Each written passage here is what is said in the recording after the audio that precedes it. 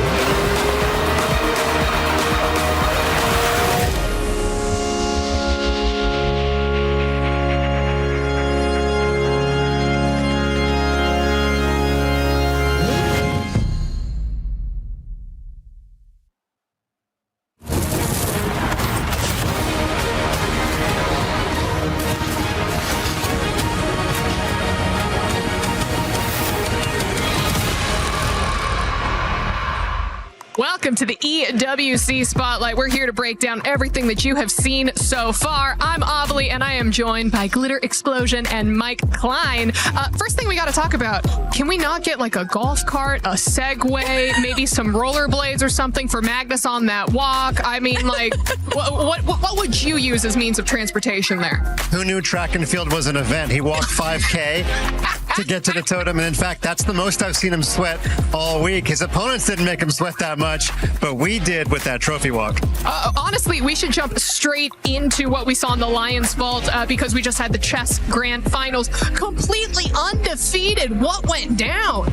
Magnus actually almost had an easier time defending his title than winning his first title last year in Riyadh. He actually dropped a few games last year. This year, he was sick, a little bit weakened, and yet he still didn't drop a single game. He won the finals 3-1, 3-1 against the upstart Denis Lazovic. And he joked that he's the number one player in the world, and the number two player is a sick Magnus Carlsen. And that is exactly what happened. A sick Magnus Carlsen won EWC. I don't think he wanted to be sick, but nonetheless, even sick, he got the job done. So he won both sets 3-1, 3-1. No third set needed. Got it done in straight sets, I guess we could say. And but Denis Lazovic had such a fantastic tournament. He's really made a name for himself in the online chess world. He's kind of a COVID chess baby because he got his start start, back when we were all locked down, that was actually an advantage in chess because he played so many games online. That's And now cool. here he is proving himself sort of out in the real world. So, but Magnus, he's such a sportsman. In the final game, it was already a foregone conclusion, and he sacrificed his queen for a minor piece, which in chess is like trading LeBron James for a 7th grader. Oh, thank you for explaining that. That actually helps a lot.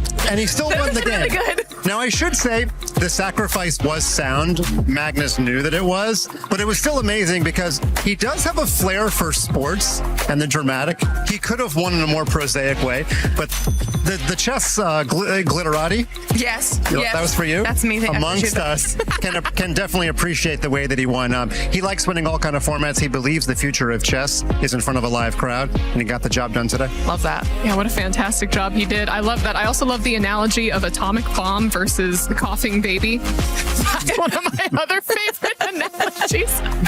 But of course, we did see what happened on the grand finals, but also I heard that there was a little bit of drama in our 3rd, 4th place match. Yeah, turns out it wasn't just in the Allianz Vault, it was in all of EWC, but we had Hikaru Nakamura, Alireza Firouzja, both Team Falcons. You would think that, there's going to be a little bit of fraternité, if I can get into the French spirit here. But what happened is that Nakamura was up in the match by a game, and there was some sort of disconnection or something. And originally Nakamura thought it might be something other than what it was, and it turned out to be a network error that briefly affected a few of the games here. And after a pause and they reset, Alireza had a roughly equal position when that happened, and then he kind of just collapsed. He lost that game, and he went down 3-1. He was still technically alive. He had 2 more games left, so he could have theoretically, as big of a mountain as that is to win 2 games on demand against Nakamura, he was still technically alive, but he walked off. He left the entire EWC and he was forfeited. So Falcons were already guaranteed 500 points for 3rd place anyway, but by forfeit, Nakamura went on to get 3rd place. But again, it should be noted, he was definitely in the driver's seat to finish 3rd, even if Alireza had not left the arena. Glitter, have we seen anyone else walk off stage at EWC so far? Not that I know of, no. That's definitely a first. If you had asked me to play PUBG Mobile, I would walk off. That's, And you would be the second. Okay, I would be the second, but yeah. Hey, you know what? It's a difficult game to figure out for some people. We'll go ahead and allow it. But Glitter, on that note, let's go ahead and talk a little bit about PUBG Mobile at the Qiddiya City Grid. Yeah. What have we seen? Well, day 2 of the finals, still have 1 more day to go, which means that there's still action left on the board. However, things completely kind of shook up after the matches that we managed to get through, and that's kind of a big deal for 2 reasons. One, the team at the top, the way the format of the tournament is, the team at the top kind of sets the point threshold for the 3rd and final day of finals. Right now, that team is Aurora Gaming in the 100-point club. I think they're around 104 points, I believe, which is a very, very high amount. For the rest of the teams that aren't close, trying to achieve that point threshold on day 3 will be a little bit more difficult. Now, they're followed by some heavy hitters. You've got E-Arena in there. There's only a few points behind, alongside quite a few other squads. So it's going to be a really close day 3 heading into that. And on the other side of that, Vitality was a team that we were talking about a lot heading into these finals. They have been very quiet, so it's not great for them. Yeah. Oh no, because I remember you were hyping them up a little bit. I was before, excited. And then where are they? They're just asleep. Oh, I don't. I think they had definitely some bigger expectations on their shoulders heading into finals, and sat around 6th to start the day, now down to 12th. So not really good. That is an absolute shame. But as you said, there's still day 3 to go. But over on the STC Arena stage, we had a little bit more Rocket League today. Yeah, Rocket League was really fun. We mentioned it previously. The way the draw went, every single matchup was actually an interregional situation, right? Exactly. So we managed to get through some of it so far. SSG beat Shopify Rebellion. That was the North American side of things. NIP beat Gentlemates, which that Gentlemates were not happy about. We've seen how crazy their fan base is in the best way possible. And so that was a very close back and forth. But still to come, we have the Mina face-off between Falcons and Twisted Minds. And this is where it kind of ties in with chess a little bit, because the points Falcons get for the CC side of things were still very helpful for the club. Can they do the same in Rocket League? We'll have to wait and see. And then, of course, the matchup between Vitality and KC. It's another big one. Oh, 100%. We will dive into those club championship points in just a moment. But before we do that, we still have one more stage to talk about, the Lenovo Legion Gauntlet stage with some Rainbow Six Siege. And girl, I can hear the drums. I know, we're so close to it. In the venue, I'm in the bathroom, I hear, I go, all right, I'm vibing. But what are they so excited about? Well, that's all Furia. Okay, that is the Furia fan base, and they have been going since last time they got to see Furia play. I mean, they are yet another dedicated fan base. Obviously, before Furia was on stage, there was a third, fourth decider match that was between DZ and Geek K, and DZ were able to take that one home. So that was kind of good for them, because I think they were potentially one of the teams that people were expecting to see in the finals. It ends up being an all Brazilian world championship, though, between FaZe and Furia, and maybe the drums are going to be what puts Furia over the edge. You don't know. Oh, it better be. Has anyone showed up with drums, vuvuzelas, or perhaps some sort of instrument at chess events? We're working on it. Fantastic pronunciation of vuvuzela. The South Africans are making a big name in the chess world. So, yeah. No, and no didgeridoos either. But again, we are working on it. We're a little bit of a newcomer on the EWC scene, and so we're accepting all invitations to get with the program. I can hear the drums around me as we speak. Yeah, if they would, they'd be beating for Magnus Carlsen, that's for sure. So Norway, get on it, okay? Norway does the rowing thing, remember, from the World Cup football? Oh, that's actually my favorite thing. I was ready. That's what we need. In the stage? Yeah. We need to bring those World Cup football fans to EWC so we could see the rowing. Yeah. Oh, I'm excited. That'd be amazing. Now. Yeah. Oh, that would be fantastic. Yeah. All right, well, let's go ahead and talk about the club championship rankings and the points, because in chess, we got to see quite a few points go over to Team Liquid. Yeah, we certainly did. Team Liquid did pretty well last year. This year, they were sitting on 0. Yes. When the week began, they got 200 in Rainbow Six, and they got the full thou with Magnus Carlsen. And, it's kind of like a relay race. You want your anchor leg to be your best runner. I know we're only in the penultimate week of EWC, but Magnus got the job done. But also shout out to Denis Lazovic, because it was his performance that extended the lead by 250 points. He gets 750. Hikaru gets 500 for the Falcons. So Denis actually helped the margin grow a little bit greater there by even getting second place. So, but yeah, Team Liquid, they're on the doorstep of a top 10 placement. Yeah, absolutely. I mean, Glitter, this is something that we have been talking about recap after recap. We never saw Liquid on the board after 2 back-to-back runner-up years at EWC, and finally we saw them there. I think it was page 1. Yeah, page 1. They're up now because of Magnus. And honestly, I think a lot of Liquid's points hopes were hinged on Magnus. I think he had some very big expectations to live up to, able to do exactly that, push them up the leaderboard just a little bit. An idea? Yeah. When you sacrifice your queen in the final game, you should get a bonus 100. Can we get that in the rules next year? Okay, you know what? I'm phoning John EWC right now. Can we have this? I don't know who John is, but make it happen. And I apologize, Don. You sound like a very important person. You don't have that's John Chess? Okay. John Roblox? Yeah. John? No, okay. I mean, I've got John PUBG Mobile. John PUBG Mobile? Yeah. Okay. Fantastic. We've got people all around. But no, I'll see if maybe we can make that happen. Please do. Sure.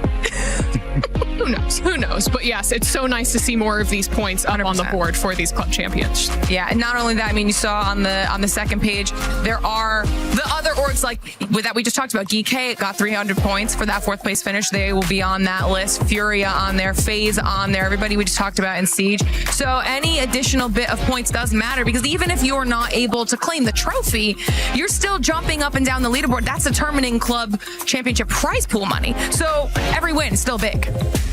huge even. All right, well, this basically brings us to the end of Spotlight. But before I let you go, Mike, anything else that you want to say to all the adoring chess fans out there, the people who are excited for Magnus, or maybe the people who want to see someone else take the win in the future? Well, I just say that Magnus wants a good rivalry. He loves sports. Ooh. If you ask him about the 1980s NBA basketball, he'll tell you all about Jordan and Larry Bird and Magic Johnson. So he wants somebody to rise up and be a perennial challenger to him, because he knows that makes a good narrative in sports. Maybe Dennis is becoming that person. Dennis is only going to get better at 19. Magnus, he might get better, but he's trying to hold on to his skill set. So we could see, this Dennis versus Magnus rivalry repeat at EWC next year. If not, there's, Nakamura still there, Ali Reza still there. So somebody is going to create a narrative to challenge Magnus every year. Or hear me out, Glitter. You start your chess journey right now. You start training, and we see you here next year. I've been thinking about it. This could be my calling. It could. It could. I believe in you, girl. Do you believe in Glitter? Yeah, and I'd like for Checkmate to have some glitter bombs drop on the board. You're making all the new rules from here on out. Special move. You throw the glitter whenever Yes. there's a potential misplay or a fantastic play. But listen, that is it for the EWC Spotlight. Thank you all so much for tuning in, and we will see you next time.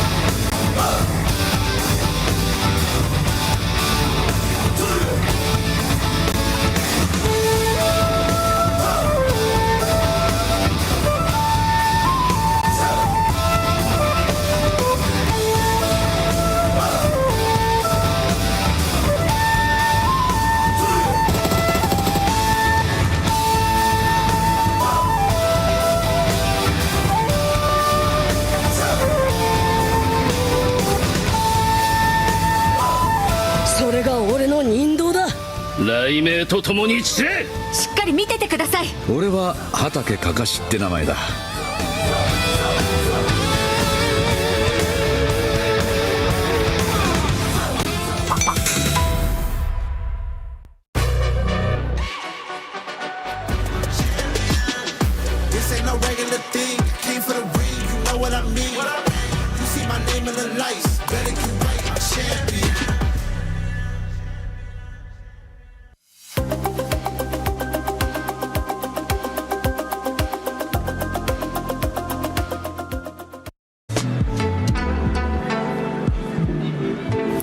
ジ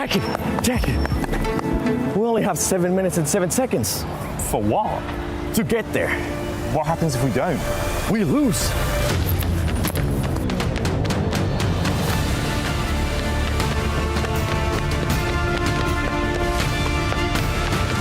Come on, Jackie, you're only knocked. Get up.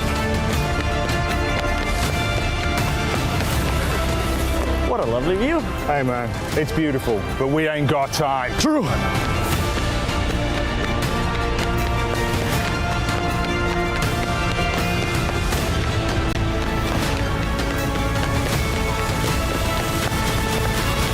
Yo. We made it. Barely, with 7 seconds to spare. Let's go, baby. The finals are here.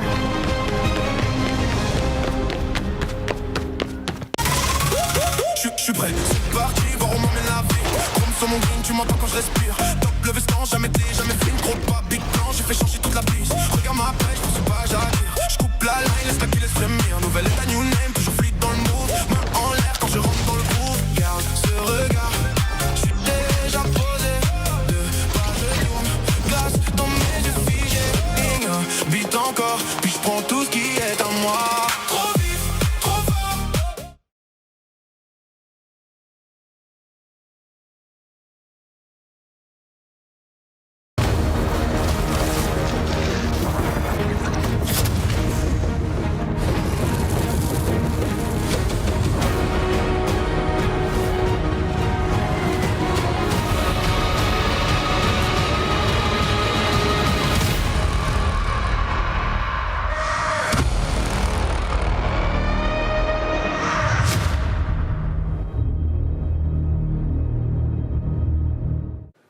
Time for the last SEC rewind of PMWC for EWC 26, and we're going to look back at everything that happened yesterday, have a little bit of a talk about it here, Mr. John, and see how it all went down, because yesterday it was a marathon of games for these teams to try and struggle through. Yeah, we had 8 matches played, the 2 Miramars at the start of the day.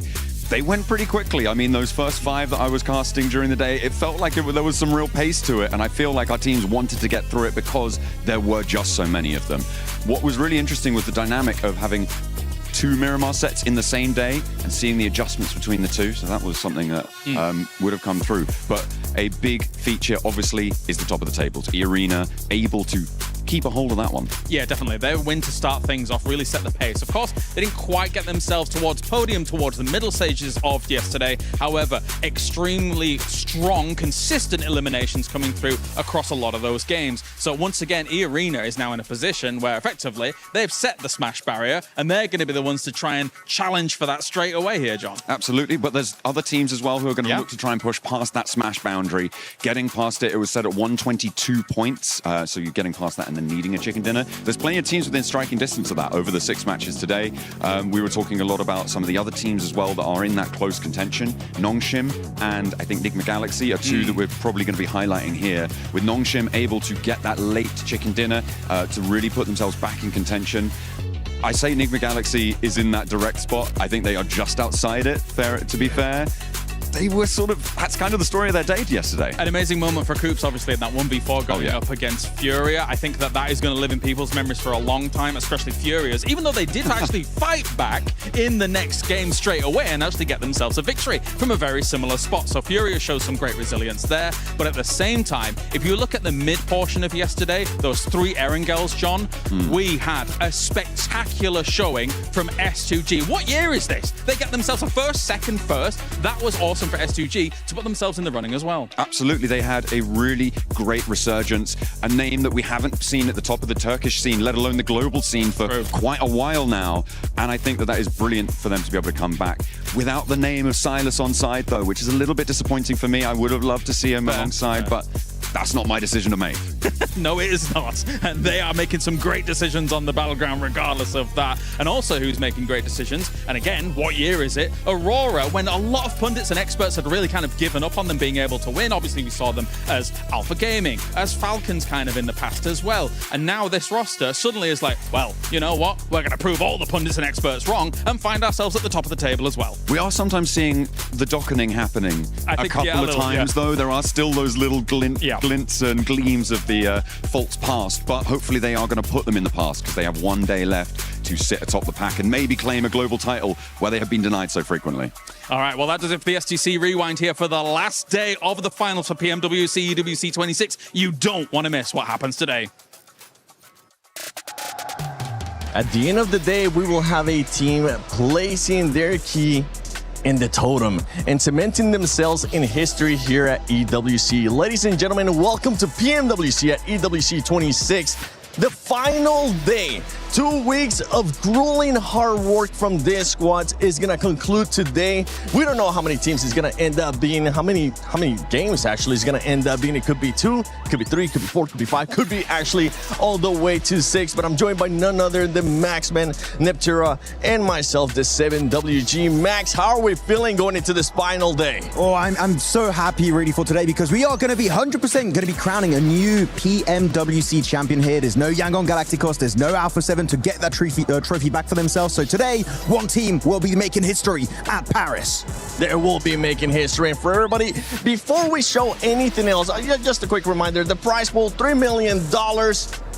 First place is gonna get a cool 500,000. But before we even talk more about that, just remember, if you are going to be using social media, use that hashtag EWC, hashtag EWC26. And while we're at it, let's give them a cool pose so they can actually screenshot it and share it. Ready? 3, 2, 1.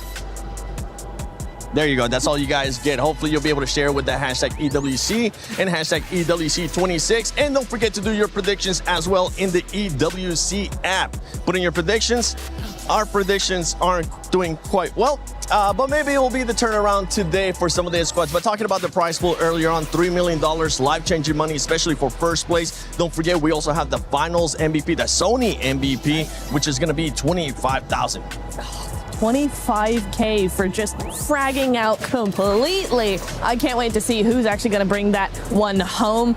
We are looking at a few different contenders, I feel like, Max. You know, you do have Milu in there. We did see Hyunbin popping off. We saw, I think, Aaron as well was MVP for one game. So again, still, you know, doing some really good stuff there. So still very contentious for that. Looking very much forward to today 7. I think it's going to be a fantastic day. The games are going to be awesome. However many we have, just gonna be super intense, and that rondo to kick things off. Let's go.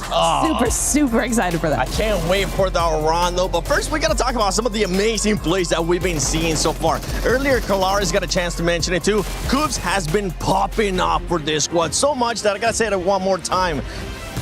Coops! Yes. No, I mean, you see in the first clip here is the 1v4 against Furia. Again, I don't know why Furia were like, no, we're going to send on the mountain. This is Coop's Mountain now. It's what it's officially called. They're going to add it on the minimap in the game. But no, Coop's able to get himself some sig grenades, gets that 1v2 at the end, and then the final player. This guy is absolutely insane. And keep on top of your mind, of course, there's no hot drop with Ida anymore on Erangel. Exactly. So that's another big advantage. So NGX, they're not too far from the podium. They could be making a big jump. And another player that has been putting up great performances is none other than Spower from Godlike. This man, and even if it's not going to be challenging for the first place, which hopefully they will be challenging for at least a top 5, he's been putting up performances. I am so impressed with S-Power, I have to say. Coming out here, you know, again, not much experience. You're going, okay, they're not going to really be up to the par of these massively experienced teams at a global level, but S-Power, he's got the peaks, he's got the angles, he's got the game sense. I mean, I would not have batted an eye if you had told me, oh yeah, he's been playing global for 3 or 4 years. That is where we're at with him, so I'm super duper impressed. Can't wait to see what he's got still up his sleeve coming into today, because however many games we got, I know he's going to absolutely crush it. He also has the Molotov, by the way. Yeah, that was a really good Molotov. Is it a hair buff? He has the best hair. He does have the hair buff. Don't bring it up. I'm super jealous, okay? So am I. So am I, dude. We'll figure it out, Max. Maybe by next PMWC, we'll have just a full set of hair. But we got to talk about what's currently going to be at play, which is none other than the Smash Zone, which is currently set at 122 points. For everybody that might not be familiar, that might be watching EWC, might not be familiar with PUBG Mobile Esports, don't worry, we got you covered. Today, the Smash Roll is going to be in play. A team needs to be able to achieve 122 points, And after that, if they get a win, they will be able to win via Smash Rule. If they don't win within the first 6 games via Smash Rule, then after 6 games, we will go to the team with the most points in the leaderboard. But let's take a look at the overall so we can actually get an idea of where the teams are at, because E-Arena finished off the day great yesterday, and they're currently with the team that's at that Smash Zone, and they're at 112 points. E-Arena, I think they could definitely do it in this first game, right? Because we have seen before that some teams who are right there struggle really badly to actually make that threshold at all. That pressure just gets to them. But for me, E-Arena is definitely one of those teams that I don't think will have a problem with that. They just need to smash it out of the park in this next game, maybe next 2 games, and I think we could definitely have a smash threshold by game 2 with them. Could be happening, really could be happening, especially with that stadium finish they got just a few days ago, right? So definitely a big opportunity for them to make it happen. Though I'm looking at Nongshim Red Force. We used to keep saying, right, going into a global event, we never got an international smash. It never happened. That's now changed with PMMI, the Macau Invitational, and it was Nongshim Red Force able to snatch it away from the grasp of Furia. So Nongshim Red Force being the team just behind E-Arena, that's a scary, scary prospect for all of Thailand. It is, and then you have in third place one team that has been very consistent, that usually we give them a lot of feedback because they tend to be very inconsistent, and it's none other than Aurora Gaming. Aurora Gaming within that striking distance, and this is a team that we really haven't gotten a chance to see any insane pop-up performances that we know they're capable of, and I wouldn't be surprised if we do end up seeing that Aurora Gaming today. I am going to be very intrigued to see what Aurora do here, because I feel like they are a day 3 team. They do come out of the woodwork somehow. They are very, very quiet for the first 2 days, and then day 3, oh my goodness, completely different ballpark. So I think that could definitely be something that we're going to be seeing, specifically in the first rondo, because they have been known to put up massive elims in that first game.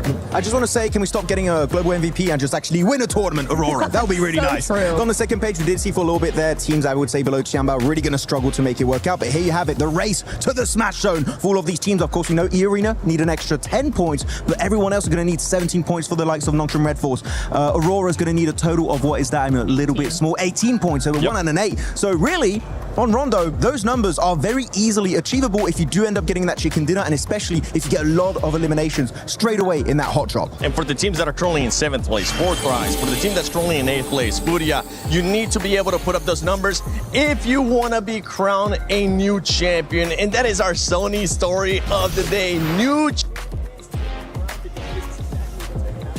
With some of their squads. I can't wait to see who's the one that's going to be taking it. By the way, 4th drives, they are 45 points away from it.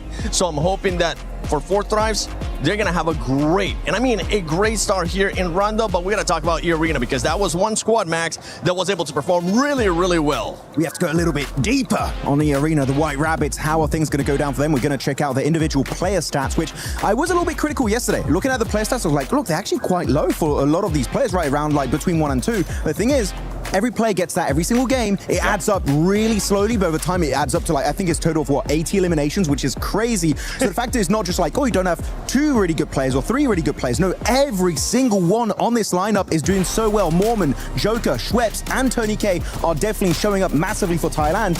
If they maintain these kind of results, Niptura, that Rondo in terms of eliminations is going to go fantastically well. It is. I mean, I was really impressed with Mormon. We saw some great stuff coming in from him yesterday. Day 1 was for sure the better day for them. They were able to just skyrocket up to that first place. Day 2 slipped down a little bit. They were not feeling as confident, not feeling as strong. But I tell you what, Mormon's still stepping up to the plate even in day 1. So I think also a lot of teams, like we were talking about Aurora, right? They are also a day 3 team. There's a lot of teams that do have that sort of up and down, just how it works out, right, in those finals. So for me, EA, day 2 not being so great. They have wins. They're top of the leaderboard. It's not the end of the world for me. I have one slight tip though for E-Arena. Tell them. When you take a fight, don't use 20 billion smokes to hide yourself. Just hold on to your utility. I'm telling you, they're quite useful in this event.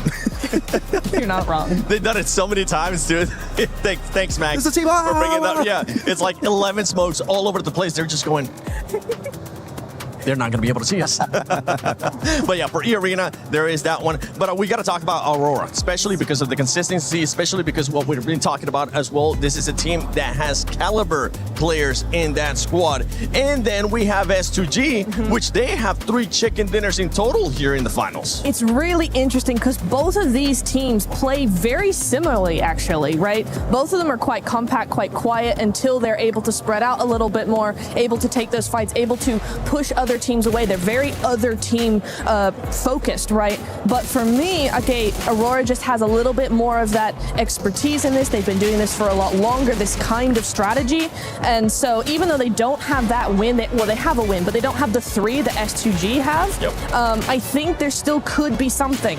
S2G have 3 wins, but over the course of the last 2 days, they've been very hot and cold. They either are out in last or they win a massive game. So it's for me, I'm on the fence because I think Aurora has that better consistency, but S2G have proven to us more that they can win. And when it comes to that Smash rule, it's whoever wins. Yeah, I mean, you're going very gameplay specific here, which is great to hear about that. But I have 2 players that I'm looking at for both teams. HamCG maybe getting his 2nd international trophy, right? Won PMGC a few years ago back in Jakarta with actually S2G, right? He's still in that lineup. And then you have Top that's gotten so many global MVPs in the past, same as Doc, right?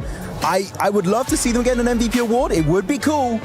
But I feel like the trophy and a $500,000 prize pool would be huge to get 7. It would be, and I think for his legacy, for his career, as well as where he's probably getting towards the later end of his career, this would be the perfect time for him to end up winning a global championship, especially the way that he was able to perform last year. He'll be able to pick it up, and I just want to see Aurora pop off. I want to see what would happen when all those teams pop off. Other teams that are going to be popping off and that are going to be looking to actually perform here are going to be Ulf and Furia. Furia, they need to start seeing that aggressiveness again, because that was the best time, and stay away from driving around. Drive-bys, no. They love using the cars in these finishes, especially Ayala. Gonna calm it down, especially when pushing onto E-Arena in that open finish outside of Yasnaya Lake. But we had so many great moments that really stood out for Furia and also Ulf, right? The Wolf pack and also the Jaguar pack were also looking really strong at this moment.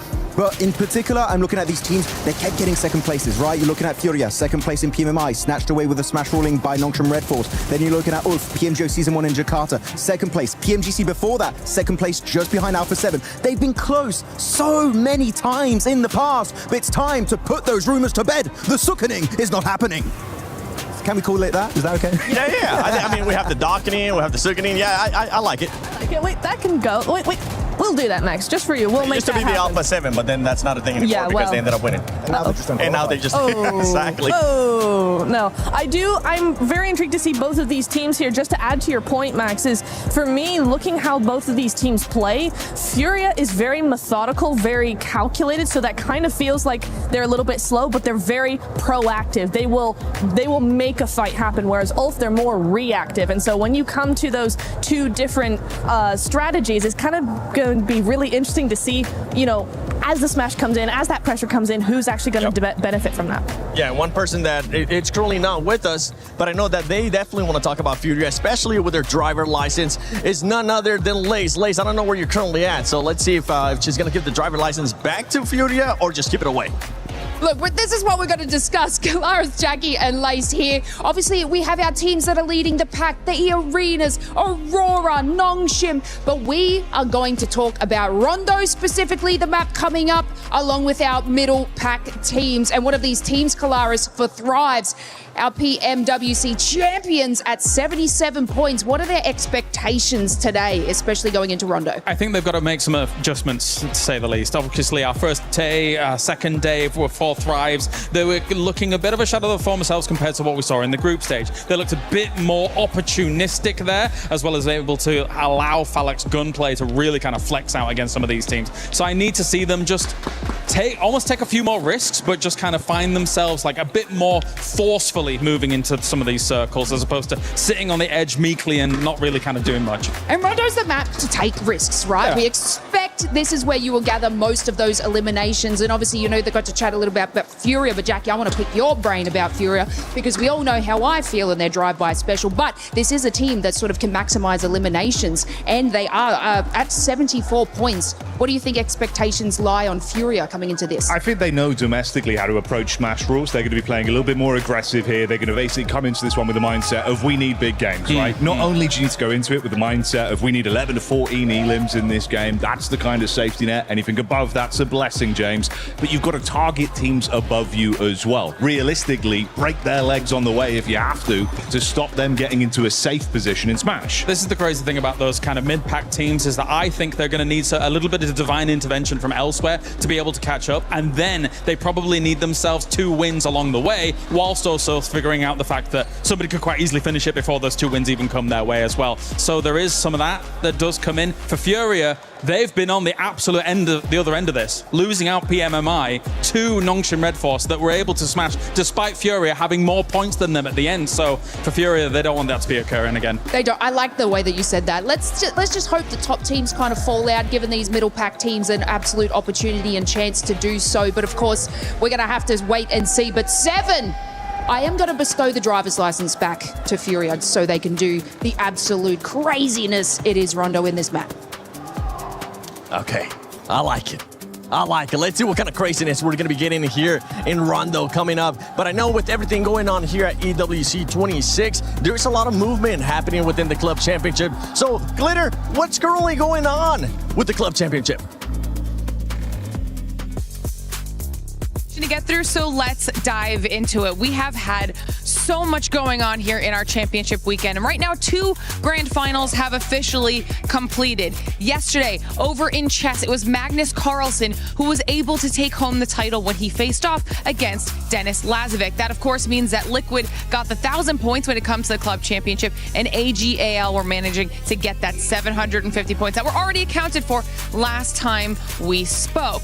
But that wasn't the only grand finals that happened. We then moved on over to the Lenovo Legion Gauntlet, where we had Rainbow Six Siege finishing their grand finals as well. That was a massive face-off between 2 Brazilian orgs in Furia and FaZe, and at the end of the day, it was FaZe who was able to take home the win despite all of the support from the Furia fans in the crowd. Both of those squads are also in the club championship as well, so some points on the board for them. But now we're focusing on what we've got going on here today, because we have 2 more grand finals that will be ending today. One of them will be in Rocket League. Now, they still have to determine which teams will make their way through to their grand finals, as they'll be starting off with their semifinals matches here today. And these are going to be some big ones when it comes to the club championship side of things, because on the top side of the bracket, we have KC versus Falcons, and we know how everyone is keeping their eyes on Falcons to see what they're able to do with the points. Then on the bottom side of the bracket, we have SSG and NIP. So it's going to be an action-packed day from Rocket League as well. But Seven, I'm going to send it back on over to you so we can get into what we have going on in PUBG Mobile today.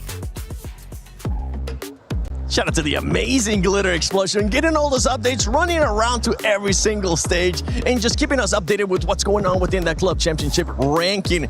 But right now, I want to get some predictions out of you guys, because we've been getting the predictions out of the viewers.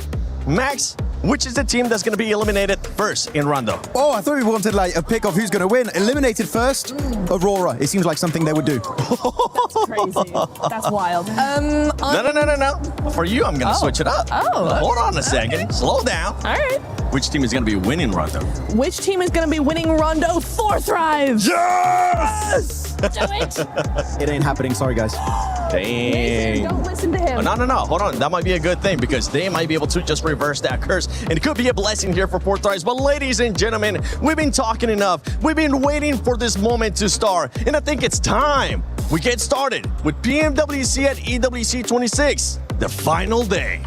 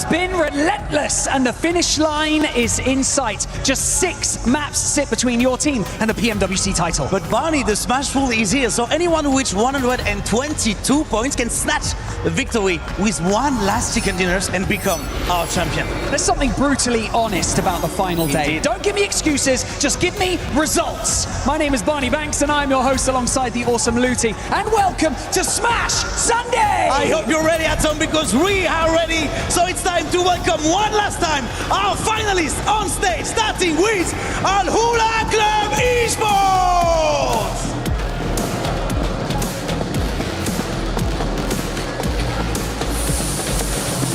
Orangutan!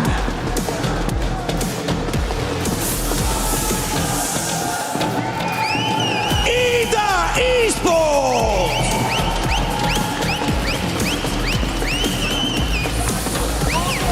Team Vitality!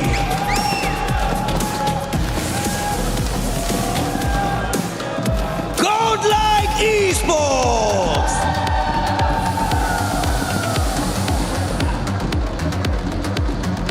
Hora Esports!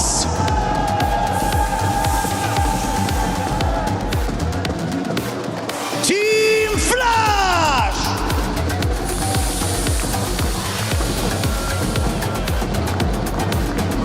Tianba!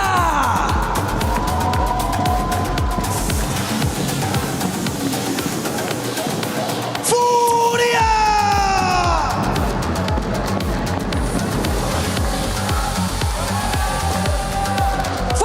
Thrives Esports!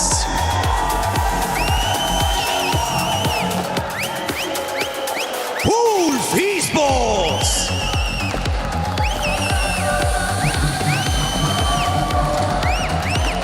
Nigma Galaxy!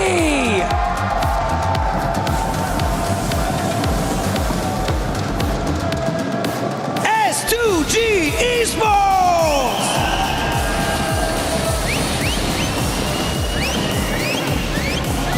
Aurora Gaming!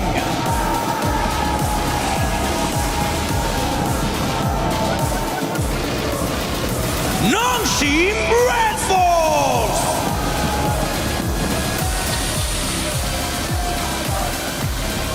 And finally, leading the charge, we have E-Arena!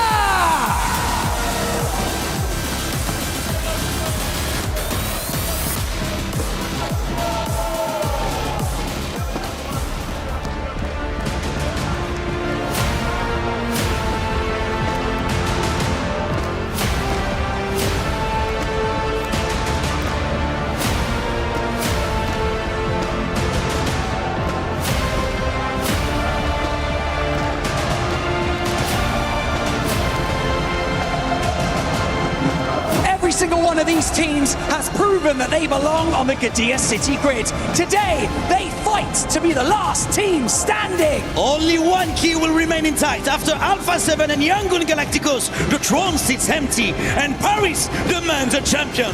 The dawn of the final is here. This is PMWC 2026 at EWC.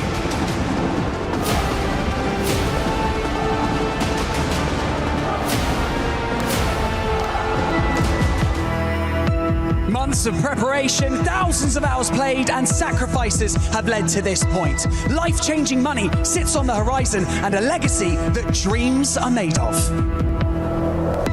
We saw it in the group stage, we saw it in the survival stage. These teams are here for a reason, and every single one of them can actually clutch it all and become our PMWC champion. Rondos we've had at this event have been ludicrous. There's been so many huge games. E-Arena, one team that's already shown we can break records here live at EWC. So yeah, I think it's going to be a spicy start on Rondos. Finish it! Thailand makes a stand here at EWC. An incredible 39-pointer. E-Arena barely made it here into the finals, and now they're looking on top of the leaderboards. If they could just continue to be a little bit consistent, we should be able to see them win the whole thing. It's just Raouf, and that is it. E-Arena get the first chicken dinner here today. พวกเรารู้ดีครับว่ามีอะไรเป็นเดิมพัน pressure तो है, हम इसके लिए तैयार भी हैं और बाकी हम यहाँ पे compete करने आए हुए हैं. My opinion on Four Thrives is they're actually a very talented team. I think they've got a lot of firepower. They're proving that in a LAN environment like this internationally, they can show up and be a dark horse to contend. They've got championship mentality, and I think we're going to see that today. Oh, it gets the secure. Four Thrives finally shut down E-Arena. The team that surprised me the most got to be Nigma Galaxy. I mean, they were getting hot dropped by Ida almost the whole tournament, and they're at the top of leaderboards. They can actually win this whole thing. Down to the last man in Joel. They need to isolate the peak as he hits Lord Heavy, but he's gone. That is insane. I got to eat my words on that one as well. I mean, for Nigma Galaxy, what a good game. The team that I think is actually going to win the event might be a bit of a dark horse right now, but I think they've been looking consistent and can actually get in there to take it. And my pick would be Nongshim Red Force. They've had great communication, great structural plays in how they're advancing into the zone, but the firepowers all come alive just when it needed to, and that aggression could win it for them. So Easy wants to live up to his name as the punishing play arrives, and it's Nongshim Red Force with the chicken dinner. 저희를 교전으로 상대했을 때 긴장하셔야 될 겁니다.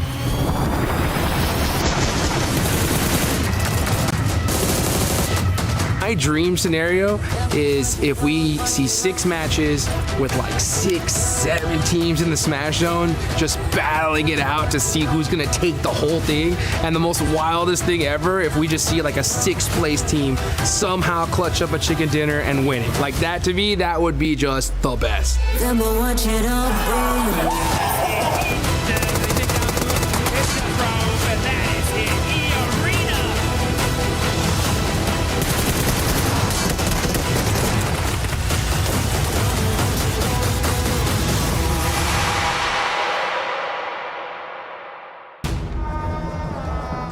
The stage is set.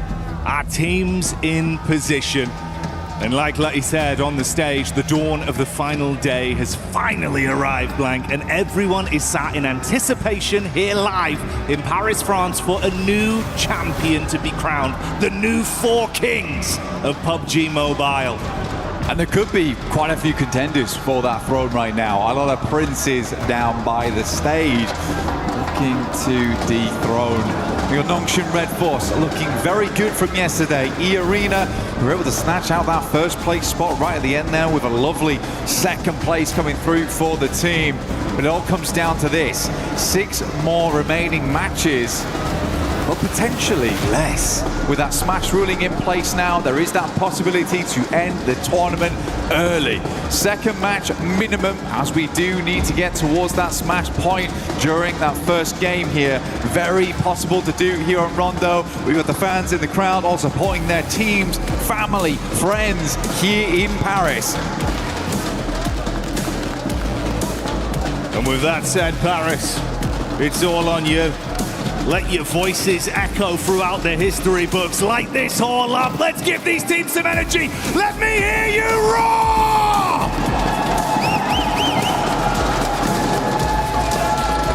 We're going to get louder as the day goes on, that is for certain.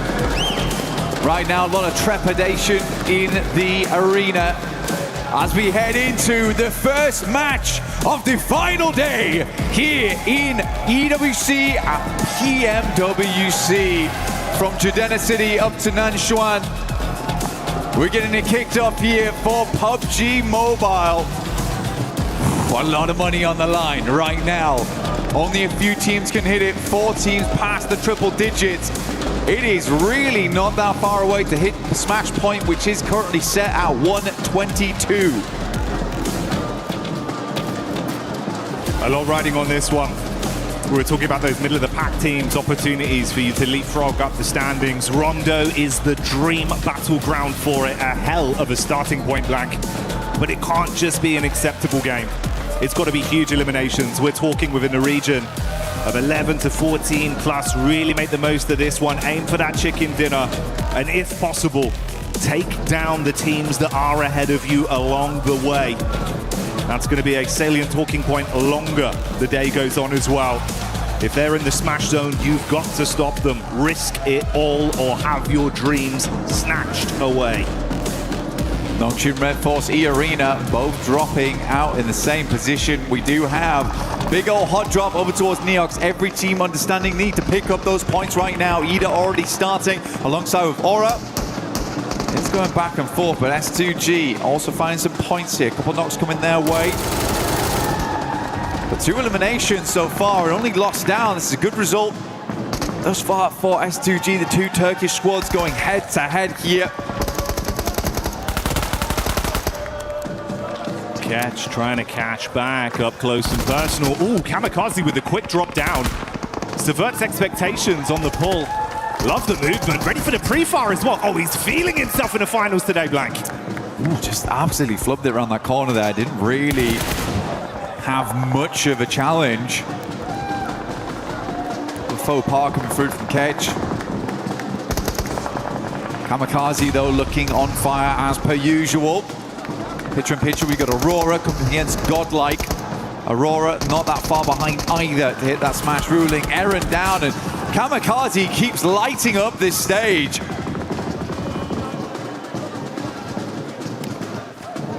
He's been a real meme machine of the competition. Great story for him as an individual with some of the plays he's been making. But like you touched on, we saw it down in the bottom left. Now we get it full screen. This is Aurora. They've had some good moves. Got to keep it consistent. That's the name of the game. Don't let things poison the well the longer today goes on. Furia showing up in the Elim feed in a fight versus Ida as well. And we go over to E-Arena, clashing up close towards Flash. Turney K overwhelmed after getting one off with a pump, but he's got backline protection. Well, not for long. That's the flick back over. Schweppes goes in. Can he recover it, Blank? Absolutely. Seems this way. Only 3 players here, as per usual, as we know. From Rondo, usually have a 3-man send out, and 1 player will be the backup on the res, and that is Bo Z right now for Flash. Admino moves in, Reefus is down straight away. Some good shots off right there, leaving Aurora in a bit of a pickle, only 2 players alive. They're over towards the north side of test track, but a good showing there from Godlike. IQ inside the building, that's Hyunbin. Gets sniped out by the M24 from AKOP at range. It's a beautiful shot. Nongshim wanted to first onto this a little bit further though. Tizzy just playing on the lip of the window here. T24 down outside, IQ trying to play off his info, bait around here just towards the other side. He's got back up in Falak. Oh, good pre-fire, expected to peek. That one's going to do a little bit of chip damage, but he wants the whole hog. Charges back in, door closed, spams around, upsets Falak on the peak, but the response comes back over from IQ, charging him down with the SMG. Honestly, for Tizzy there, he's working no vest, no helmet, playing like he has got all the armor in the world. That's 12K, 6 bullets! Can't quite handle the jump out there. Tried to go for the drop shot on that one. So easy, is good to go though. Gets the players back up and in position. But this is all the way over towards Ryan. Right on the north side of the map, so a bit of a journey to go. OG also popping off over towards the likes of Alula. We take a fair bit of damage there, but Tizzy's back in. Nongshim Red Force, good to continue. E-Arena though, good start for them. We know that they like to flex out around Stadium, get themselves some eliminations where they can. Already started off in a good way over towards Flash. Those 3 points are further towards that smash rule. We have seen multiple times in international before, when we get to those finals, teams can't quite make it to get into that region of smash point on the second match. They got to be lucky. And if you want to be lucky at home, you got to join the 2026 PMWC Lucky Spin to draw for the exclusive set only available here for PMWC. And it may be lucky for those of you at home, but it's been good decision making and some great gunplay for OG that's made the difference coming into the early fights here versus Alula and Ida, farming themselves up to 6 elims. That's what we're talking about for all these teams. You've got to have a big performance here. But none other are beating out 4 Thrives with the 7 they've been able to farm up after shutting down, of course, Nongshim Red Force in the cheeky plays we were seeing through the windows. 4 thrives, bro. If they can keep this up, get that nice hot hand going early, Blank, you're already about halfway there, man. Just keep working on this, keep farming up the elims. We've got a long game ahead of us. We're only 6 minutes into this game 1 on Rondo. It'd be the dream scenario to start the day. Climb as high as you can. The arena moving over towards Furia. They are isolated. Silence away. Ayala opens up in a big way there over towards Schweppes. Takes him down almost immediately, and that does make their lives much, much easier. Going forward, Tony K will ascend. Bullets been splashed against the wall there. So Ayala sends down, pin pulled. Ayala's going to make it confusing, make it difficult. Pin's put back in again. 2 players do step up to the plate now for Furia. The reinforcements are in. Isolated, no more. Joker and Tony K will have to fight for their lives. Close quarters combat. Nade pulled, bounced round. Not going to deal any damage though onto the Furia squad. They know how to play in these sort of lobbies with this much pressure, with Smash looming over them. They can dig their heels in deep and start to stand strong, but it's one step at a time, and E-Arena are the first challenge for them right now. It's Godlike that are also just on the periphery of this, getting information for free with all the noise that's being exchanged between the 2 squads. Chief further back on the other side of the bollards, throwing the nades in as well. Kind of an interesting setup here, because they've got a big old split on over towards Testract and Neox. Very dangerous area to be in. So again, for E-Arena, you do have Schweppes as well as Mormon in the backlines in Stadium. They're waiting, poised, because they're sort of certain this fight is not going to go well. Require a bit of a sick play. Sick couple of plays from Tony K and Joker to get this working.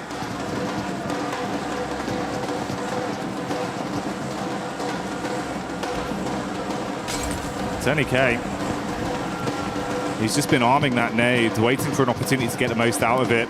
Yeah, quick head count on the util. He's only got 2 nades and the 1 Molotov in the back pocket. Fury is starting to clear out the building. They want to go floor by floor, but they run into Joker. Good first hit. They respond back in kind. A 1-for-1 trade. And Tony K with a nade. That's one of the 2 thrown out. It was a good primer, but no direct connection. He's going to be baited down as well. Could be stung from the back here. Oh, the bounce is big. Turn around as well. So close, Blank, but couldn't hit it. So close. You can feel in that moment there was almost a clutch potential.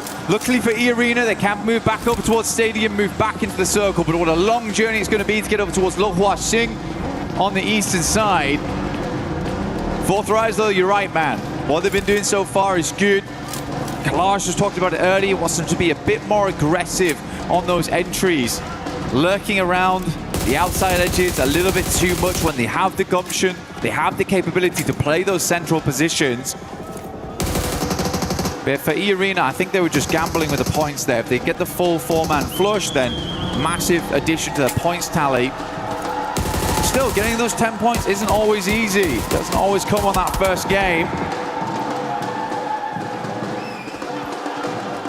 Nongshim coming in from that north side. S2G do have a player down in the dirt. Looking to get him res back up again, but Nongshim with a pretty decent injection on that northern side. Gives him a lot of maneuverability. A lot of capability to actually gatekeep on the northern edge if they so wish. Maintain control of some of that higher ground, some of those roads that teams will want to cross back into.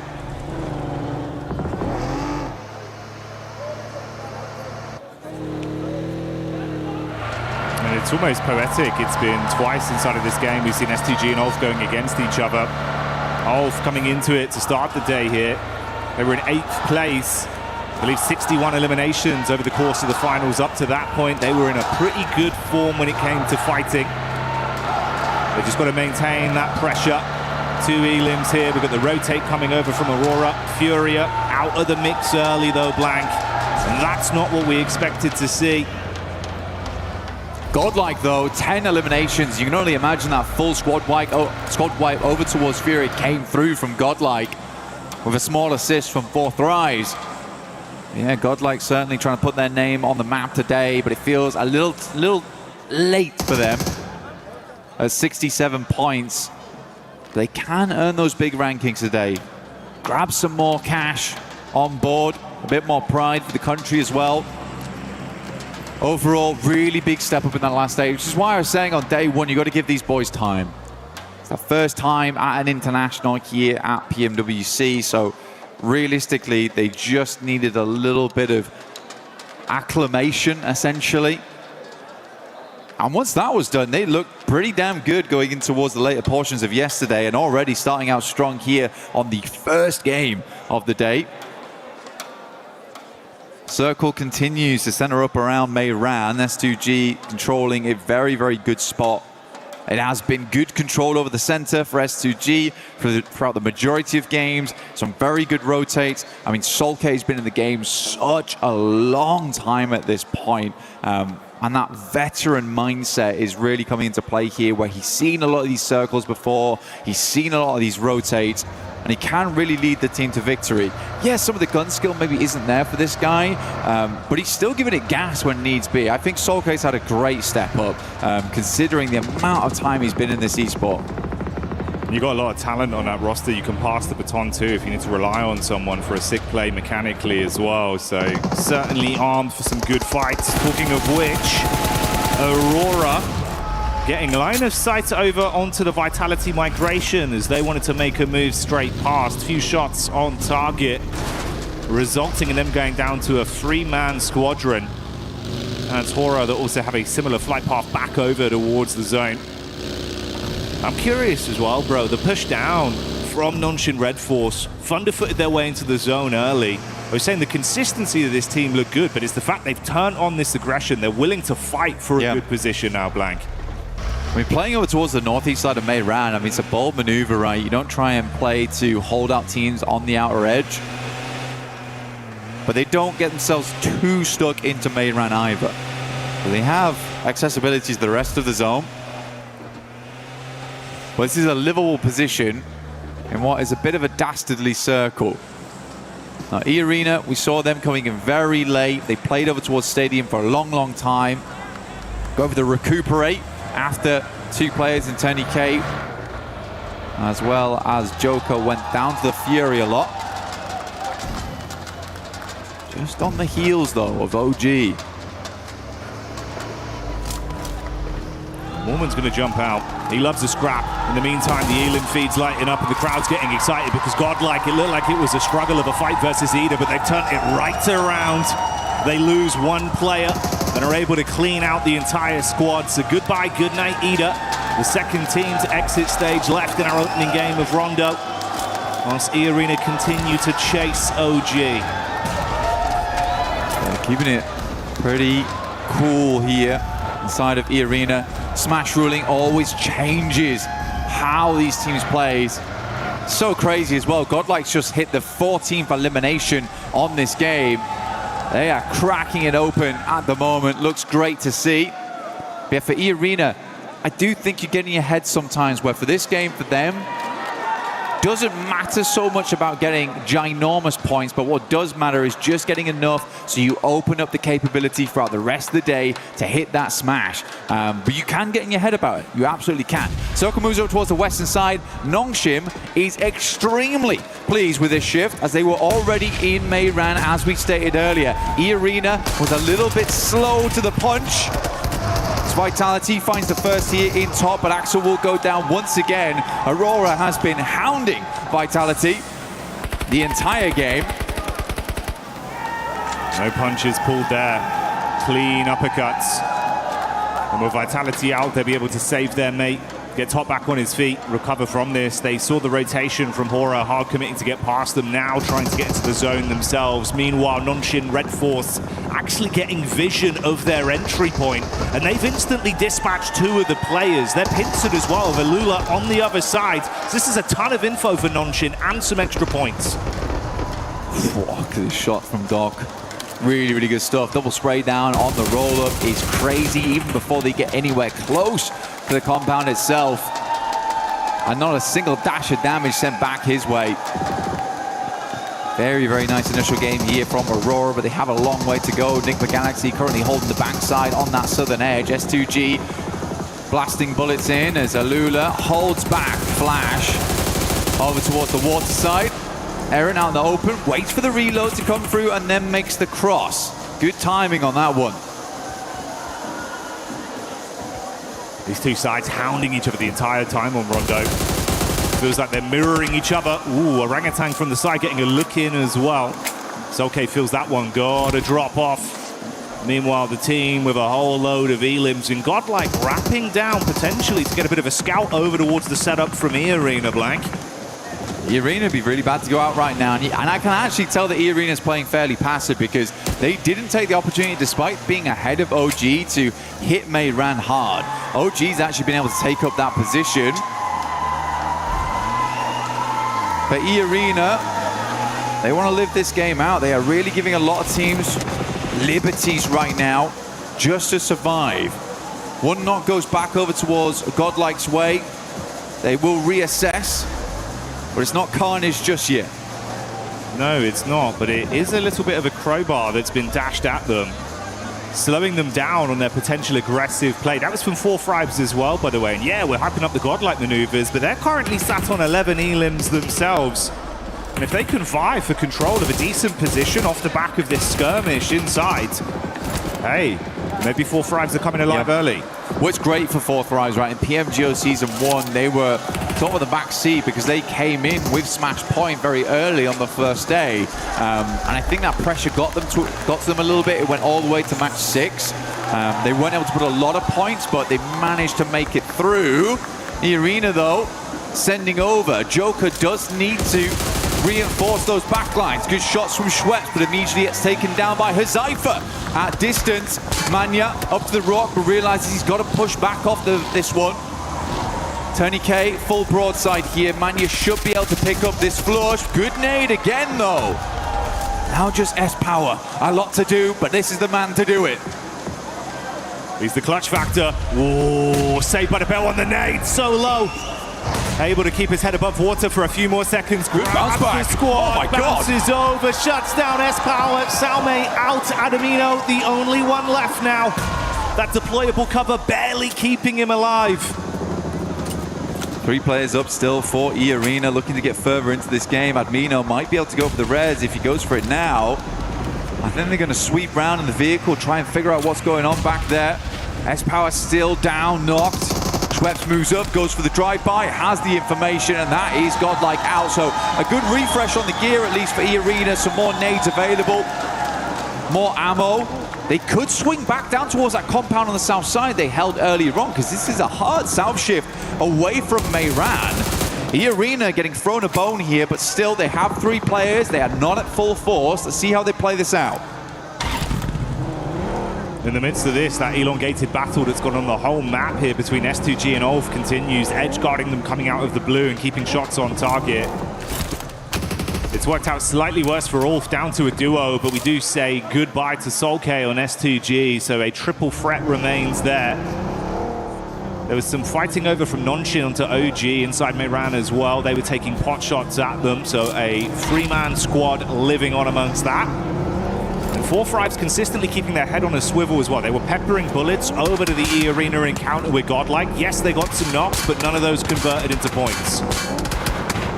S2G desperately trying to make the cross right now. A couple of shots, but the vehicle, it is very low HP, smoking now and on fire. They have to get out, but they're just about in the zone. Same can't be said for Ulf there, but Alula's going to continue to put the hurt on. I think Enigma Galaxy wanted to move around on that eastern side, see what they could pick up, but all those points have been dashed away. Still a 5-pointer on the game with the 3 players that Enigma Galaxy hold. They're on the other side to E-Arena.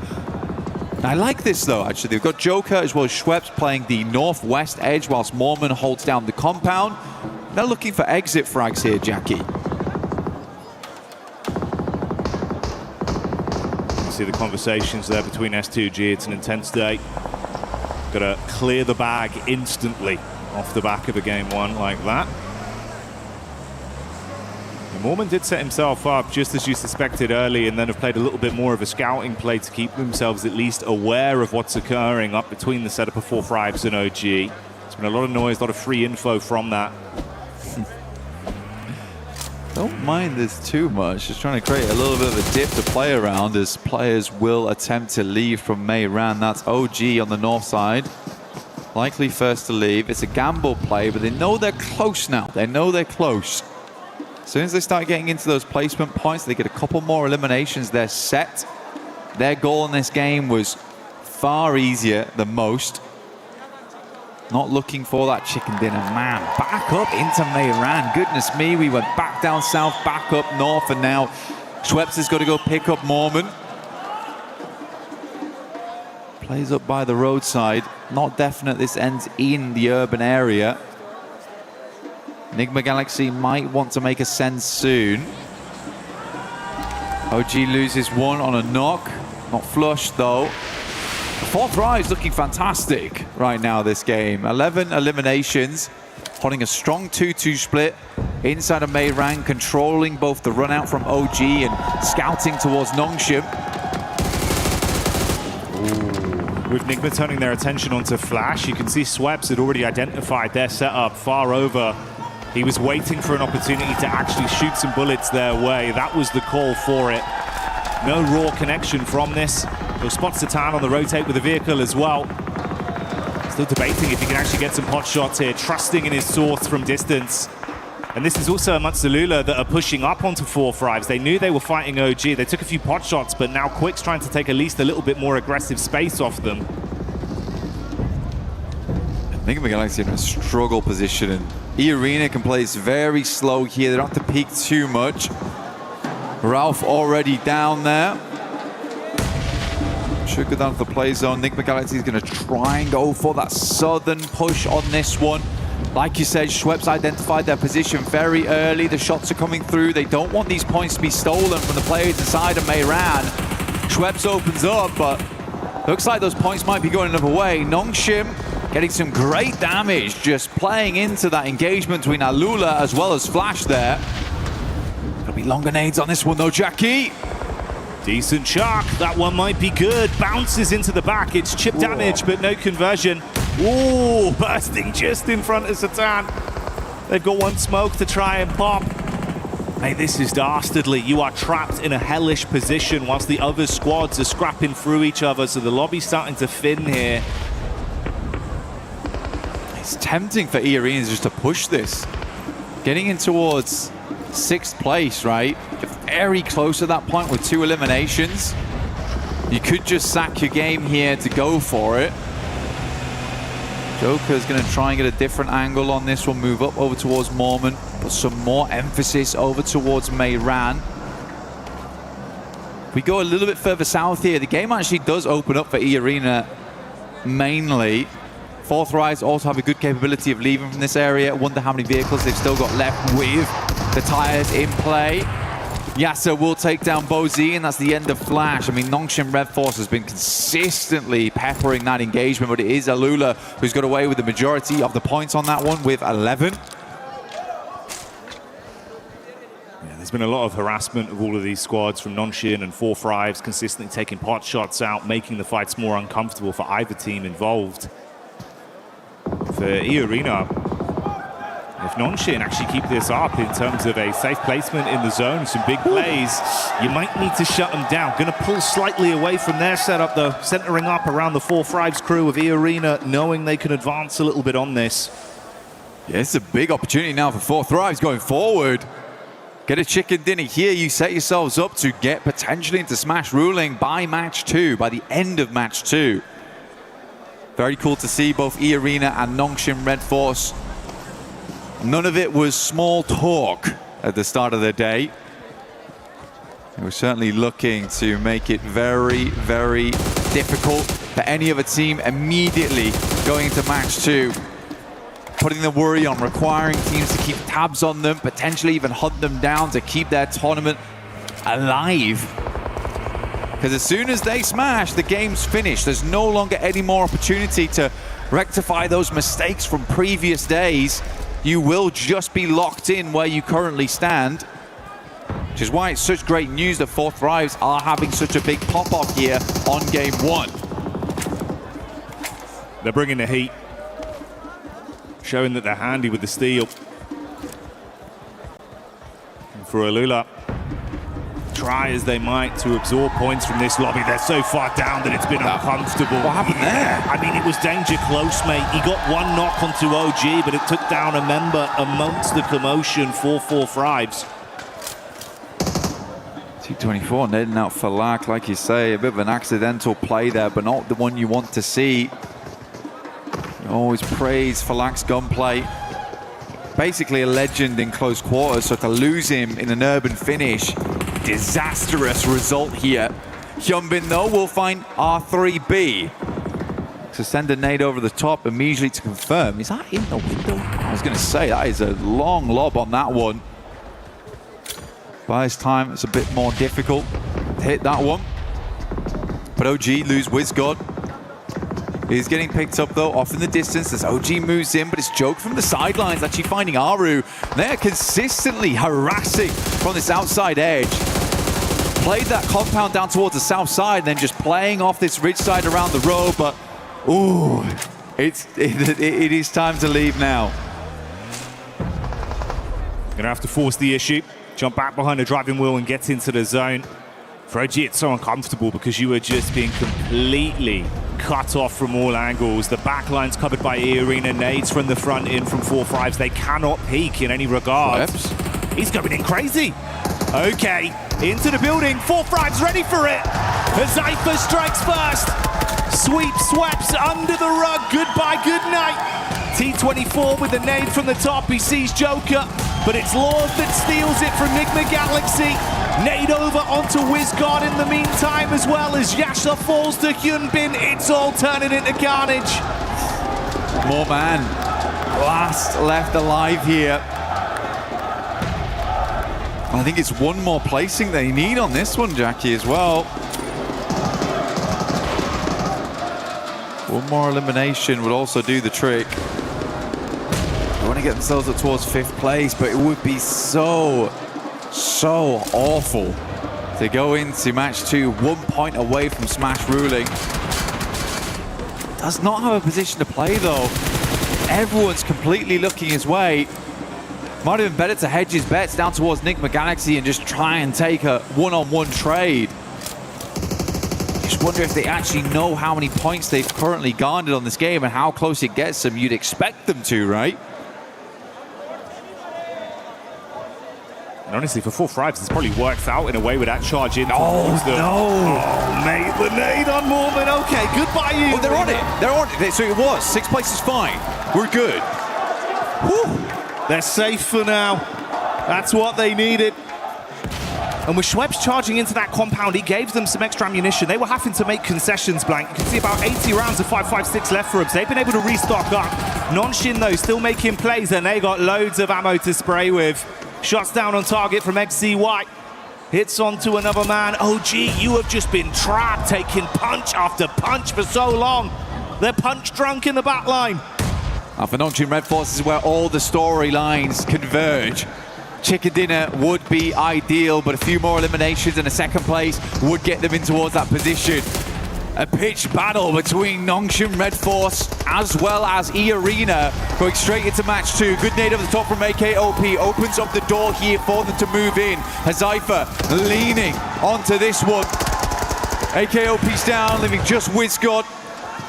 Goodness me, Nigma Galaxy still going, and it's Lord of all people. Oh, finally taken out, but top 3 now. Nongchin Red Force ever closer to a chicken dinner and set themselves up alongside with E-Arena at the top. The solo savagery was nice to watch, but now it all goes down to the 2 squads that were in a prime position on Rondo for so long. The duo of 4-5s versus the full force of Nonshin. They charge up onto the compound. T24 topside. Zypher rearming himself. Shotgun to play with if they come charging through the door. So easy. Dashes the nade onto the lower levels. Wants to ascend up. Nade in. Masking some of the sound. So easy to peek this. Looking for the 3rd angle just through the window. Catches a glimpse, but they read it right. They try and keep him pinned back. He's got to heal. XZY, got to be a good nade through the window. Good damage off the back of that one. The burst is lovely. The play zone will take down Hazaifa. And Nongchin Red Force start the day off with a chicken dinner. Can they grab another after this to close down the entire tournament? They've got Red Force, they've got Daka. This team looks good.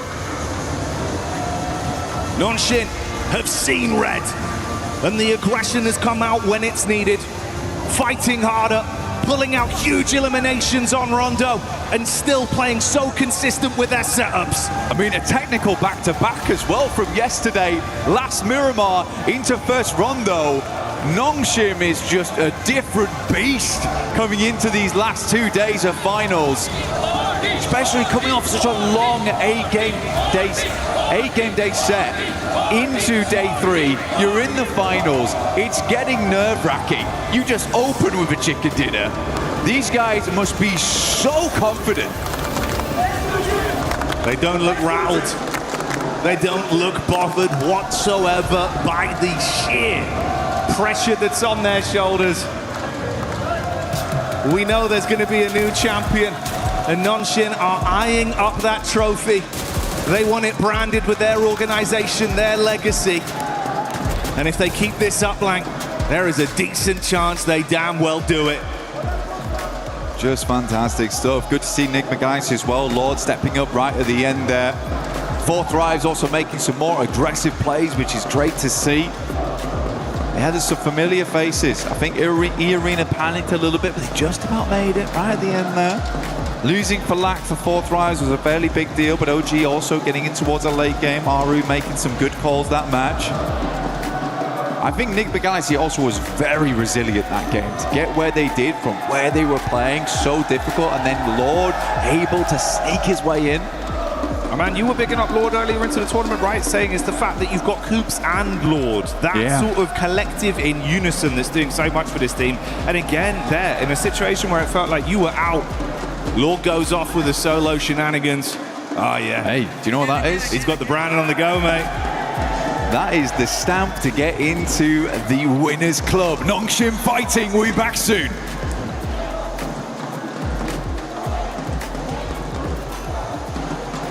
Hi everyone, I'm Rick, producer of PUBG Mobile. For the past 8 years, PUBG Mobile has continued to grow together with players around the world. And even today, we are still fully committed to this battleground. We are continuing to invest more resources, improve the experience, and bring PUBG Mobile to more players in more ways. Today, I'm excited to share something important with you. New app, PUBG Mobile Lite.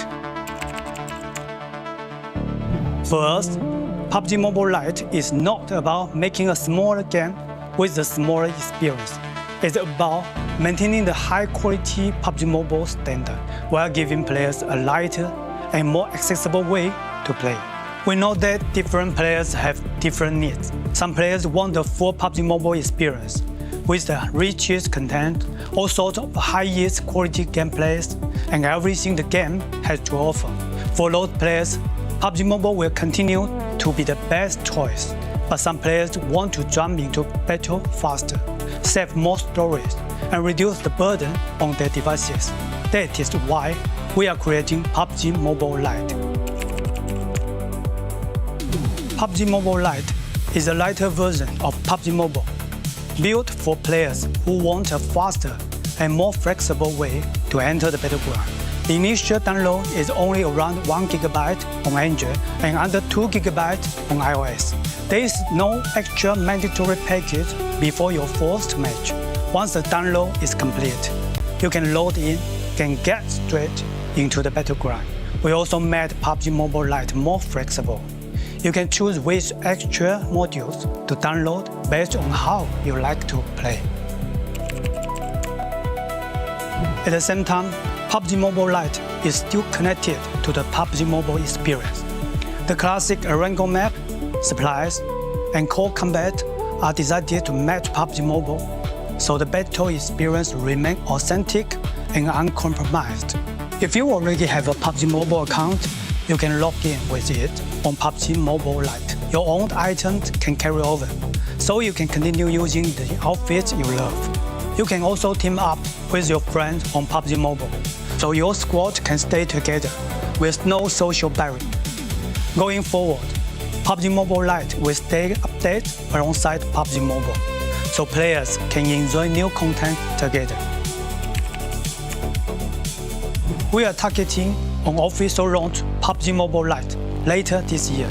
Please stay tuned for more updates, and you can pre-register in the store from August 25th. Whether you are discovering PUBG Mobile for the first time or returning to the battleground, we are excited to welcome you to PUBG Mobile Lite. Winner, winner, chicken dinner. See you on the battleground. We will see you on the battleground. PUBG Mobile Lite pre-register August 25th. I'm excited for it, Max. I know you'll probably end up making a video about it on your Instagram, which is what? Remind me again? It's Maxman Cast right now on Instagram. But no, I get comments, I'm not joking, Seven, every single day about PUBG Mobile Lite. When is it coming back? When is it going to get an update? It's getting an update later this year. Oh my goodness, the world is going to be loving some more PUBG Mobile action. 100%. I'm excited for it. Hopefully you guys are. But I'm excited for the match that we just had here, because E-Arena definitely able to cross that threshold for being in the Smash Zone. I mean, they truly analyzed the situation. They had every opportunity to get rid of NGX from that, I guess, southern side of zone. But no, they kind of already knew that they did enough to hit the threshold. And I mean, it was kind of all to Mormon's sort of intel on OG and 4 Thrives. They had quite a bit of line of sight on them, their position in zone, but incredibly calculated from them. But of course, we gotta talk about the tippity-top 4 Thrives right now. We do gotta talk about 4 Thrives because we were expecting aggressiveness out of this team, and boy, did we get it. Boy, did we get it. 4 Thrives coming in hot today. This is exactly what I wanted to see from them. Did they slow down just slightly when I would have liked them to be a little bit more aggressive onto OG, onto some of those other teams, you know, as the zone started closing up around them? Yes, a little bit more mobile, just a little bit more aware. However, they bided their time. They were patient with what they did. When it came time to actually make those fights, they were able to just flip the switch, turn on that aggression, get those eliminations, and so many points. They are just flying off that leaderboard. This is why I said yesterday they still can do it. If they have a day like they just had in this rondo, if they continue doing that, they still can do it. Especially when you have a player like IQ, the IGL of this squad, putting up the numbers, performing for this squad and clutching up. But we also got to talk about Notch and Red Force because they were the winners of this match, Max, and they played that out perfectly. And I think they might have been able to also pass that threshold. Yeah, like of course GG4 Thrives, but Notch and Red Force doing so much parkour in the city, swiping every other team under the rug. And actually, they're trying to aim for 122. I believe they did make it. We'll check out the leaderboards very soon. But Notch and Red Force giving E-Arena an absolute run for their money. And it is so rare to see 2 teams on the very first game enter the Smash Zone. It might have just happened today. It might happen today, and something that might happen today is that we might see teams that might not be challenging for that first place putting up great performances, and we saw that exactly out of Godlike. This squad came to play. This squad has absolutely nothing to lose, Slays, because they were going after elimination. Actually, before we even talk about Godlike, I want to see what the overall is looking like, where the teams are currently standing, how far away some of the other teams are from there. Notch and Red Force is actually in first place with 123 points. Now we have 2 teams that are able to win in the next match. Oh my goodness, by the way, E-Arena should also be colored, I'm pretty sure, because they are also in the Smash Zone. You just need to get above or tie 122 points. So if Notch and Red Force or E-Arena now, Lace, get a chicken dinner, that's it, tournament over, and we will be crowning our champions. I know, and it's so incredibly exciting because both of these teams, especially when it comes to those sort of placement points, look at Nongshim at 40 placement points, E-Arena with 34. They have every opportunity and drive to be able to secure that chicken dinner. Now, Seven, you asked me a little bit about Godlike, which I know was on the second page. And the reason we want to highlight that is because they were sort of sitting more under that middle threshold. But with 10 eliminations early game, another 4 as they sort of rotate in on that northeast side.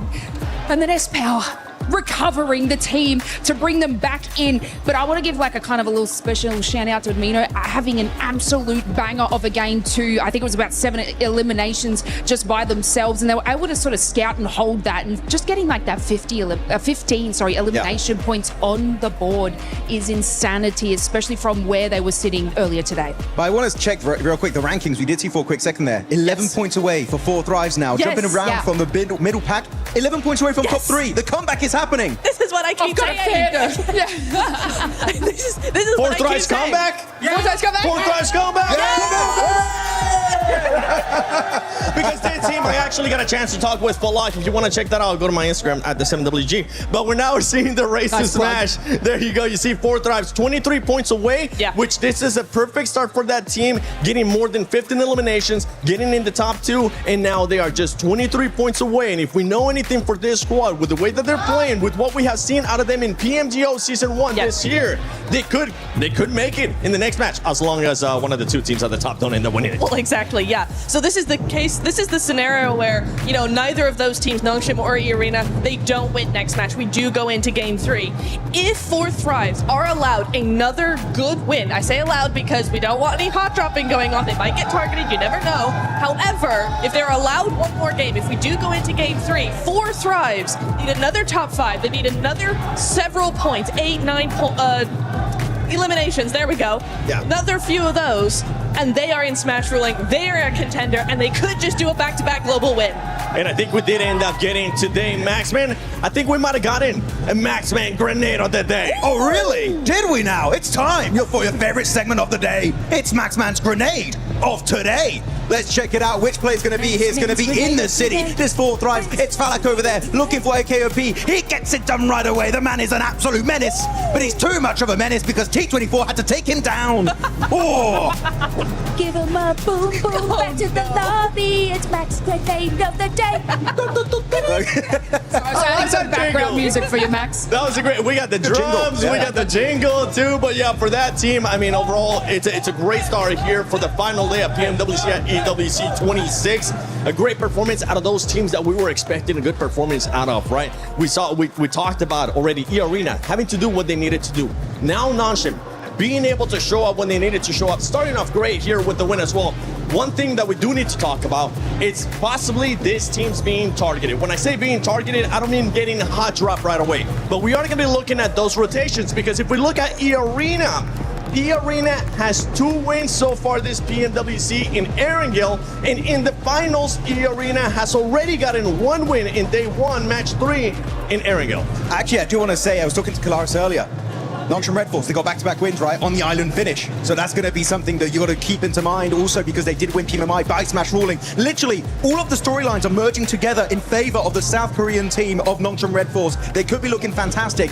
But of course, that's if E-Arena get a win, or if Nongshim Red Force get a win. But Niptura, we got to keep in mind, it's not Rondo anymore. It's no Recall Tower anymore, meaning the teams that are not currently in the Smash Zone is going to be even more complicated for them to reach 122 points. Oh, absolutely. And then you've got, you know, when we've seen this a lot of times in, you know, Smash Rolling last day, all of this sort of stuff, you do tend to see other teams actually go ahead and change their drop location to avoid getting targeted. But you're right, Seven, right? We are going to be looking at those rotations. We need Fourth Rise, we need Nongshim, we need E-Arena, we need Enigma Galaxy as well. All of those teams. Aurora did not have a good game at all, so they're still chasing that. They need to make sure their rotations are on point, that they might change them a little bit just to avoid any early eliminations, because right now, it is now or never. We got 2 teams in Smash Ruling. You do not want to take any chances going out earlier. You're gonna have to use those spidey senses if you're currently at the top. If you're Fourth Thrives, you want to continue your frag out. Here you go. You can actually have it back now. Thanks so much for letting me go. If you're some of the other teams, E-Arena, Nongshim, you gotta watch out for everything going on your way. And I know right now around the arena, we do have a special guest crawling by.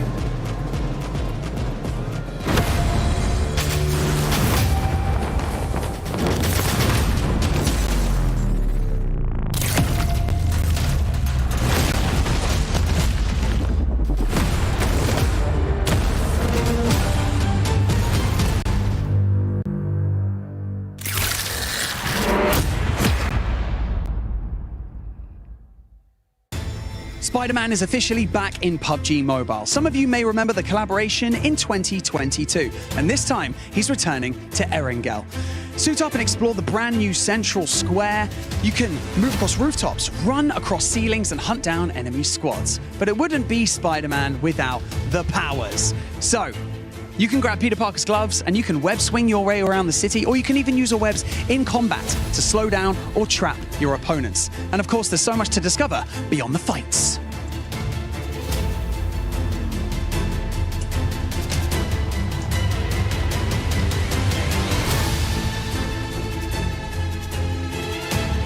You can visit Peter Parker's apartment and hunt for hidden Easter eggs inspired by the world of Spider-Man. From Peter's messages, to secret clues, to hidden surprises that you're going to have to find yourselves. And remember your favorite Spider-Man movies? Well, here's your chance to recreate those iconic moments.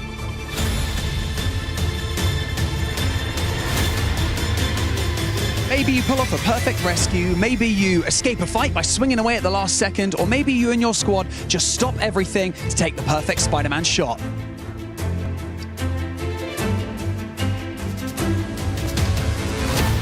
So, if you haven't jumped in yet, grab your squad and experience Spider-Man in PUBG Mobile. Also, Spider-Man isn't only swinging around Erangel today.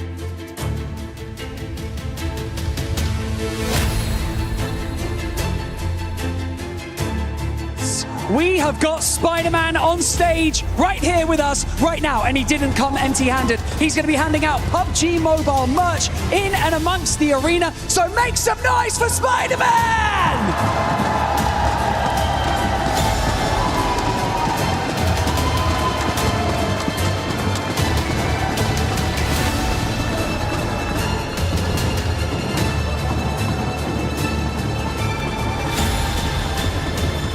It's good to see the heroes back in action on every single front, from Spider-Man to Hyunbin and the rest of Nongshim. Heroes is the name of the game today. These teams have been heroes in their own right. For Nongshim Red Force, what a push to hold down Meiran and find their way to that smash zone.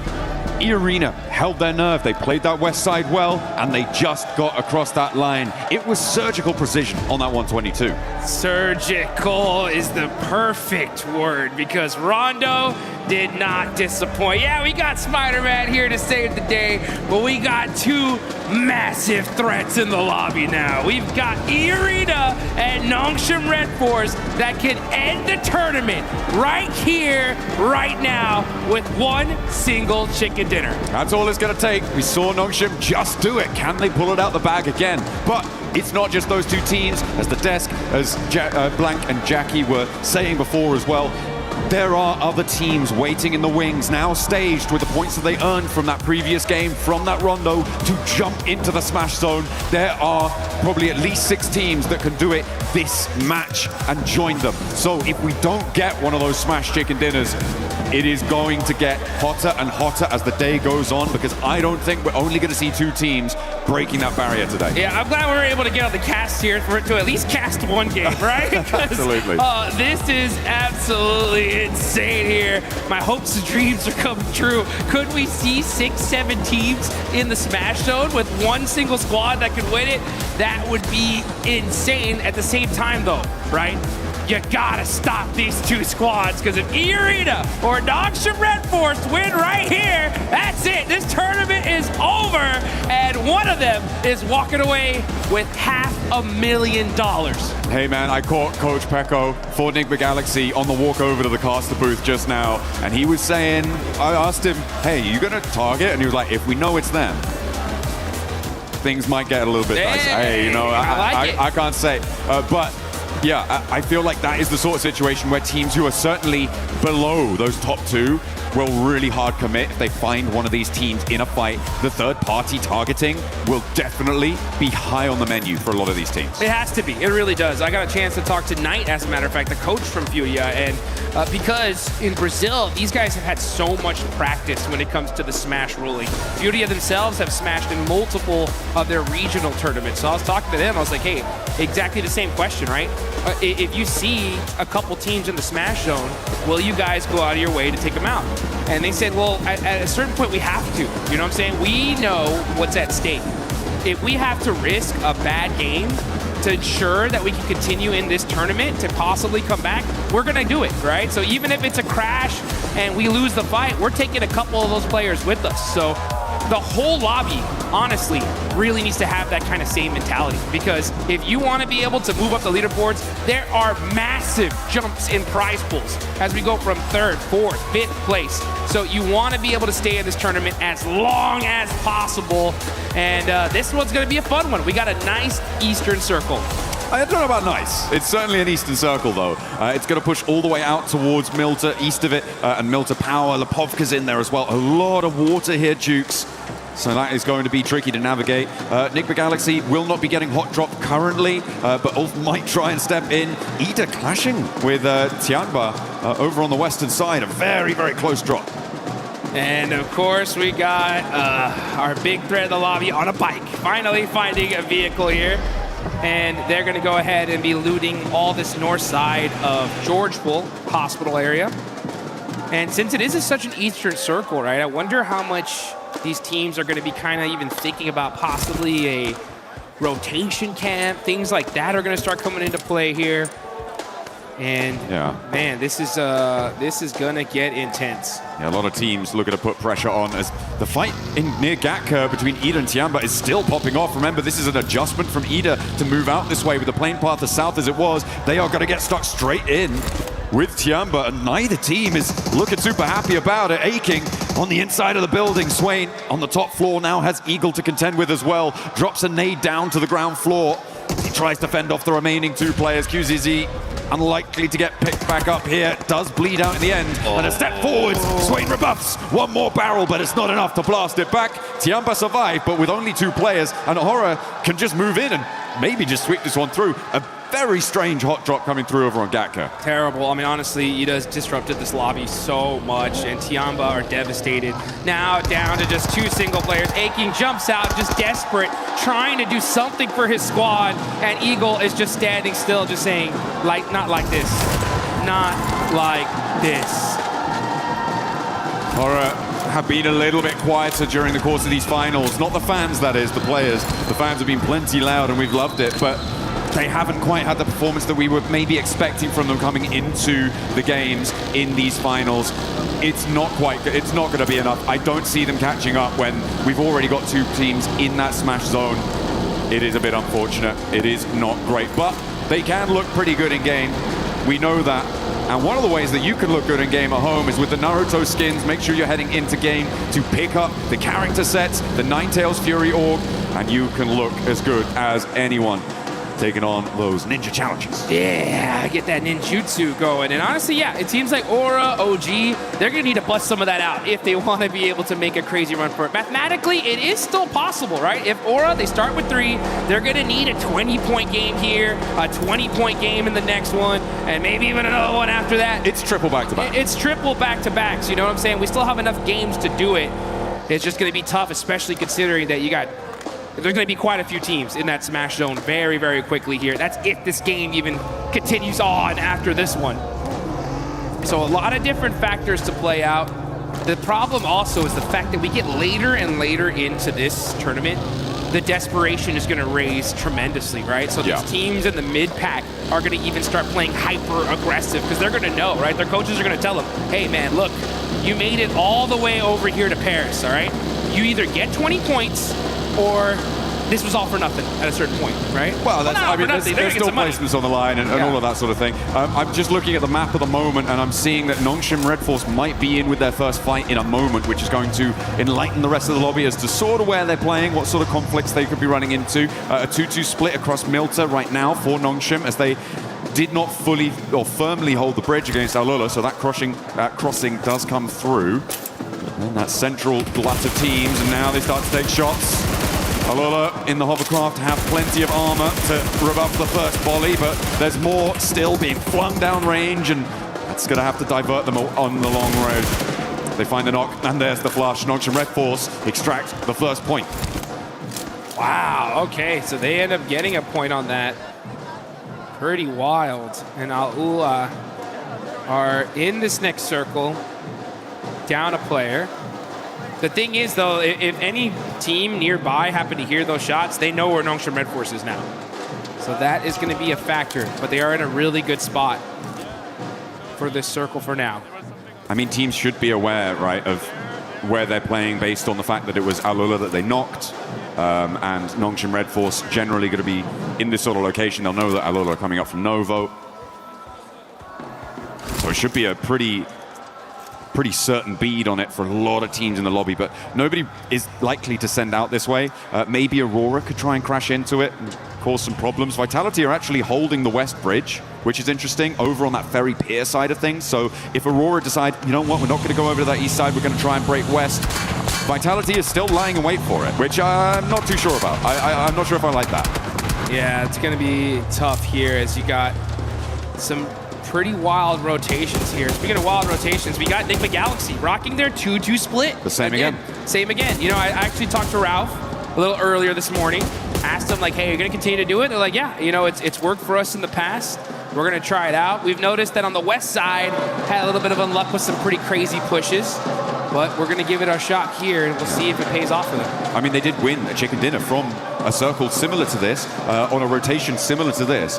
Obviously, it was a different lobby. It was a different time. We were different people, Jukes. We were so much younger. We've grown so much. Yeah, exactly. We've come so far, but they're going to look for that regroup at some point. Getting through for that regroup is really the difficult part that we've seen for Enigma Galaxy on this regroup rotation. Getting through the glut of teams right now, I'm not too sure how that's going to work. They may have to go on the boat, maybe head up all the way north of Lepopka and go all the way around. That would be, I mean, maybe not sensible, but possible, certainly.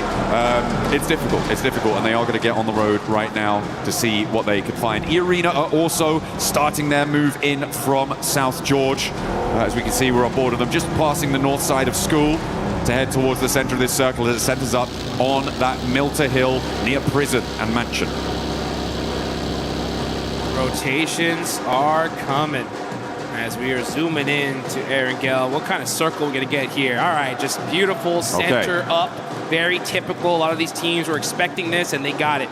Now you see Enigma Galaxy, right? They're going to be on both sides of this circle. It's going to be very difficult for them to get to their teammates here, so we'll see how this pays off. But we still got some teams still trying to get in this zone. E-Arena pushing in super late because they land over there in North George. Aura still in Severny. And you got Vitality going on the other bridge here, so they're going to be super late in the circle as well. Yeah, Vitality's still on the west bridge. I don't like it. I think this is way too long. You're overcommitting. No one's turned up. Not too sure what the game plan was there for Vitality. It's not the same team we saw from their stages. Sad. So Yeah, unfortunate. It's the same thing we saw in PMGO too. Yeah, it's a big drop-off, which I'm sad to see. Enigma Galaxy, they get their back duo caught up in a regroup, and this is exactly what I was worried about. It's only going to be Lord, his vehicle's on fire, and he goes down because he hops out. As it's on fire, they lose their back too. I guess, yeah, Ralph, keep doing that. See how that works out for you. Yeah, I saw his player cam, and I could see he said, what the heck? You know, what happened? How is this? Why are there players here in the middle of the circle? How did I get knocked? What? Oh, that's crazy. That's super unfortunate. The 2-2 split, man. I mean, losing players like that is so rough. We'll see how it all continues on, though. That's if we have another match after this, because Nongshim Red Force are on the south side of Milta, full squad, looking dangerous. On the other end, you got the other Titans of the lobby, E-Arena, holding down the north side. So both these teams able to secure a position as a full four-man team. A vice grip on the circle right now.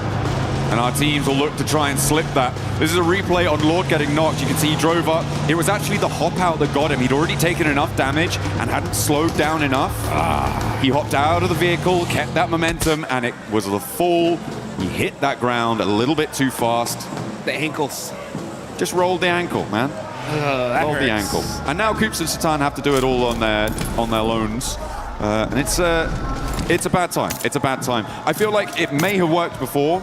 Teams maybe weren't necessarily expecting something like that, and they weren't looking for a duo to be rotating in such an early fashion, especially because they know, oh, well, these players haven't lost, so it should be a full four come from there. But there's been enough games now when Enigma Galaxy have done this that teams should be like, oh, yeah, that's what they do. Let's just clamp down on that. You know, it's one of those strategies that I don't know whether to be. It's just one of those strats that's just like, okay, it's different. You know what I'm saying? We don't see one of those bad ones. Yeah, I've heard of those. It's bad when it doesn't work, right? That's the thing. Is like if it does, it's like wow, maybe more teams should try this out. But after that, it's like I think we just stay together. You know what I'm saying? It's just unfortunate, especially considering that they're in 5th place, man. If they would have got a 20-point game here, boom, they would have been in that smash zone. Let's see where this next circle goes, though. And things are going to start heating up because we get a nice center up. E-Arena are going to be over there in Lipovka, so they're going to have to fight their way into this next circle. But like you mentioned, it is a vice script right now. North and southern side is where the big threats lie. In the middle of the map, though, you got S2G, you got Enigma Galaxy as that duo. They had 4, right? It is what it is. But you got Team Flash on that ridgeline, too. That is a very, very strong spot. They can be able to hold a lot of real estate there. That's true over on the east side, but I feel like they do need to move into the west edge of it a little bit further, which is exactly what Bo's decided to do there. They have to transition forward. The 3-building compound that sits sort of in front of them is viable, but it can be very difficult to hold against teams up on the north, especially if you get crashed. Multiple angles can crash onto it as well, so a little bit tenuous when you have to leave that ridgeline for Team Flash. For Nongshim, they're going to play nice and isolated on the southeast side. Remember, it's not big point scoring games that are necessary. That's not what's going to be weighing on the mind of Nongshim, of E-Arena. It is just that chicken dinner. Be the last player standing. That's the only thing that should be running through their mind right now to try and secure that tournament title, the global stage glory. That's interesting. That's an interesting thought. And I hope it doesn't change their play style, because I'm thinking back to PMMI where Tianba had such a massive lead, and they kind of implored that same strategy. Like, hey, let's just put up some basic points. They had so many points, as long as nobody smashed, they were going to win it for the most part. But they changed play styles, and they paid the price for it big time, going from what we thought was going to be an automatic first to like 3rd place. So yeah, we'll see how Nongshim, who definitely learned from that, if they're going to replicate it or play the game that got them here in the first place. 4 Thrives in that last match were able to ignite those afterburners, send them into the stratosphere on the point scoring. And now 4 Thrives want to keep that pace, but they're kind of cut out on this northwest edge.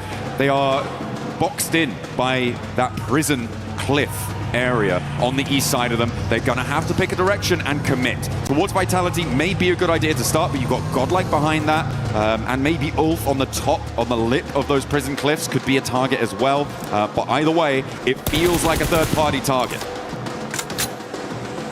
I can't lie, I'm so hyped for Godlike right now. After seeing that Rondo match, they put up so many points. If they would have won that fight with E-Arena, they would have, who knows where they'd be on the leaderboards here. But they put themselves in a good position. They're still in 10th place, 72 points. They're going to go for the back-to-back chicken dinner. They realize that, like, hey, we got to get it done here. If they do, it would be the comeback of a lifetime. You know that their fans are excited. They're hyped up. Oh, yeah. Waiting for this next zone. And it's going to go on over to the northeast side. And which team gets blessed here, John? Team Flash, right? E-Arena on the north side, on that road down from Lipovka. It helps them out. I wouldn't say blessed, though. I feel like they are still in a little bit of a dangerous position, especially with Horror descending on them. Look at that eastern sweep. That could be dangerous. That could be trouble. As Coops takes a knock in the meantime as well on the south side, bleeding out another player. Not good news. But Horror, look at a crash maybe towards E-Arena. I do think it is Team Flash that has been the most blessed by this zone, though. On that northeast side, it's exactly what you highlighted, right? That ridge line, the buildings in front of it, really, really good. But only if it goes out their way. Well, guess what? Here we are. And now S2G try and push in. They're being denied access. As Horror clash with 4 Thrives, who have, okay, they've lapped over the north side of prison, and they're third-partying on the rotate here on the north. Fights happening all over the place. Now we're going to be looking at Enigma Galaxy. Satan, all by himself, going to be challenging Al-Ula here as we switch over. 4 Thrives get eliminated. That is a huge loss right before the 100-point mark. There goes Enigma Galaxy as well. That's 5th and 6th out. And now Aurora are trying to sweep past Nongshim Red Force. As Horror picking up those points is a great result for them. 7 eliminations now on the north side, right next to E-Arena, who take a knock as well. Turny K has gone down. S2G battling for the middle of it and taking damage from every single angle. Ulf will do a lot of damage to them, but S2G managed to weather that storm. A lot of damage across the board on these rotates, Jukes. And then here we go. We're going to catch this fight here as S2G are hurt. Vitality very, very close near to them. And it was OG that are putting up some points on the board. They end up getting one. Kamikaze on the other end. Now finally the fight has calmed down, but this is a battle for the central position in this circle. I mean, this is another team, S2G, who is within reach of that smash point barrier up to 122, but they have just had the win taken out their sails. 113 right now. They need to get 9 more points on this match, and with 11 more teams alive as a solo Kamikaze, has he got something magic up his sleeve? I do not think so. We're just going to leave Aurora to really be the only challengers to that smash point duo.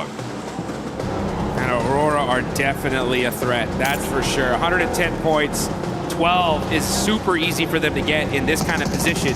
They're gonna have to fight their way through it though. CS Power getting a knock from Godlike.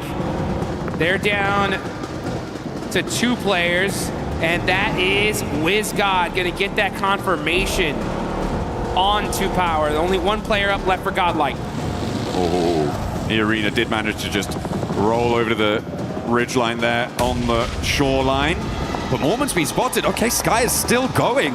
And the arena not safe yet, not out of the woods. As Godlike and Orangutan still continue to clash. Up the stairs, Godlike. Look for it, but the drop down is caught. And there's the crash. Here it is. Take one down and the arena fall.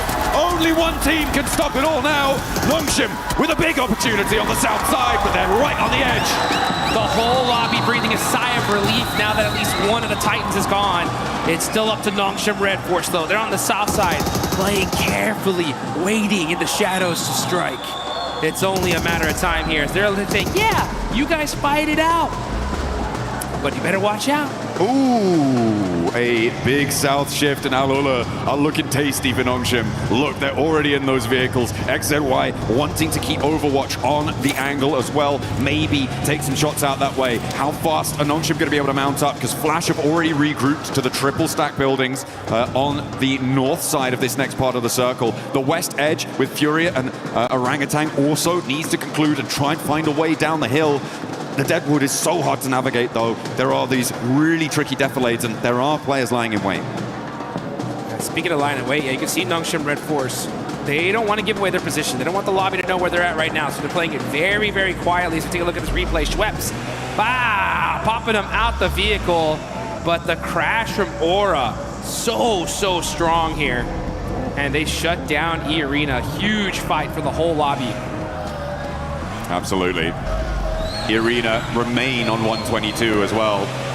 Doesn't mean they can't win it all next match. They are still in the smash boundary. Yes, they are. So even if Nongshim get 30 points and don't win the chicken dinner, they could still take it all away with a 0 E-limit.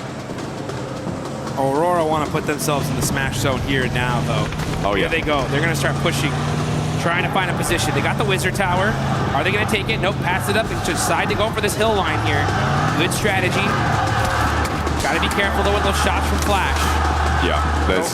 Throwing down some smoke. I like how they put one vehicle in front of the other, so they at least sacrificed one, but they should be able to hold on to at least another one here in a second. They're going to have to pick a point to go, and I feel like sure, Team Flash can be taking shots right now, but the west side is going to have to conclude, and fairly quickly. Someone is going to look to crash Team Flash. I can guarantee you that at some point in this match. Yeah. But it may be a little bit longer than we were anticipating. I mean, as I said, the Deadwoods have a lot of those defilades, the hills that slope down from the top of this ridgeline. This tree cover has a lot of rocks to play around. You can sort of stutter your way forwards a little bit, but later on you're going to have to find something. Oh, spot over onto Doc. They know who they're fighting now. Well, they will once that thirst happens. There it is. And there it is. So now they know 100%. Nongshim Red Force is right here. Aurora are going to put every single amount of their resources to make sure they can stop them. It may well be worth it with all the teams around them going down fairly quickly. Just sitting here waiting for Nongshim to roll out, stepping through, sacrificing shots to Team Flash. They may look to try and just block the road, shut the door in the face of a smash victory here in match number 2 today, match 14 on the series. To be fair, this is going to be a very tough win for Nongshim to get. They're in a really, really tough spot here. They are on the edge of the circle. That broken wall is covering them for now, but this next zone is going to make things interesting. But here we go with a huge battle. It's Furia versus OG. Furia in 8th place right here. They need the win. Oh, that nade looks good. That should get a confirmation. It doesn't, some way, somehow. Bad nade there, but all of a sudden, they are able to get some knocks. Silence is going to go into the building, eating some blue zone. Furia are getting peppered. Little by little, he gets away with just 1 HP. Oh, WizGod steps out. He's looking for more. He's got the shotgun shells under the car. The blue zone's ticking, but it's not going to matter. WizGod strikes back against Furia, but now Horror here, and he's got a sliver of HP to play around with. They'll know he's here, and Fear rolls over the top of the hill. WizGod, what? He didn't see him. Should hear that. No! With his back to it. Will take the shots, but not find the knock. And he will be put down. In the meantime, the roller from Nongshim. And they're off. Here they go. Nongshim Red Force on the rotation, trying to find a spot in this zone. Tires get popped. Team Flash knocked down Tizzy. It's up to the 2 players from Nongshim to end this tournament. XZY trying to regroup now on the back. The reloads are coming through, and he may be able to sneak his way into the dip. And Aurora now have Nongshim set before them. A gauntlet to run through, and then one that they will charge in headlong. Nades first. Zul, Reefus, and Top wants this retribution. Draw this game to a close without a smash point victory. Aurora throwing an absolute bombardment onto Nongshim Red Force. They know they're the threat. They're going to use every single piece of utility they have to finish this team off once and for all. Not able to find those other confirmations. Vehicles are getting moved out the way, though. That's the coverage that Nongshim Red Force desperately need. Looks like they're playing a little game of ping pong with that car. Ooh, but Aurora starting to suffer as well. They have to move forwards, and now they're in the firing line of Team Flash. It may well be enough to stop Nongshim from winning the game, though, and that seems to be what they were trying to bid for. All the while, by the way, Kamikaze is still alive, so can't discount him just yet for getting the points that he may need. It would be a very long road, though. Hyunbin and So Easy now find the final blow, struck to the heart of Aurora, who draw their game out on 113. No! They will fall too. No smash. Not here, not now. We're gonna see a game 3, folks. Get excited, get hyped, because now's the chance for a lot of these teams to start pushing their way up the leaderboards. How far can you go here, though? I mean, for Team Flash, this is a golden opportunity to jump up placement points, to jump up and get a little bit more cash under the belt, be a higher ranking finisher. They have all 4 of their players alive. They're looking pretty chill. As I said before, S2G do have the slimmest of opportunities. For me, it's Kamikaze needing to grab some third-party points off a fight that Team Flash has. Yeah, he's just trying to sneak it enough points to sneak his team into that smash zone. Any point matters, though. I really got to give some major love, though, to Aura. Look at them. 13 eliminations. This team is trying to make a comeback of a lifetime, and this is how you do it. Got to get this win, though. Anything less is not going to be enough for them to make that race to the top. I mean, even when you do get it, it's still a long, long road for them to try and find. For Kamikaze, he needs to profit 6 more points on this match. Those can come from either increasing placements or getting eliminations to join that smash point bubble. But this next circle comes in, it's not going to have him in it.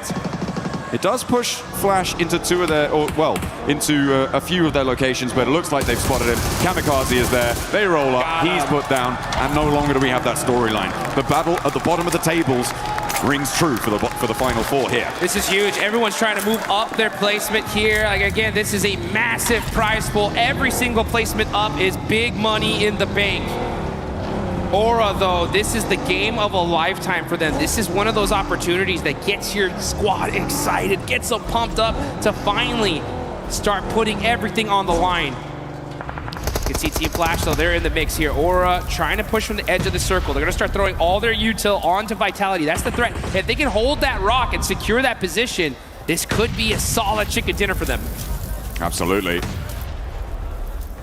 A big chance. The nades keep on going forwards. 13 eliminations. onside, and they want to add 2 more to the tally. Sky and Jiggle into the fight. Razak goes down first, immediately putting him out of business, out of action. Sky looks for more as well, and they turn it on. It's just too hot.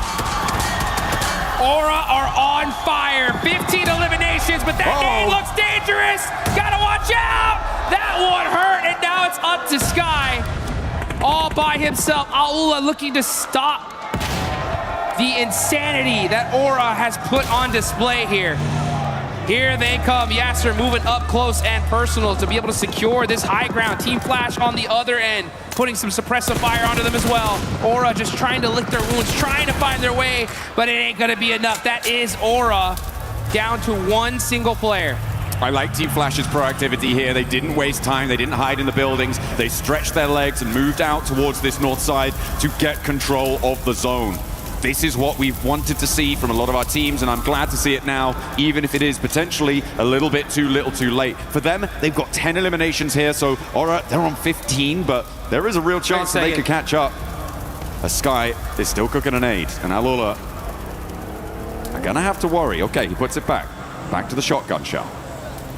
He's not moving a muscle here, and I don't think Alula realizes that he's even still there. They have to know there could be a threat in this area.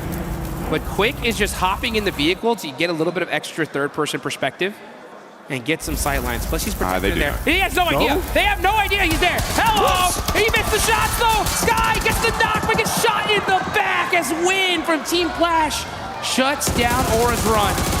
Pretty mighty flub there on the shotgun, hot over the bonnet there. Probably didn't realize, but Quick didn't know he was there and thought, oh, well, I'm gonna have to go for the fight. He's gonna stand up for it, right? Right? Not to be. Ooh, a cheeky little pick onto Zeus, and actually, Bose is quite low. Over the top, though, Tops and Win look to put pressure onto Quick, and remember, Alula only really have 2 players to play around with here, Claws and Yasser. Looking to navigate closer to the middle for Yasser, but Flash can regroup on 3. Claws has a lot to face down on his lonesome here on this angle. Needs a big nade, needs to find a knock pretty immediately, and is already taken down. Win steps through with the AUG, puts that one to bed, and a second volley of fire over the top of the rock sees Team Flash to the chicken dinner. I'll take that one, that's for sure. Over 20 points in that game. A massive one for them. I guarantee you, their coaches, everybody was telling them, right, hey, this is what you need to do if you want to make a run of it. And this is a start, right? This is a start. It's still a long road ahead, but now the road is there. You know what I'm saying? It had to happen in this game, and they got it done. That's what you need to do. When that clock strikes, you've got to hear the call and step up to that plate. Unfortunate that Nongshim and E-Arena couldn't really get much further into that one. That Aurora hold on the eastern side, it stopped them really from being able to break out in the way that they wanted to. Flash were an incredible suppressive force over the course of a lot of that final set of circles, so really, really great stuff from them. But yeah, it could have been very, very different if Aurora had played that slightly in a different fashion. For sure. I mean, unfortunate for them, super fortunate for the rest of this lobby, as we're going to go into one more game for sure. Now, as far as teams that are still within that Smash Point threshold, I believe it's still going to be the duo, right? It's still going to be the 2 teams. But another opportunity in this next game, right? For more squads to be able to push their way on up. As we're going to take a look at the replay here. Team Flash, great job of being able to finish this game strong. Win especially, just boom. Putting the nail in the coffin. That's how you do it. I just didn't want to mess about, you know. He knew, Let's get to the next game. Come on. Let's go next. Keep the pace, because they do want to keep up that pressure. If you're on a run, now is the time to hold on to that momentum. There is no more runway that you need to cover to take off on this. It is just today. There is nothing that you want to leave out on Erangel and let it go to Miramar, because you may not reach it. No one might. Just look at these players' faces. Straight intensity. These guys are locked in right now. They know exactly what they need to do in order to make this happen. And it's going to be on the back of a ton of eliminations and securing those wins, all while stopping E-Arena and Nongshim Red Force, who had a great pincer on the end of that circle there. But, you know, I think teams now especially have understood just how threatening this smash rolling is. And I think they're going to do extra and beyond to make sure that they can stop those 2 squads. Absolutely. I mean, there is so much pressure on so many teams. I think that, again, I'm gonna go back to my old favorite hobby, it seems, this game of giving a little bit of hate over to Ralph, because Nick the Galaxy, that 2-2 split did not work. It was really kind of catastrophic. And hey, you know what? The position that they went to, that they tried to go for on that east side was where Team Flash won from. So could have been different. But we're going to head down to the stage. Kalaris has a little interview for us for some inside information. Yes, I do. Thank you very much. Here with Nongshim Red Force, Hyunbin once again to get some insights on what's gone on so far. Let's talk about the Erangel that just actually happened. You guys found yourself in mini-mill to power, but then the circles shift away from you. You sent it north instead of any other direction. Talk to me about that choice. Do you think it was the right one, or do you think there was another path you could have taken? 일단 현빈 선수 첫 번째 질문은 일단 아까 에란겔 경기부터 일단 얘기를 해볼게요. 에란겔 경기 때 사실 밀타 파워 쪽의 공장을 이용하셨다가 이제 자기장이 튀자마자 이제 바로 북쪽으로 지르셨는데 사실 그쪽이 좀 다른 선택권이 없어서 좀 강제가 된 건지 아니면 좀 그게 좀 가능성이 있다고 보신 건지 좀 궁금하네요. 일단 저희 자리에서 치킨 갖고 오기는 좀 많이 힘들었던 것 같고 저희가 오로라 한 명을 잘라나왔고 그 골에서 오로라 일단 한 팀 먹고부터 할 생각이긴 했습니다.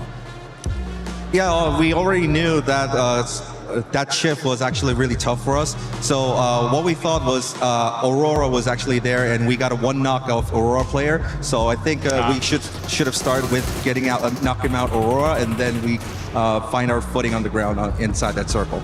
So the Rondo game, you just won another one here. You look always great in urban endings, does Nongshim Red Force. So talk to me about that urban ending. What were your biggest concerns? You had great roof control. So what was your guys' perspective on that finish? 또 론도판에서는 또 치킨을 드셨는데 사실 시가전에서 정말 좋은 모습을 보여주시는 것 같습니다. 그래서 그 시가전에서 특히나 이제 지붕을 통한 영역 그 컨트롤에 굉장히 또 일가견이 있으신 것 같은데 좀 그 점에 있어서 좀 어떤 점을 좀 중점으로 플레이를 했었는지 궁금합니다.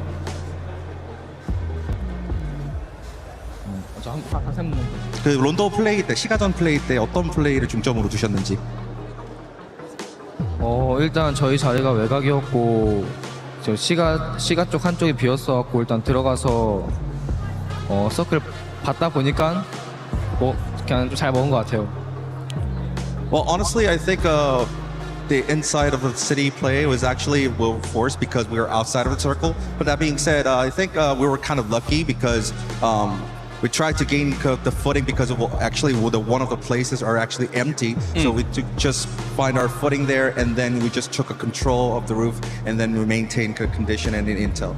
All right, well, thank you very much for joining me, Hyunbin, here once again. That's Nongshim Red Force currently in position on the smash rule as we continue the games here at PMWC.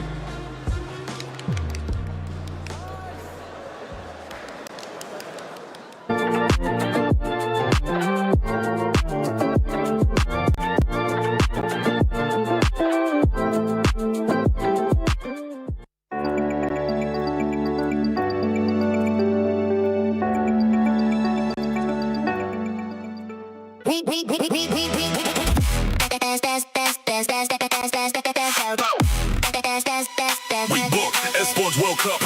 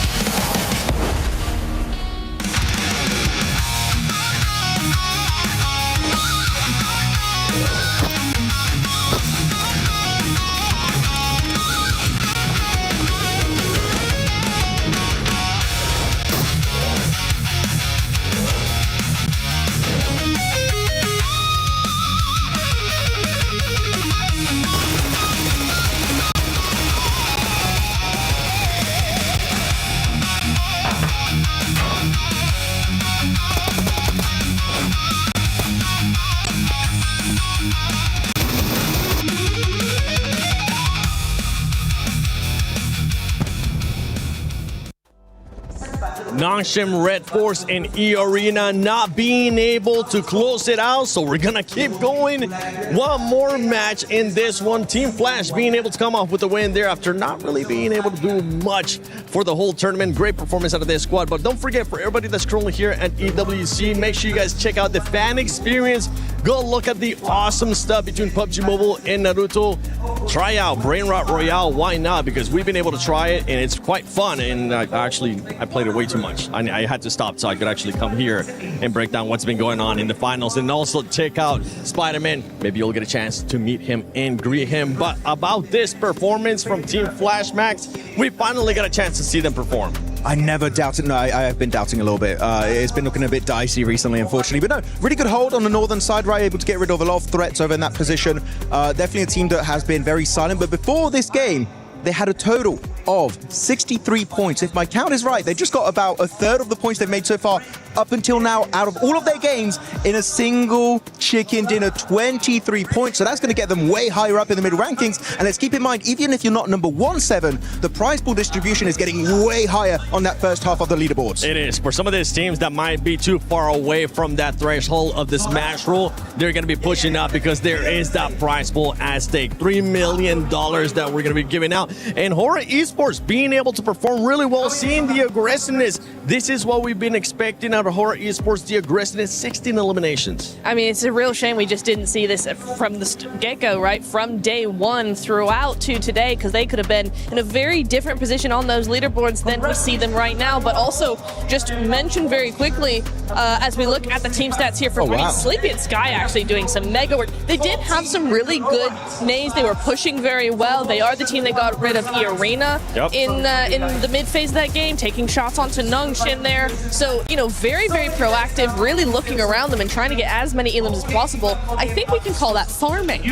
They were farming a little bit. They definitely were. But actually, the key thing we have to keep in mind for Horror here is they are the team that eliminated E Arena, which is a team, if you get that elimination, one of the plays, you're like, that's E Arena. That's E Arena right there. Push them, push them. And then they did it. And because of that, right, Lace, they delay the tournament just a little bit more, which really is going to make this event so much more interesting because so many teams can enter the Smash Zone. I know, and how crazy it is that the top of the leaderboards seem to fall and then these mid teams sort of have that glimpse of hope and opportunity. But that's why we love it here for PUBG Mobile with the Smash Rule, especially.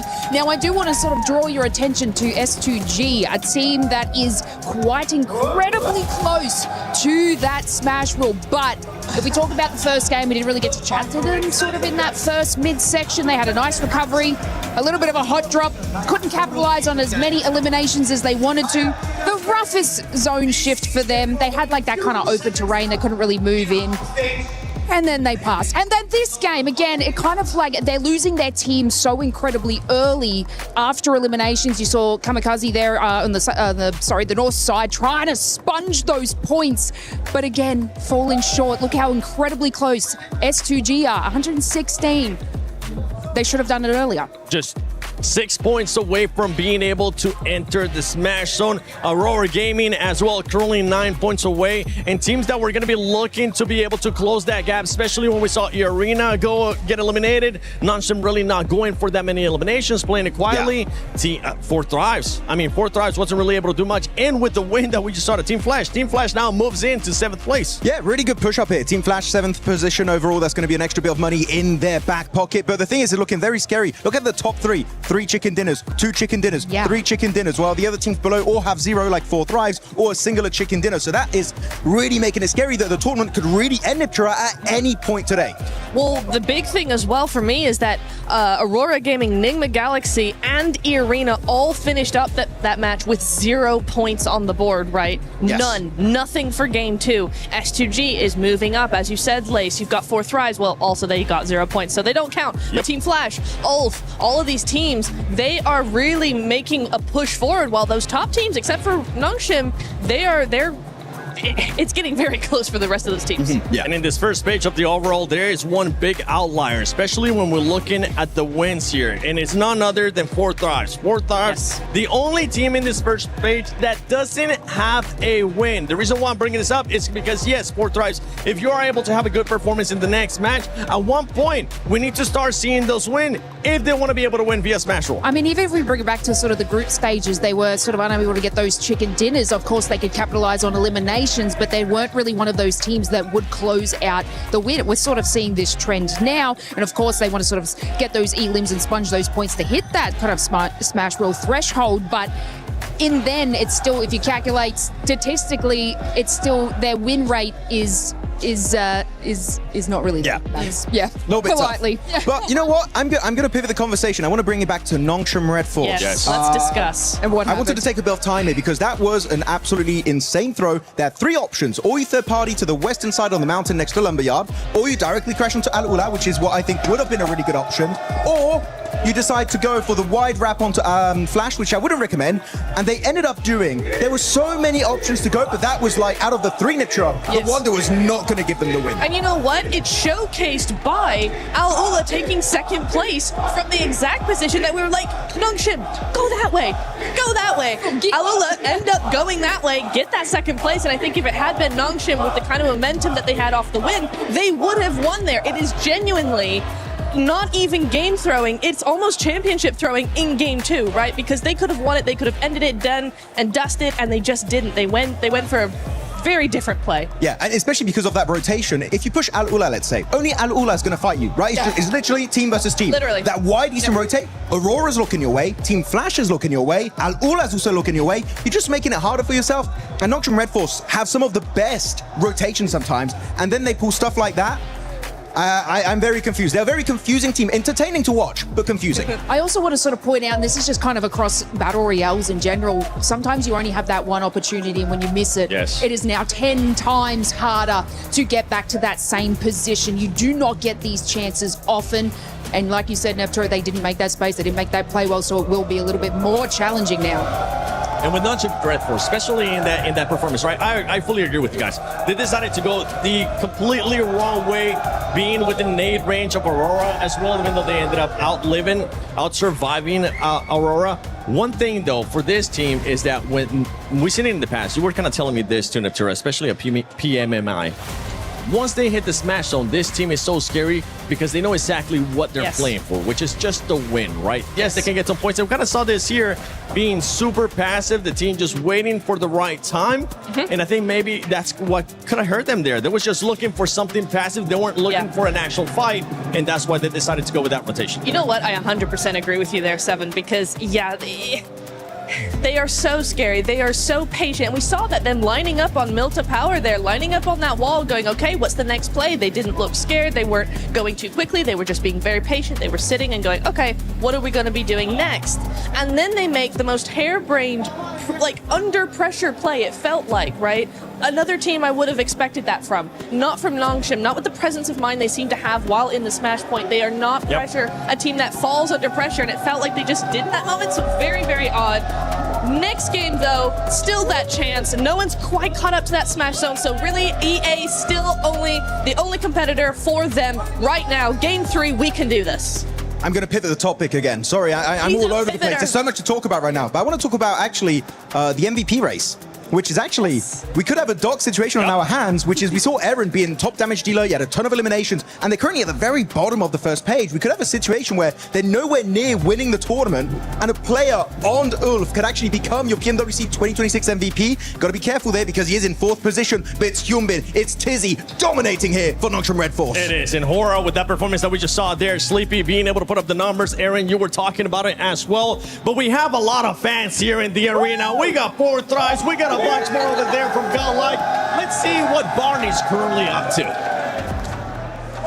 Ladies and gentlemen, we've said it time and time again that we wouldn't be here if it wasn't for the fans. We've got so many around the arena, so before we dive into our third map of the day, it is time to check in with them. And so, Furia, Godlike, make some noise! Killaris, who have you got with you, buddy? Yeah, that's all well and good, but I've I've got Nigma Galaxy. Make some noise! Thunderous applause for Nigma Galaxy! What have you got going on, Barney? Lottie, what have you got? James, Barney, you're not ready because I'm here with 14.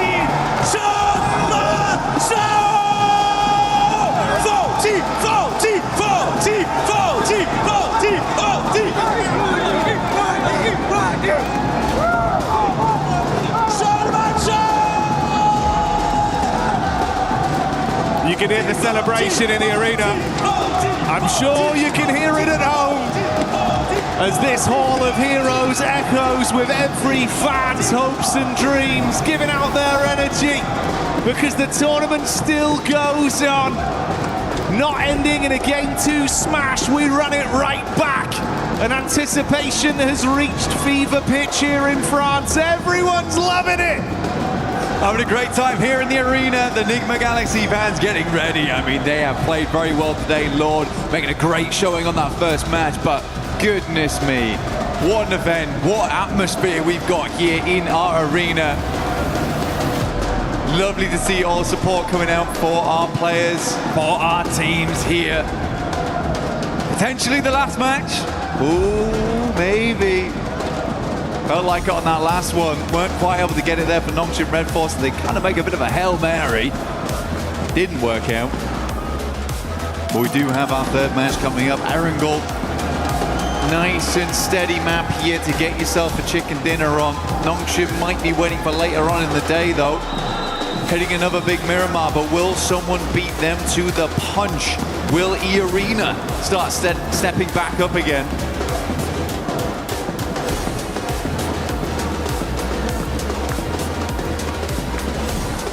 A lot of fine margins and a room that's getting rowdier and rowdier each game that goes by. But we'll focus on the here and now, the present that is the fact. We've been presented with a third game here live from EWC. PMWC has not stopped delivering, and I don't doubt this game will be anything different. We're back on Erangel, playing path established. Last match, a little bit difficult, honestly. I don't blame a lot of our teams for struggling slightly there. Very, very southern playing path to start things off. Awkward drop spots, awkward rotates, quick switch out towards the eastern side. Not an easy game to confirm a chicken dinner on. This time around, really, really gentle playing path. Straight across the center. No one's complaining. Everyone's had a lovely in-flight meal, and we are ready to get going again. Things spread across the entirety of the map. So a lot of room to rotate, Jackie, but where's the circle? Well, if history is anything to go by with some of the circles we've had here this event, it might be something a little bit spicy for this one.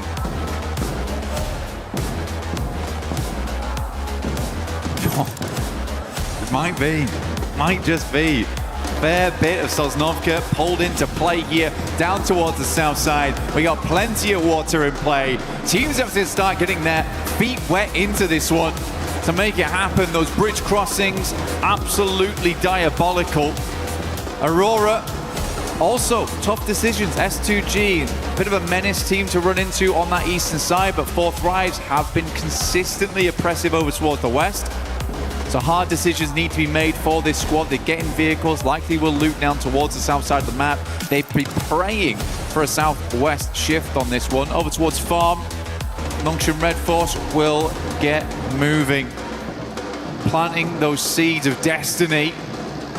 Hopefully get themselves another chicken dinner today. E-Arena far out over towards the northwest side, South George. Long distance on this one. And of course, for those of you at home that don't want to forget the event, make sure you get stuck in with that Naruto in-game event that's been going on. Pick up that awesome Ninetales Fury org and try and make plays like some of the best we've seen over the tournament. One of the best right here on our screens in Mormon. For E-Arena, he has been the man. Seriously good stuff from him. So many clutch plays, so many moments where it felt dire and Mormon was able to pull it back for the squad. Looking to do the same here in the final day. They've already achieved the smash ruling.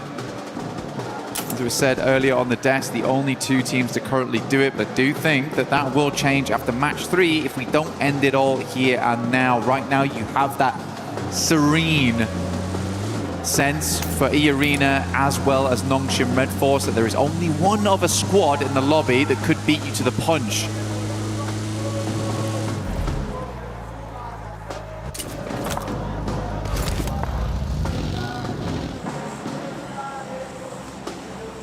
I do think, mate, with how S2G have looked, if you could come alive here, get a bit of a big boost off this game, they've still got a chance to be a dark horse, to be able to upset in this lobby. And I think we saw some of that talent yesterday when they were fighting under so much pressure as well. In disadvantaged situations from distance, Amzi G, he was popping off.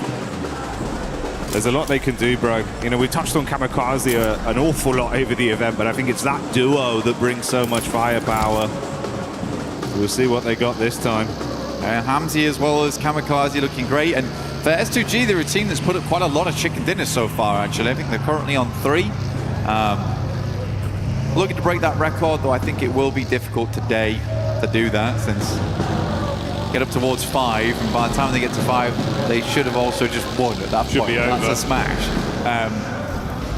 So possibilities of broken records ruined by the format for them. But I do think they would be happy with the win, regardless. Yeah, I don't think it'll bother them too much, right? Yeah, so for S2G, certainly a possibility here. Only 6 points on this game that's needed for them. For Aurora, we are looking towards 9. Enigma Galaxy is going to have to be a bigger match. 22 points on that one, which is almost certainly going to be a chicken dinner.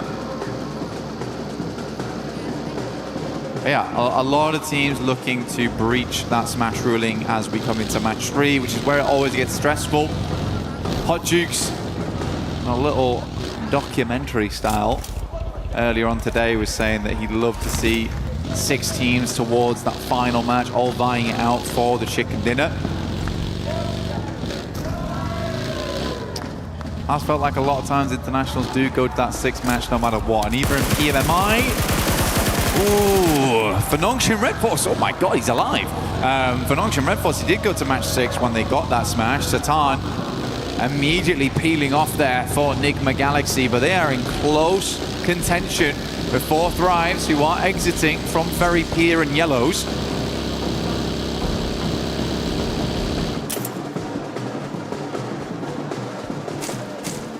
Four Thrives, they've been loving these fights versus Enigma the entire event. Always able to catch them on their egress. I was just as surprised as you were. He actually got out from that one. But Lord, not lucky enough to bypass either. That back and forth conversation between those 2 teams continues even this far into the event. Emre running down Lord to get that confirmation off. Yeah, now that idea of getting the chicken dinner and getting into smash ruling feels a little further away. 4 Thrives will aggress over towards Ida. Should hit them up towards the 100 now, so they've also hit the century on this game. Getting ever closer to that count. Nongshim Red Force was able to make a fairly good rotation towards the central position. They like to play around this area. They are cut in with S2G though. Slightly scary spot to be working with. Very central. Still only here in zone 1. Anything can happen as long as they're set up. Position to move from should be okay. Ulf finds S-Power. There is a clapback from Admino, who immediately will flush out Scarface. So full-on engagement here between Ulf as well as Godlike. Already big shots being connected. And it's wiped up so quickly. Ulf withstand the pressure. They do lose 1 player, but they can get Eren back up, and that's a key piece of the puzzle for them. Keep him in play, reset with the meds, and grab the extra loot. I mean, for Eren, what a run it's been for him during this tournament. Max was highlighting him on the desk of how much he was able to really prove himself here at this event, despite having some awkward moments, honestly. Still remember his crash into gas station, which went terribly wrong, but even then he is putting up numbers.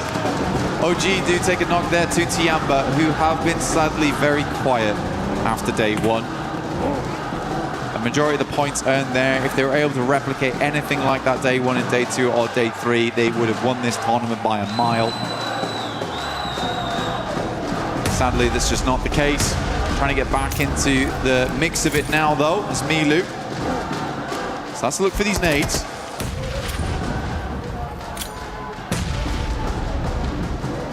Maru on about half HP there. AKOP in the back line. Ooh, nice arc from Milu. Milu, the madman, when he's feeling himself, he can do so much damage on a battleground. He's got backup from the boys. If they can get out of this one cleanly, maybe they can at least try and ruin some of the runs for the other squads above them. And Milu keeps it going to get that flush as well, so that will remove Aru. Hard cut him out. Blue coming in to make it a bit more suffocating between these two sides. Quite a few nades already expended here from Tiamba as well as OG. We're right in zone 2 now. Blue starts to tickle a fair bit. QZZ gets a bit panicked there, will drop a couple of shots through and then immediately send in Milu. He's just going to prime the nade. That's a nice one from him.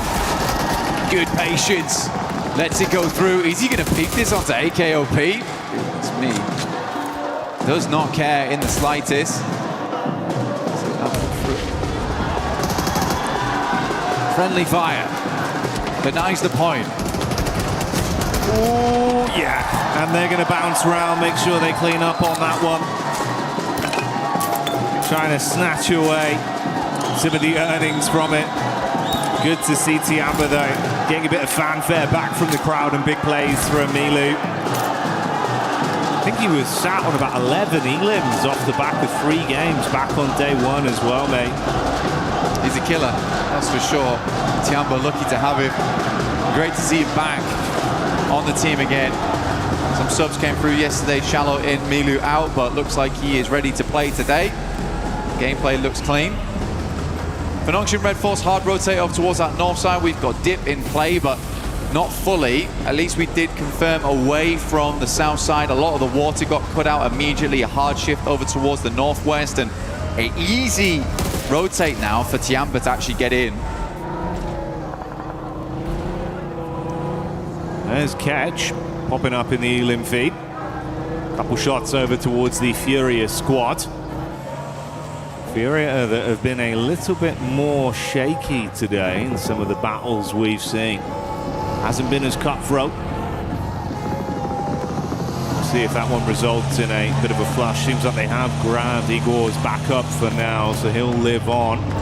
Nongshim just ahead of the Aurora crew that have made their rotation over the bridge, left of Novka. Oh, are they going in for this aggro? Aurora might be looking just to swing on the coastal side, deny as much sidelines as possible. Top though, playing an anchor backstop here, taking some good shots. There is another play here alongside him with Doc. Hamzy G at distance, also watching, so this is a dangerous rotate here for Aurora, because even if they get down towards the beachhead, S2G might have a sightline with Hamzy, and we know just how good Hamzy is at distance. An eagle eye on him. Nades go through, but so easy, brushes them off. Dirt off the shoulder for so easy. Can't keep this man down right now. 3 of their nades invested, so draining some of the early offensive utility, but it looks like they've still got a good supply, at least on Doc, with 5 in the backpack. Meanwhile, E-Arena pushing back up over towards Ulf Ketch, trying to catch an escape plan. Dives behind the driving, but it's not quick enough as Joker will adjust his crosshair and find that one on the exit. Mormon takes a knock back over. Bit of a disjointed Irish exit there from Ulf. Alula under pressure though, as S2G just flies in over towards the garages. R3B in the corner, and S2G cleans it up. Not a single player lost. Should be able to get that res. Nongshim Red Force in the meantime, after seeing those players leaving, did get that leapfrog on, so they get a little bit further into the circle here. Milta, not the main feature. If we go down towards the southeast, we know just how good Nongshim can be in an urban finish. Thriving in the concrete jungles.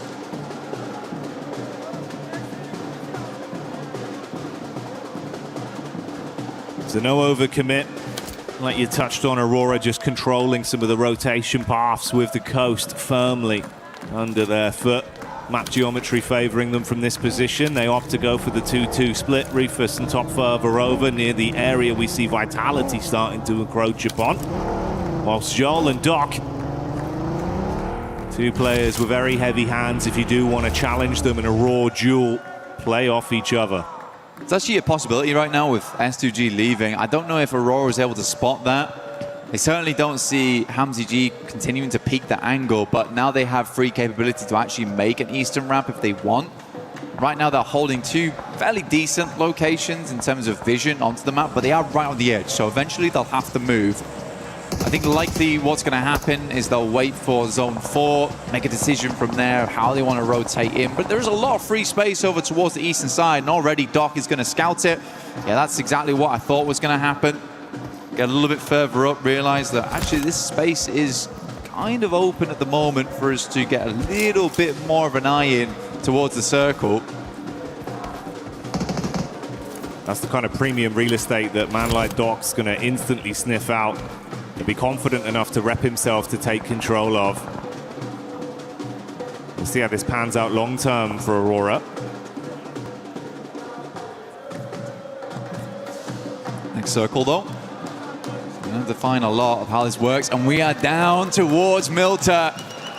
Nongshim might be thinking about making a move right now, and they're instantaneous. This is way better than last game. Last game felt late on those rotates. It felt like they were still making decisions. This time they are much quicker with it. Out to the outside edge, not confirmed towards Milta yet. Still giving them capability to move out towards the field should this move towards the west. But now they're going to have a swivel on towards all the teams around them. Aurora recalling Rufus back towards the squad as teams start to surge towards Milta.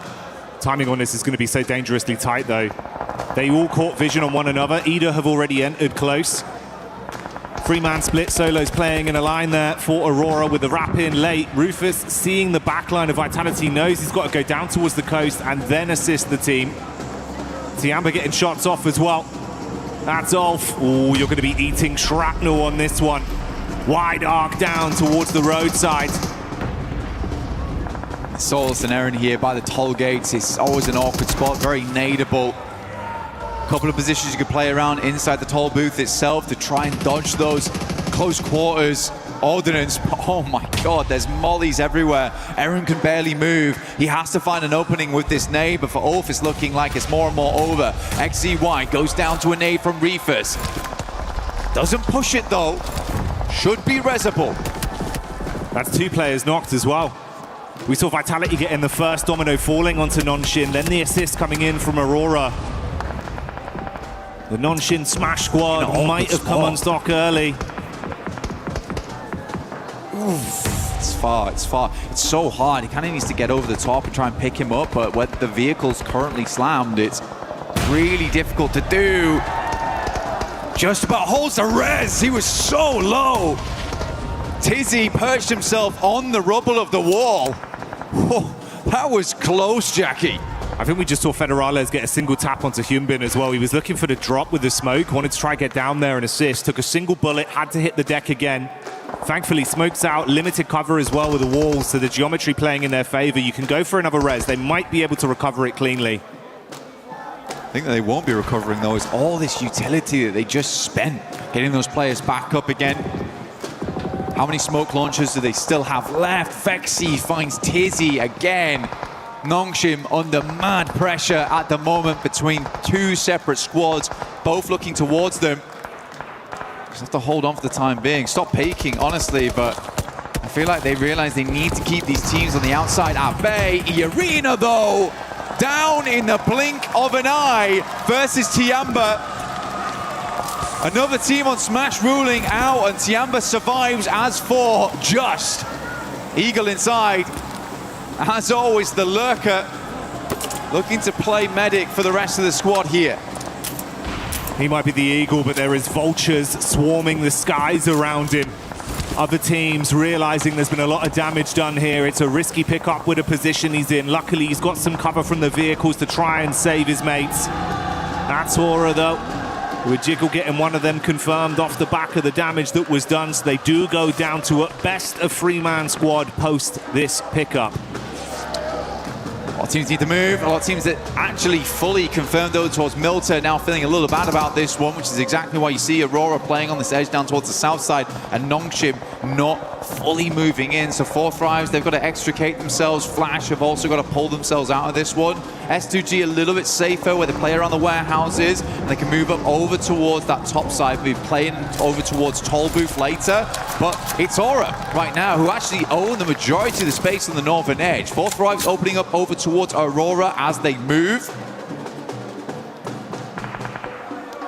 That backline in is good to at least take some of the heat off.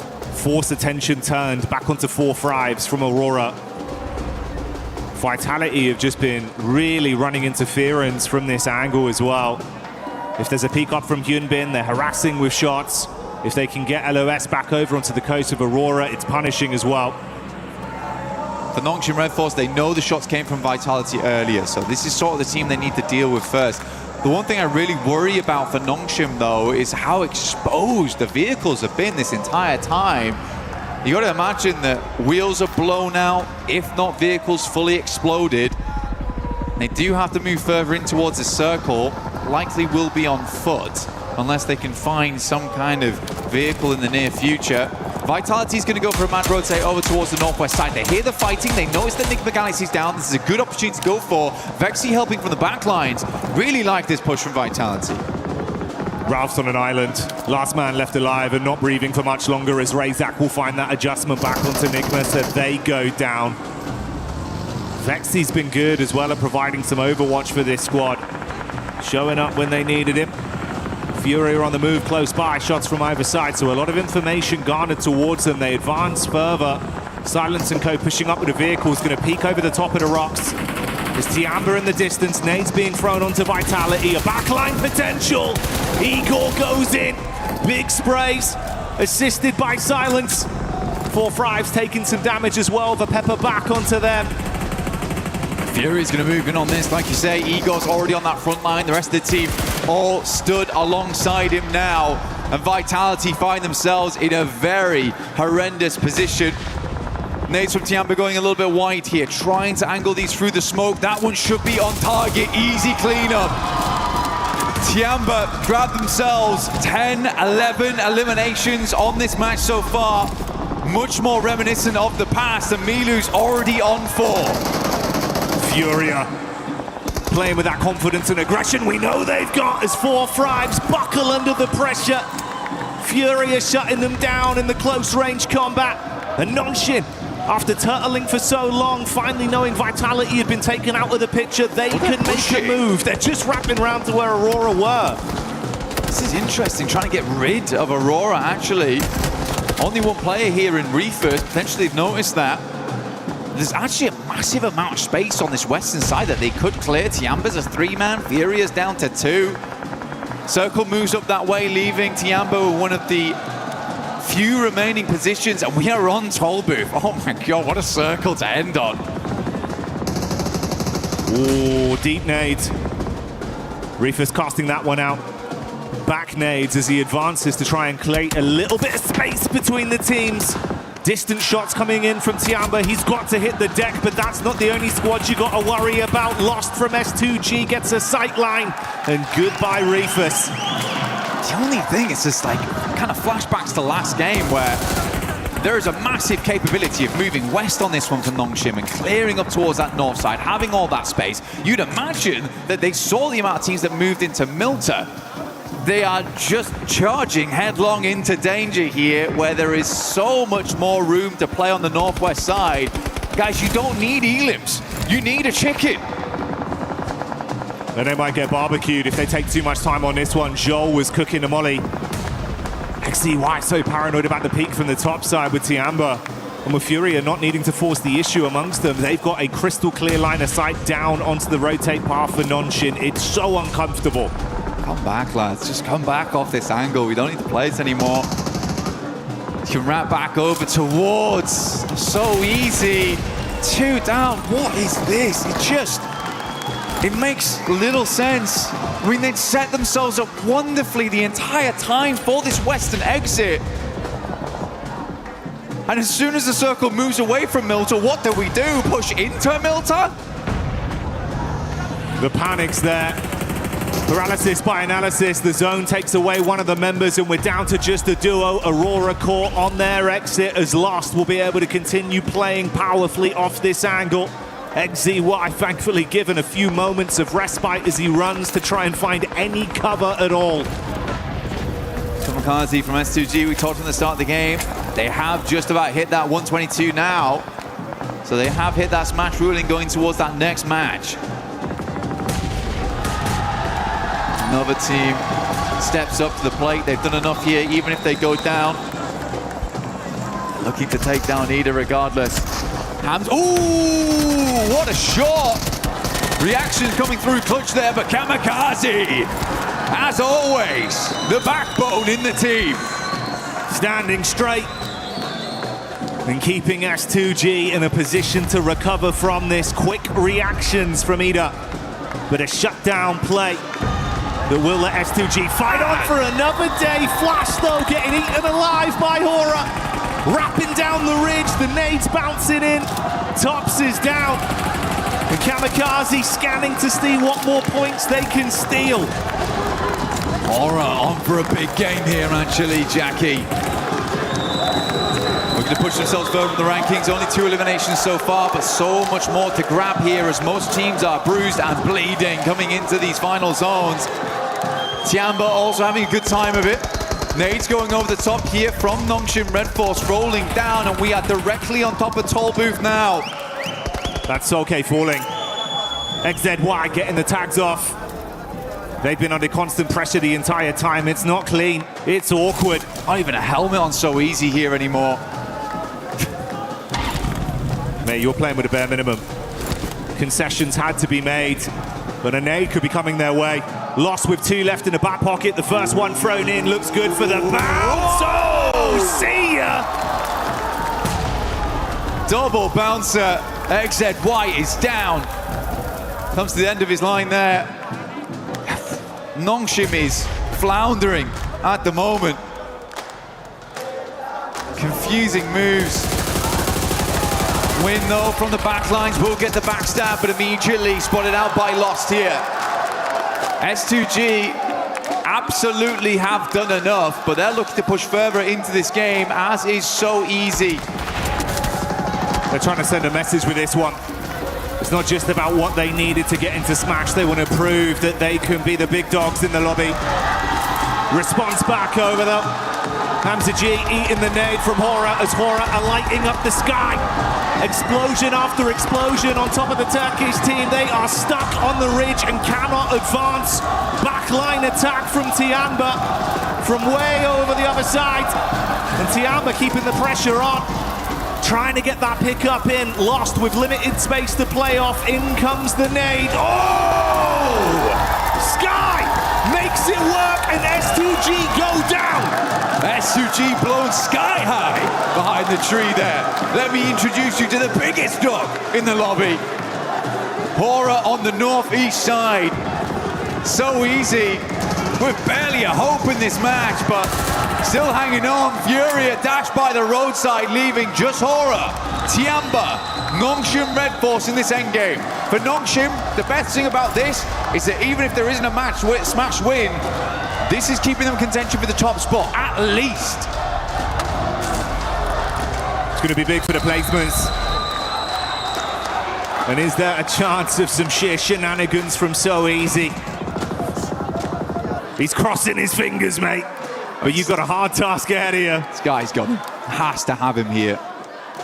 Just to peeks over a little bit. So Easy's trying to hide his face behind the barest of pylons. Behind this railing. It is just not high.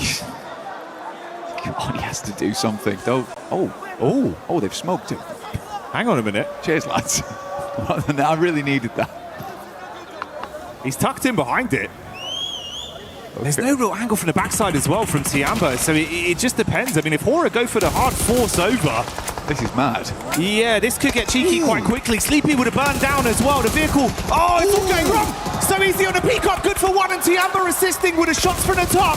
He's going to go first on these as well. Aura on the assist with an unreal smoke. Mollies go in, nades go wide, and he is out. Tiamba will clean up. Nongshim were looking to blot out the sun on that one with a surprise plays, but it's not going to happen now. And Hora solo remains with the advancement of Tian, but the nade goes over. Sky got a backpedal. Runs back to whatever cover he can find. Can he trust in his source on this one? Holding the peak, ready for the shots. Eagle gets knocked out of the Sky. QZZ with the reposition. The Sky advances forward with a shotgun in his hand. Nade being cooked by Milu, and this man don't miss. Good damage. QZZ follows up with a second, and Tiamba is back. What a fantastic game. The three-man inside just felt like these guys needed a little bit of confidence. And that star on the match reinvigorates whatever light died out in Milu on day 2. It is back on now, and it is blaring. They started that game as they meant to proceed. The aggression was there. The despicable nade plays from Milu that always give you that gut-wrenching feeling of how does he do it. Continued from start to finish. The shots are on point. And a pathway begins to present itself. Aura's got to be mad at themselves, though. Imagine just smoking off so easy. The smoke into the tire pop on the career down the hill. Oh, but they really did careen off course there.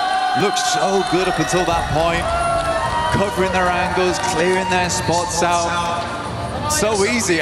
He was mega confused. I would have loved to see his face in that moment. Pure shock. He's like, is that the nade moved away from me? He's like, wait, actually. That's the smoke. I can pass that. Nice. That's great. I didn't have one of those before, you know? No utility left, but they gave him what to be nice. And then Tiamba with the perfect timed nades. Man, so good. There was a small part of me that thought that So Easy was going to clutch up. Small part of me. But I am glad it was Tiamba. Oh, yeah. Tiny percentage, but it started to get a little bit bigger with how things were going. But hey, a Tiamba win is a very exciting prospect. Such a fun team to watch, Blank. Bringing the heat in finals. They're just a fast-paced team, and I think what we've seen them from before is just a little bit of that sluggish gameplay where they weren't quite able to make those plays, and they've been desperately banging on that door, but it's just been not going down. And I think Milu right there just put a foot through it. So it looks good. It looks way better now. They're pulling off those maneuvers too. So yeah, great work to Tiamba. Really, really happy to see it. And it was, I think for me, it was fantastic to see these guys happy. Yeah. I think that was my favorite thing about that win. It's nice to see him smiling, nice to see the success story of how they're playing. And mate, you're right. I think if there was a door there, Milu not only kicked it down, he just destroyed the entire house. He's just a whirlwind. Yeah. Came through, blowing everyone away. And mate, I'd love to see that. I hope that continues. I hope it does continue as well. For Tiamba, it's not over yet. We haven't rung the bell. They might have been uppercutted, but they have got back up again. The count did not finish. It's scary, no? Going into these final matches, we've got 3 teams at match point right now. It's S2G, E-Arena, as well as Nongshim. Nongshim's been making some crazy decisions. E-Arena, sadly, on the other hand, have just not been able to eke out those performances so far. It's felt a little bit timid from that team. S2G, though, I think this is a worrisome squad to have in that top 3 because they could just light it up at any moment now. Unless the pressure gets to him, which it seems to be the case for quite a few of our teams. Well, yeah, that's kind of the contrast we're painting there for E-Arena, right? Where it feels like you had some flash in the pan moments, but now it's come to, you just got to follow through. It's not happening. Whereas S2G, we know they can strive for greatness. It feels like championship mentality is going hand in hand with their aggression, the way they're approaching these lobbies. All it takes, one big game. Could be a championship right there. But stay tuned for that. We'll find out. The narrative continues. Do not go anywhere.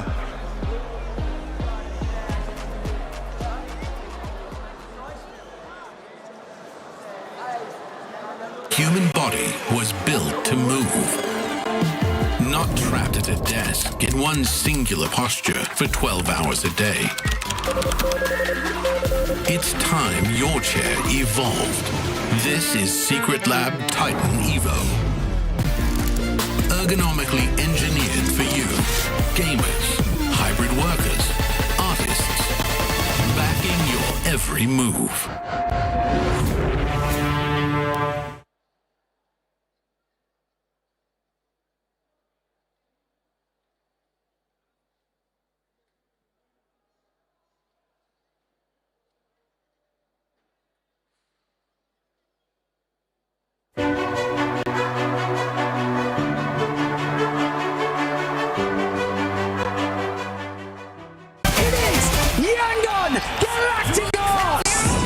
Chasing the sunrise, boots hit the ground, hear the battle call. Loot up, lock in, we're ready for it all. Every street, every door, searching for a little more. One squad, one dream, nothing's ever what it seems. The circle's closing in, can you feel it on your skin? Heartbeat like the drum, the final fight has come. Fight till you make it, never gonna break it. Stand your ground and take it, right into the fire. Fight till you make it, every move can change it. Higher and higher, we're reaching for the winner, winner, chicken dinner. Fight till you make it, fight till you make it. Fighting until we make it. These teams are in Tiamba, able to get that chicken dinner, full control of the zone. But we have to talk about something that's very important. S2G being able to get into the smash zone now, not coming up short this match. I mean, I just sort of want to touch on that. From their compound, they actually probably had the better position out of the squad, sort of moving that rotate in. But I mean, we got to talk about like their push on our Ula. I'm sure Max is going to cover this nicely a little bit later. But Yes. just the, I guess, raw power that they had from start to finish from that game, they were finally able to get over that threshold. Do I believe they should have done it in the first two games? A little bit, but that's okay. They've done it now, and obviously this is one of the teams that can take a victory. They definitely can take a victory. This is a team that has already gotten 3 wins in Erangel in the finals when we're talking about S2G. If we're looking at some of the other teams looking to get to that smash zone, it's none other than Aurora. I actually thought Aurora was going to be able to make it already. They're struggling a bit today, Max. Yeah, a bit of a weird hold onto Nongshim Red Force in particular, looking kind of weird. But by the way, I want to bring it back to S2G. They not only make it into the smash zone, they've got a 9-point lead on top of E-Arena, which if we do not get a smash, is going back to the OG rules, which is the most amount of points becomes the champion. So right now, S2G are loving it, but so are Tiamba, shattering dreams in this game, eliminating E-Arena, eliminating the final player here at the very end for Nongshim Red Force, man. They are the reason why the tournament has not yet ended. Hora Esports back-to-back great games here out of them. And for Fourth Tribes Neptura, this team, after that rondo that we saw, they're starting to struggle. They ended up the first Erangel with a big old donut, and in this one, at least they secured 4 points. I mean, at least they do. I did see that they had a really fantastic rotation around from just massive wraparounds into Milta and then out of it. But yeah, 4 points is all they're going to get for that. Fantastic nades from Hora. Oh my goodness me. You were talking about it, right, Max? Sky is fantastic with the nades today. Really, really on point. And Tiamba, I mean, honestly, the word that I would use for both Tiamba and Hora, they're feeling very intense. You don't want to go up against them. Look at those sprays. Long range, through the smokes. There's no escaping this team. What are those sprays from QZZ? Oh my god. That was crazy stuff going out from him. I mean, he was just lasering everyone through the smokes. Incredible stuff. But at the end, Hora, another solid finish, right? Yes. Sure, maybe not chicken dinner, but it's a strong back-to-back, but so easy. In that smoke, actually, that was a smoke right from Hora Niptra. I thought maybe if he stays hidden, he could third-party it, but at the end, Tiamba put the nail in the coffin.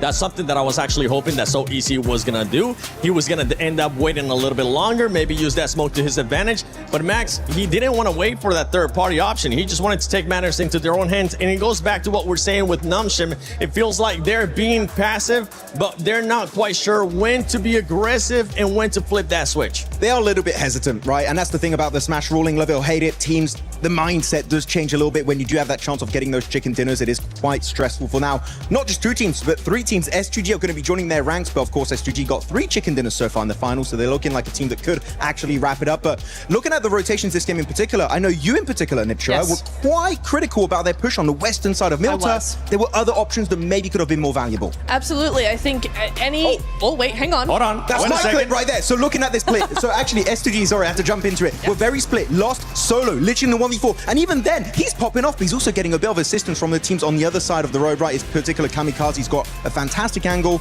And there, the backup. This is literally the play that gets them into the smash zone. Solke going to be sending it forward. He's going to be joined up then by Habsajijuk, an absolutely superhero style in the building. And they get 1, get 2, get 3, and the final player. And because of that, they get the 4-man reset and actually get enough points to enter the smash zone. What a hero save play of the day. They don't do that, they would still not be over that 122 point threshold. It's insane.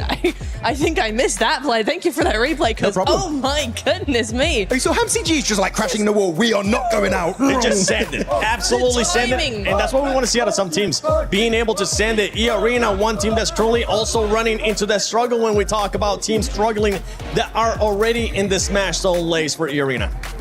That was Tiamba's fault. I don't know. Like, I have to bring it to Tiamba because obviously E-Arena, you know, they had a nice little path in there, but Tiamba were actually positioned in such a great spot that they were so annoying to every team. This is Aurora. This was obviously even helping S2G in that fight.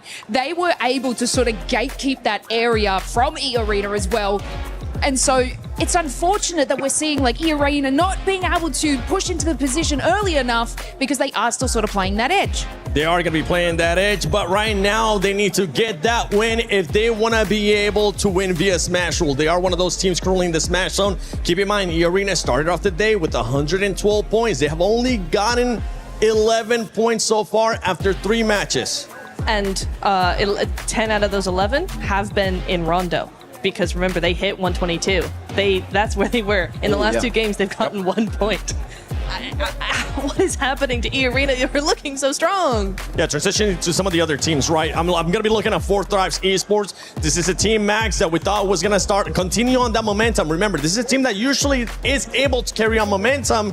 They're still hesitant. They're still showing those things that we've been critiquing this whole PMWC at EWC 26, which is hesitance at times. I was hoping they were not going to doubt themselves because they're not in the smash zone. Unlike what we saw in PMGO Season 1, where they were actually very stressed and Ulf almost were able to close a 50-point gap over the course of those 6 matches. But no 4 Thrives, a bit shaken here. And actually, in a one play that you highlighted is that 3-1 split, right? You had Huzaifa on his own, 3 players in the city. That was a bit of a head-scratcher, right? Yeah. He was by himself. Huzaifa was by himself. I could see maybe what they're trying to do is hedge their bets, but he was in such a difficult position, and it's a shame that he actually, when they actually wrapped around outside of the town as well to go back, Huzaifa ended up being taken out early, so that's a shame.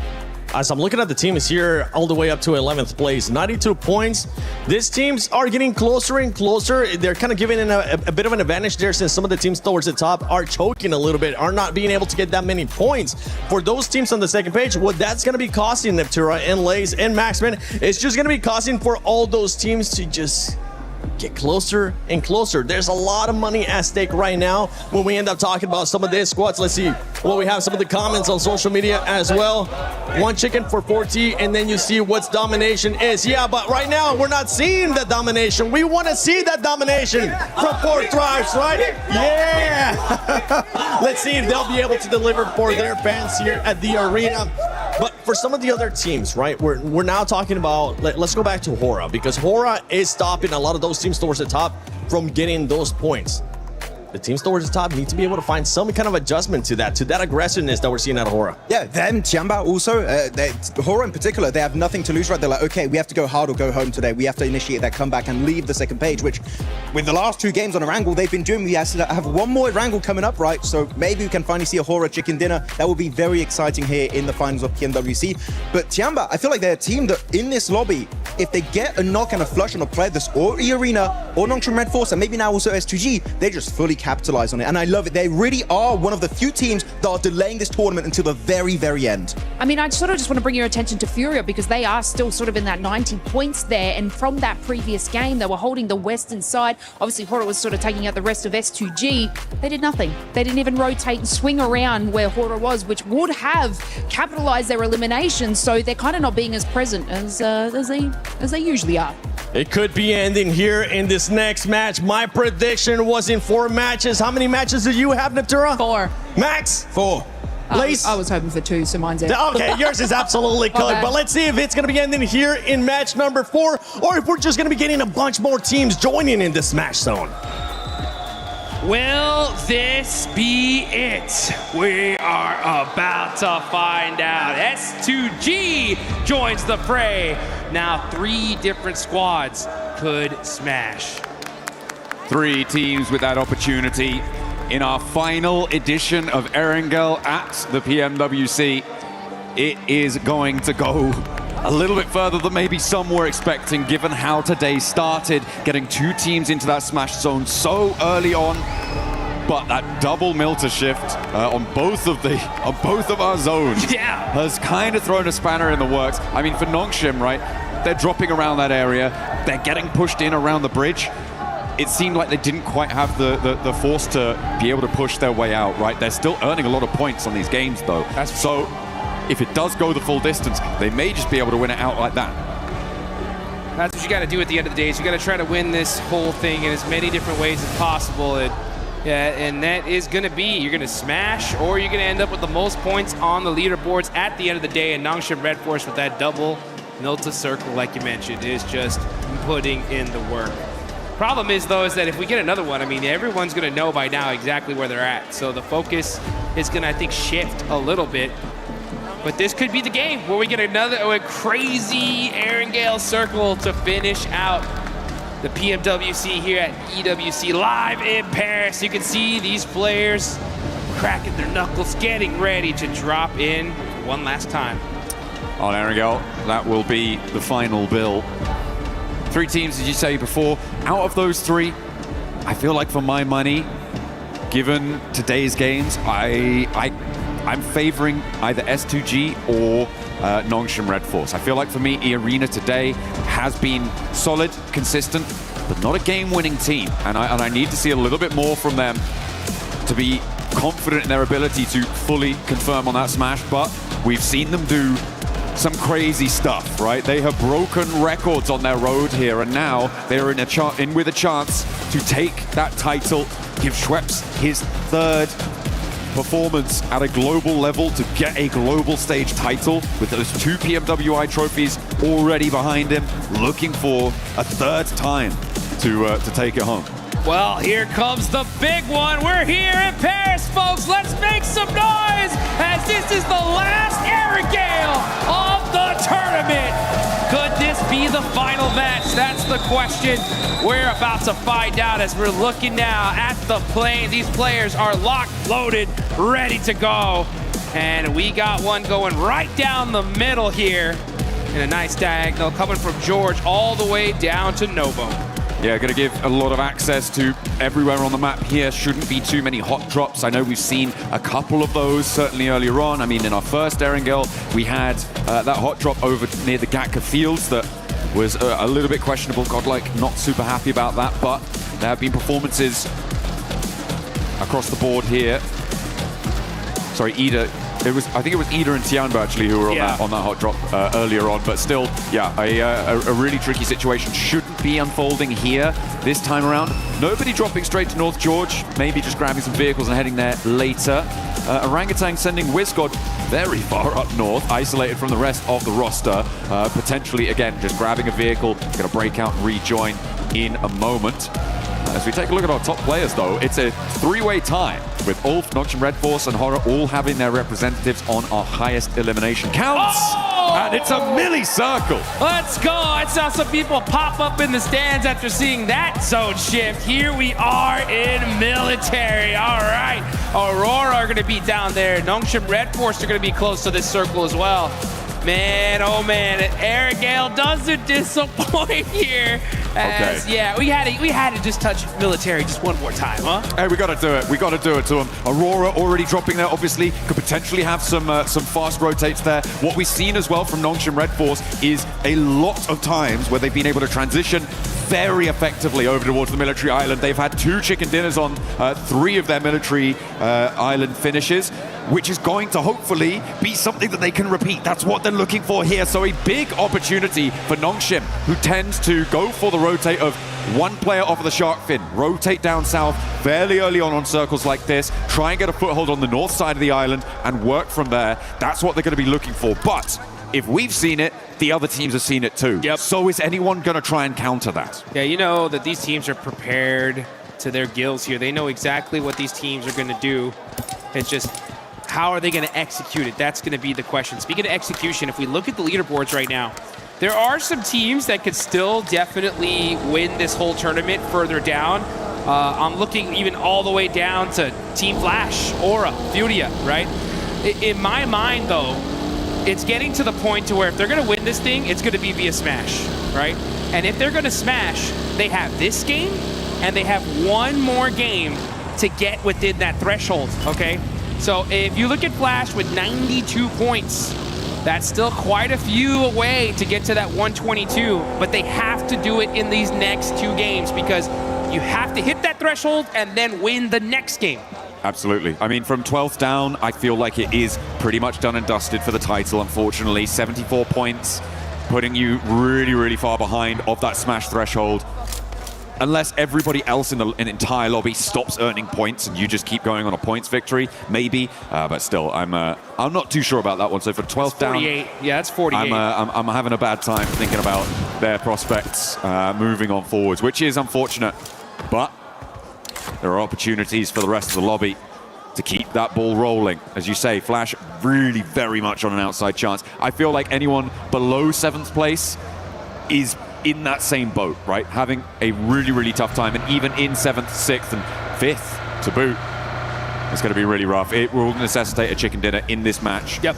To go across. This is that Nongshim Red Force rotate. Here they go. To tune in with our teams in the Smash Zone. Nongshim Red Force now across to the military island. S2G went very, very quickly, which makes me question how much loot they're going to have on board to try and hold this. Nongshim took a little bit longer to get across, which is going to give them some more power, some more backstop of utility of supplies. And Aurora, of course, dropping over in that military base. They're not in the Smash Zone just yet, but they are the team that is closest to it. Only 7 points behind right now.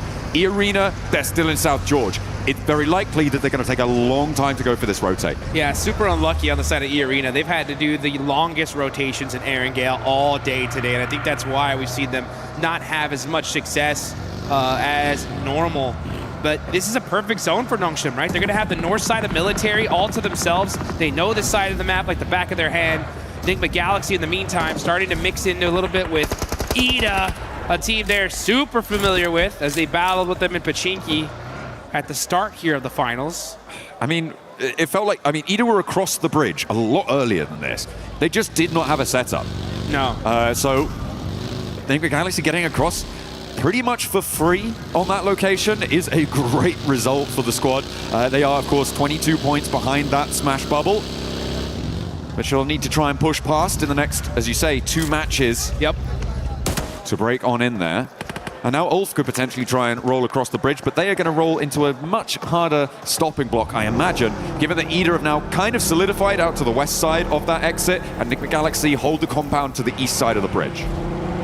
Interested to see the kind of plays we're going to see from these teams, especially in that lower part of the leaderboards, because they want to still win this. It's still possible, but what kind of different play styles are we going to see? Like even Godlike with 74 points, to make it possible, they need a 25-point game here and in the next one. So they'd have to go and just eliminate everybody, right? So I would want to see aggression no matter what from them. Team Flash with 92 points, right? They're going to be hunting down that 122. That's 30 points in the next 2 games. So 15 and 15, much more manageable, right? At the same time, that's a chicken dinner with 5 eliminations, so it's not going to come easy. Hey, we're just going to see. Sure. We're just going to have to see what happens in this game, because right now 4 Thrives with their opportunity crashing into S2G with theirs as well. 1 step closer to the Smash Zone for 4 Thrives denied there as S2G put their first point on the board after gaining that smash point in that last game and holding this south edge. I mean, they're feeling all right. They're feeling all right. We're still waiting for Zone 2 to really decide where it's going to go. Yeah. I have this sort of bubbling feeling in my stomach, Jukes. And it is, what if we get a really hard north shift and we go back to the mainland? Ooh, that would it's be so unlikely, insane. and it's not even really worth bringing up. But I just have that little feeling. I'm like, oh, back of my neck is prickling. My spidey senses. The John Allen tingle. That's right. Is in effect here, folks. If we see that northern shift, oh boy, will this be one heck of a party here. Fortunate for 4 Thrives, they're on that most southern part of military, just thinking they can kind of get some of that loot. S2G finding one of their players isolated, and that's IQ gone, just like that. Only player out of the lobby so far. Looking on over, there's still a lot of teams that are in the blue zone still. I mean, we got E-Arena still in South George, so they're going to be pushing in super late. Tianba's up there, Godlike's up there, Aura are still just crossing Yasnaya. So a lot of teams going to be very, very late on this rotate. Little family outing for Vitality. Pop into the hovercraft, luggage in the boot. Getting that fuel back on board. Minimal vehicles though.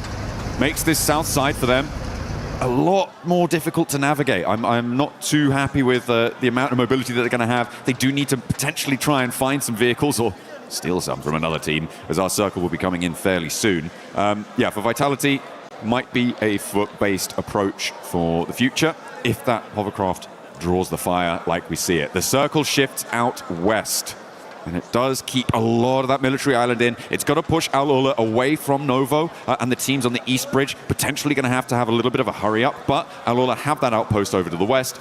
The east bridge, it's going to be a fairly easy disagreement to settle, I imagine, for Flash and Orangutan. Not for either of the two teams, but it should be a fairly simple solution for whichever team comes out on top. At the moment, looks like Orangutan might have the better end of the stick because the res does need to come through. Res needs to happen. Unfortunate for Al-Ula, they can't catch a break. You know they wanted that observatory position so bad. But they're at the bottom of the leaderboard. It's going to have to do it the hard way. Still on the north side of this island, we got OG battling it out with Team Flash. Two teams pretty down on the leaderboards. Trying to soak up some points here, get some extra placements. Again, you know, Team Flash have a possibility to make a run of it. They need 15 points in this one and the next one to reach that smash zone, to try and smash in that final match. That's if we even get there. We could end this game here and now, folks. But you know what? Before it ends, you guys got to get in the game and get one of those Naruto Uzumaki skins right there. We got the Ninetales Furies AUG still available. Get it while you still can. Aurora, though, at 4th Thrive. This is a huge fight.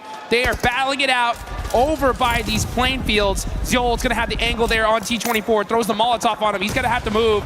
The nade goes out to Zol. Picks him off a little bit. And now it's a battle. The util, he touched the molly! Oh. He touched it with the tiptoe and gets knocked.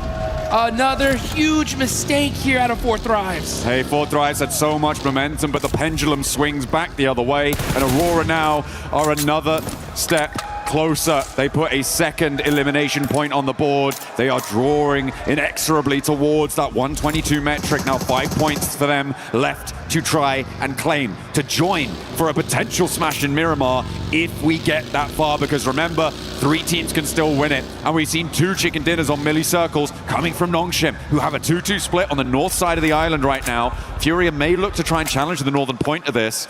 And are Nongshim going to look to regroup over towards the northwest side of Millie? They will have to, at some point, decide which outpost they want to commit to.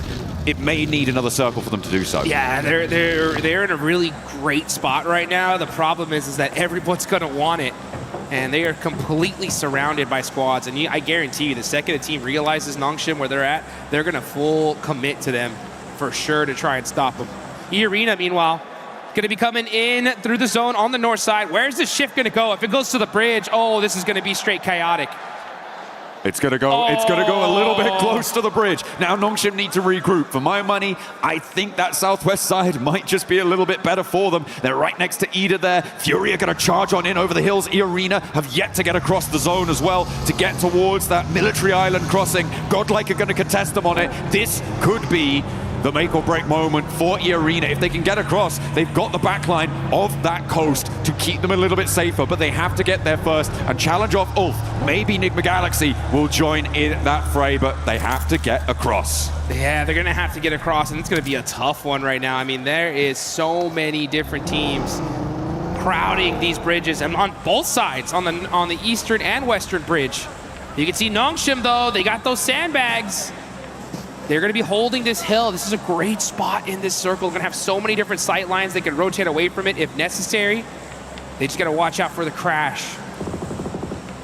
These guys are set up for this one here. I'm not kidding. They are the biggest threat in this lobby right now. It's crazy. Nongshim in a command point in this circle with the chance to smash this away, put another military victory under their belt as well would be incredible. What a way to close it down, but they have got a long way to go. We're only 12.5 minutes into this game, and there's going to be at least 15 more of them ticking away every second. A drop of sweat beading on their foreheads of one of our players. There's Godlike keeping an eye on E-Arena. Oh, it looks like we did get a huge knock. That's XZY. Okay, that's Resible. Yeah, that is Resible, so you should be able to get safe. Yeah, okay, so Nongshim gonna keep their player up here. Okay. Remember, they don't know who it is until it's flushed, so they still don't have a clue it's Nongshim just yet. We'll be able to get that healing done. Unlikely that there's any full crashes onto this Nongshim position, given that the direction of crash would need to come from the north side at the moment, and Furia, Alola, generally not going to have the greatest of times getting across whilst each other are still there, not to mention Enigma Galaxy pushing in from that north side as well. So I feel like for the next circle 2, maybe, Nongshim Red Force is going to be very, very safe and secure in this position in a central spot. I'm also looking at S2G on the southwest side. No one really contesting them. Of course, you do still have Falak from 4th Rise, the last player to stay alive, who could potentially find a backstop position, find an off angle, a cheeky little snake in the grass play. But for S2G on the southwest side, I think they have a good run up as well once everybody else crunches in. Yeah, there's so many teams here. I mean, S2G, Nongshim Red Force, they're going to have some big dominant positions and could win this game and end the tournament here and now. The question is how are they going to handle these fights? Do they take some of the fights early on like they normally would? Maybe not, because it's going to give away their position and a lot of attention is going to be laser focused on them. A southern shift happens. S2G have the high ground. Now, this is really important. Sure, S2G have that high ground. This is really good for them, but Nongshim's decisions in the next minute or two are going to be pretty make or break. The teams on the northeast side will have to figure out who's going to take a crack at it. I feel like Nongshim can kind of stay here for a little bit longer, but they have to be able to hold out as the crossing on the bridge starts to unfold. We've got 4 teams behind the queue, and actually E-Arena are sweeping in to try and play in behind this. They think, oh, surely the eastern bridge is going to be empty. Think again. Nope, there are a whole bunch of teams holding on this eastern bridge. There's like a bunch of squads, and IGL's had the same idea. And this is stage 4. The blue zone is really going to start chunking them here. They cannot afford to be holding here for so long. And for Team Flash, this is their chance to disrupt E-Arena. A real big chance. E-Arena have stumbled at every block since that first match that saw them into the smash zone. And they are being denied access. So many players sit in front of them. You've even got Eagle behind in Milta for Tianba to try and make that one happen. So a really, really desperate scenario now for E-Arena, whilst the 2 teams that sit with them in the smash zone are laughing, and there goes Schweppes. There goes Schweppes. Unresable now, stage 4. And now WizGod is going to be looking to get that thirst, soak up their points. They know it's E-Arena here. Oh, the pan shot. Okay. Woo! He said, okay, let me go ahead and get back to this side. Mormon desperate at this point, just going to be full sending it across this bridge to try and survive. The blue zone chunking them down. And the crowd, you can hear them chanting. I can hear the S2G chants already. They know this looks really good, but can they finish it out? This east side concluding, and we didn't really catch it on camera, but Furia went up towards Enigma Galaxy to take that fight on the northern side. They were able to take a player down and not lose any themselves, but again, that leaves no challengers from the east towards that Nongshim high ground position in those sandbag spots. Everybody from the east side is going to be coming into this zone raggedy, run through, as the Arena do manage to get across the bridge, but at the cost of Schweppes. Yeah, at the cost of Schweppes and a whole bunch of utility as well. They're going to be going through almost all their meds here just to try and survive. And then they're going to have to get lucky into this circle. They're going to have to hope to catch a third party, something. If they do get that third party, though, and win that fight, this could be dangerous. Let's see how this works out, though, as now we're going to look at Furia getting mighty close to T-Flash. That nade just a little bit too far from Bose. Balak's still going. He's taking shots over on the northwest side, over at Godlike. Don't think he's going to manage to push through with complete ease, but it's a good start. As the blue zone at his back, Bose for Team Flash. Remember, they were the team that was holding out that east bridge. They alleviated that pressure, and now they might try and turn their attention to our table toppers, Nongshim Red Force, in their bunker spot.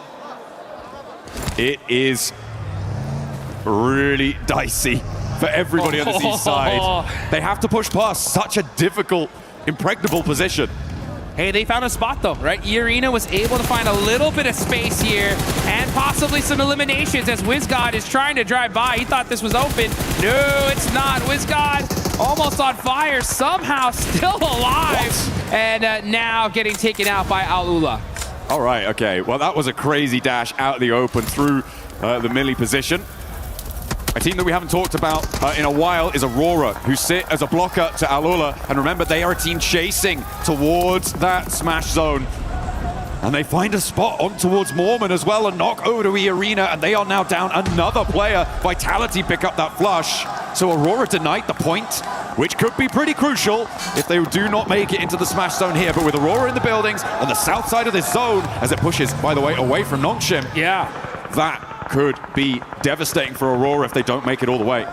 Aurora looking dangerous, though. They're actually going to be fighting out with E-Arena.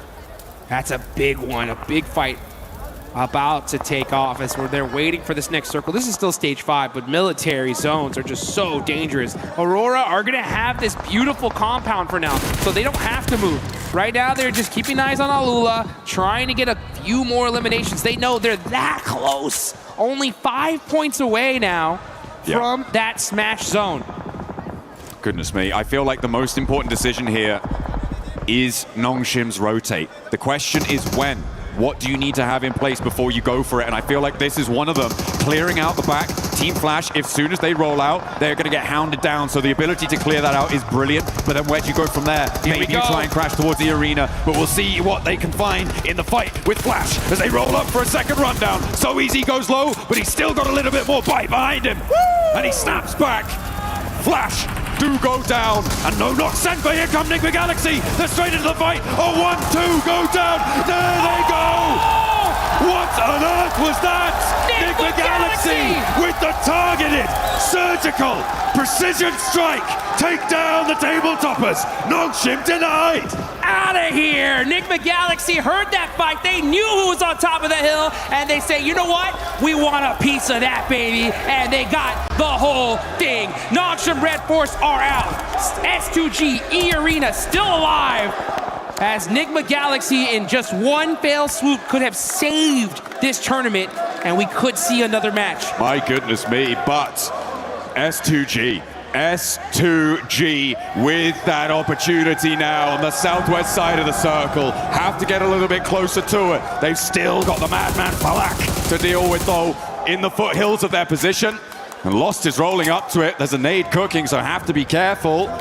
Feel like they should know there's someone in the shack. They should know. As the nades are flying, Godlike are launching forwards. Kamikaze will certainly know about it now. Godlike wants to challenge on this hillside, the southwest side, getting hotter and hotter. Oh, okay, it's the Lone Ranger. On horseback, charging into battle. Falak on the move. 1 horsepower, man. He's on the move. Can he survive? He hops. Jumps out for a little bit longer and survives. Hey, he's got that big iron on his hip. He's ready for the fight. Godlike, try and take him down. You're going to have to do better than that. One more under the belt for Falak, but he goes down to a long-range third party, and the circle goes south too, over to S2G. For Turkey, they have the shot. They have the inside track. It is about conversion now. And the whole lobby needs to understand who is the greatest threat in this lobby. It's S2G. They're alive. They have the high ground. They have the ammunition. They could end this tournament right here, right now. A lot of fights happening on the other side of things, though, and that's going to be chaotic on the side that S2G are starting to spread their wings. They're taking so much real estate in this circle, looking to get the chicken. They could make it up to first place overall, and down go E-Arena, so now guaranteed the only team to make it across, to be in with a chance, with a smash victory on this game, on this final angle, is S2G. But Aurora could change that tune. They are 2 points away from the smash zone. One more team goes down, they are in, and on the north side, it makes it happen. Aurora will join the top 3 in the smash zone if we go to another match. Oh, and you could see Zol, he knows it. He knows exactly where this S2G squad is. He spotted them. Did he spot Hansuji, though, in the grass, waiting to make a play? Zol getting mighty close here. Oh, Hansuji does stand up. The fight waiting to happen. This could be the fight to decide this tournament. Well, whichever team owns this one, they're going to control this entire side of the map. There are no ifs, ands, or buts about it. The only way for Aurora to keep this one going, for a chance at their own victory, their own table-topping performance, is to take down S2G, who sit atop the mountain, presiding over the military finish. Nongshim Red Force swept aside with a targeted strike from Nigma Galaxy. E-Arena struggling, clawing their way towards the circle, finally fell apart at the seams and could not go the distance, but S2G have their chance. They've got it. You can see Kamikaze spreading out, rocking a 3-1 split on the side of S2G. Team Vitality, another squad that could be dangerous. They're focusing on the wrong team, though. They're looking towards Aurora. All of their efforts need to be going towards S2G. If Vitality fight Aurora, that's a perfect opportunity for S2G to third-party this and take this tournament. But I mean, where do Vitality go? Where do they go to try and make the most of this match, right? It is towards Aurora. You can't sweep West. Furia still have some snakes in the grass, and Kamikaze's reinforcing that position. I feel like Vitality might just be giving this one over to S2G. You got to realize, Vitality, it's either go anywhere else or go home right now. If they battle this out, it's going to give S2G a massive advantage here in this game, as these are the 2 squads with a full team still alive in this tournament. We need to put the aura in Aurora right now. They need to look big, play big, score big, get into the smash zone, because they are the only team really in the driving seat. The circle takes the backstop position out for S2G. Vitality are just gonna have to cross, but S2G might take shots at them as well. On this approach, up to the ridgeline, the fight is teetering. We are on a knife's edge. Here we go. We can hear the crowd chanting S2G because they know they have the high ground. They do lose that building, though, so that backstop there by Soul K. He's going to have to jump on down and look at this position. This is all about fight timing. If Aurora and Vitality battle each other out, S2G should have this one in the bag. And top is looking in Vitality's direction. Okay. We'll see if this suppressive force can go. I mean, Vitality's approach is not easy, even if S2G aren't peeking all the way down. There is still angles that they can take over towards Vitality. And they may actually opt to stay on the top of this ridge. You could feel the tension in the air. You can cut it with a knife. This could be the end of the tournament. We're watching the last game if S2G take this one. Furia, don't count them out either. They have 2 players up, but they could definitely disrupt this entire fight.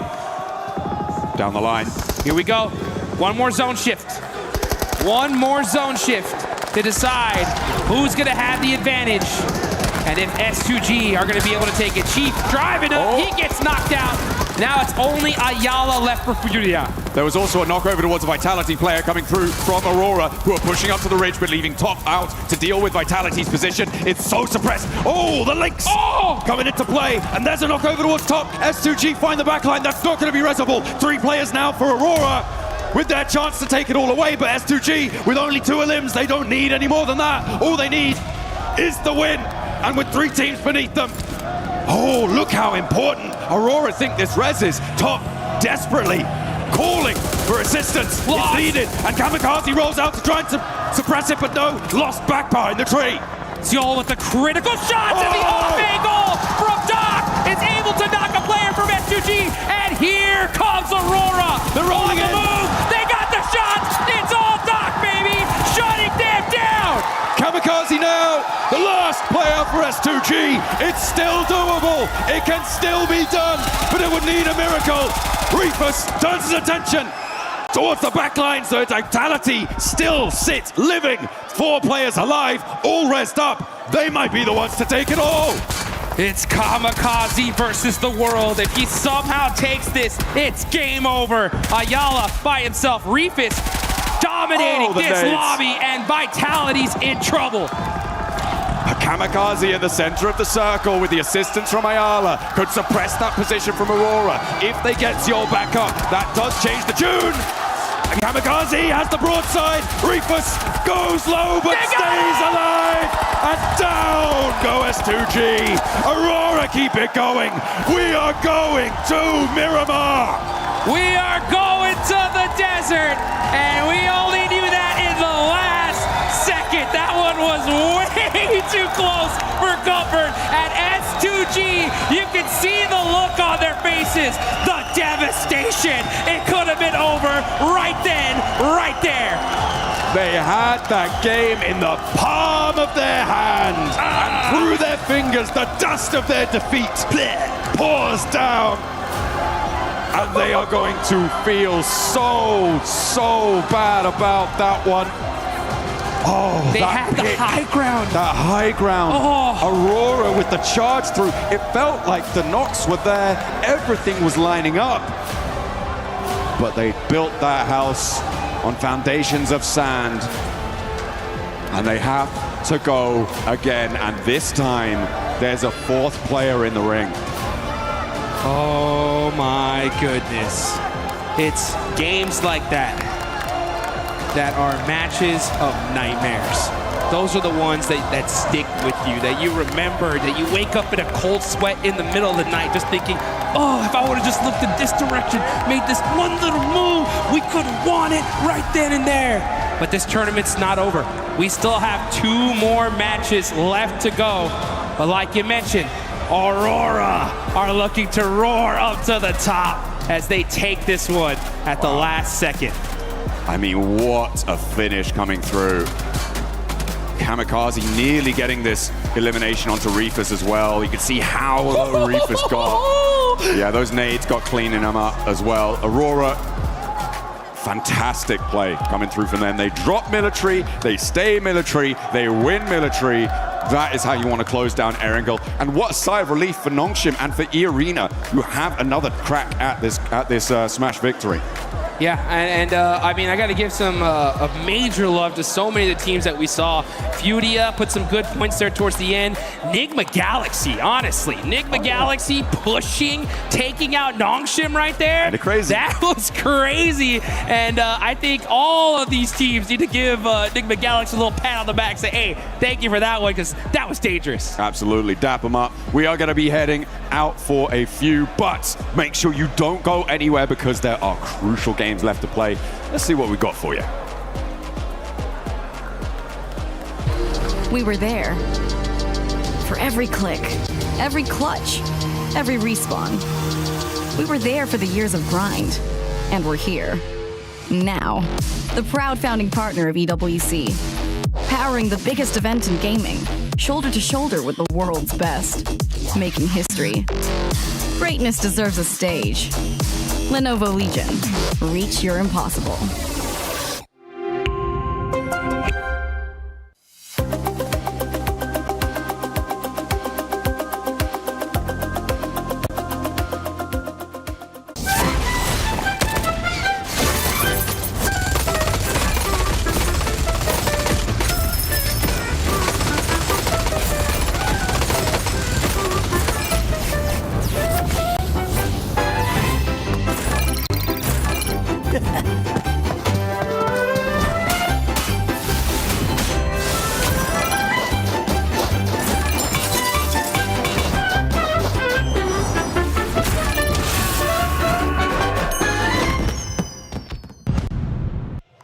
Just when you thought it couldn't get any better, now a dark horse has arrived in that Smash Zone. It's none other than the silent killers of Aurora Gaming. Because this squad, we have said it over and over again, if you give them a chance, they will take it. This squad has been through everything. They have had multiple global MVPs. The only thing that's missing right now, Max, is that trophy. And now that they're here, everybody that was in that Smash Zone, you better watch out. Doc, I'm sorry. I was doubting you this tournament. He woke up and he chose violence that game. Oh my goodness, Vitality, S2G, it does not matter. He was chasing you down. And because of that, Aurora make it right into the Smash and can be competing for that trophy. Can't they just? And guess what? We are looking at the final few matches here. We are going to be going into Miramar. Aurora do very well on Miramar. 9 times out of 10, they are big fragging, big winning. Cannot wait for this next one coming up because Aurora are in. They just might do it. Yeah, and the position that they were in too, obviously on that bottom zone of the hill, they had Vitality to worry about.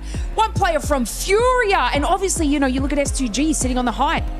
Lost, moving out of position there, and obviously Aurora catching them off. You can just see the dominance that this team has when they're under pressure.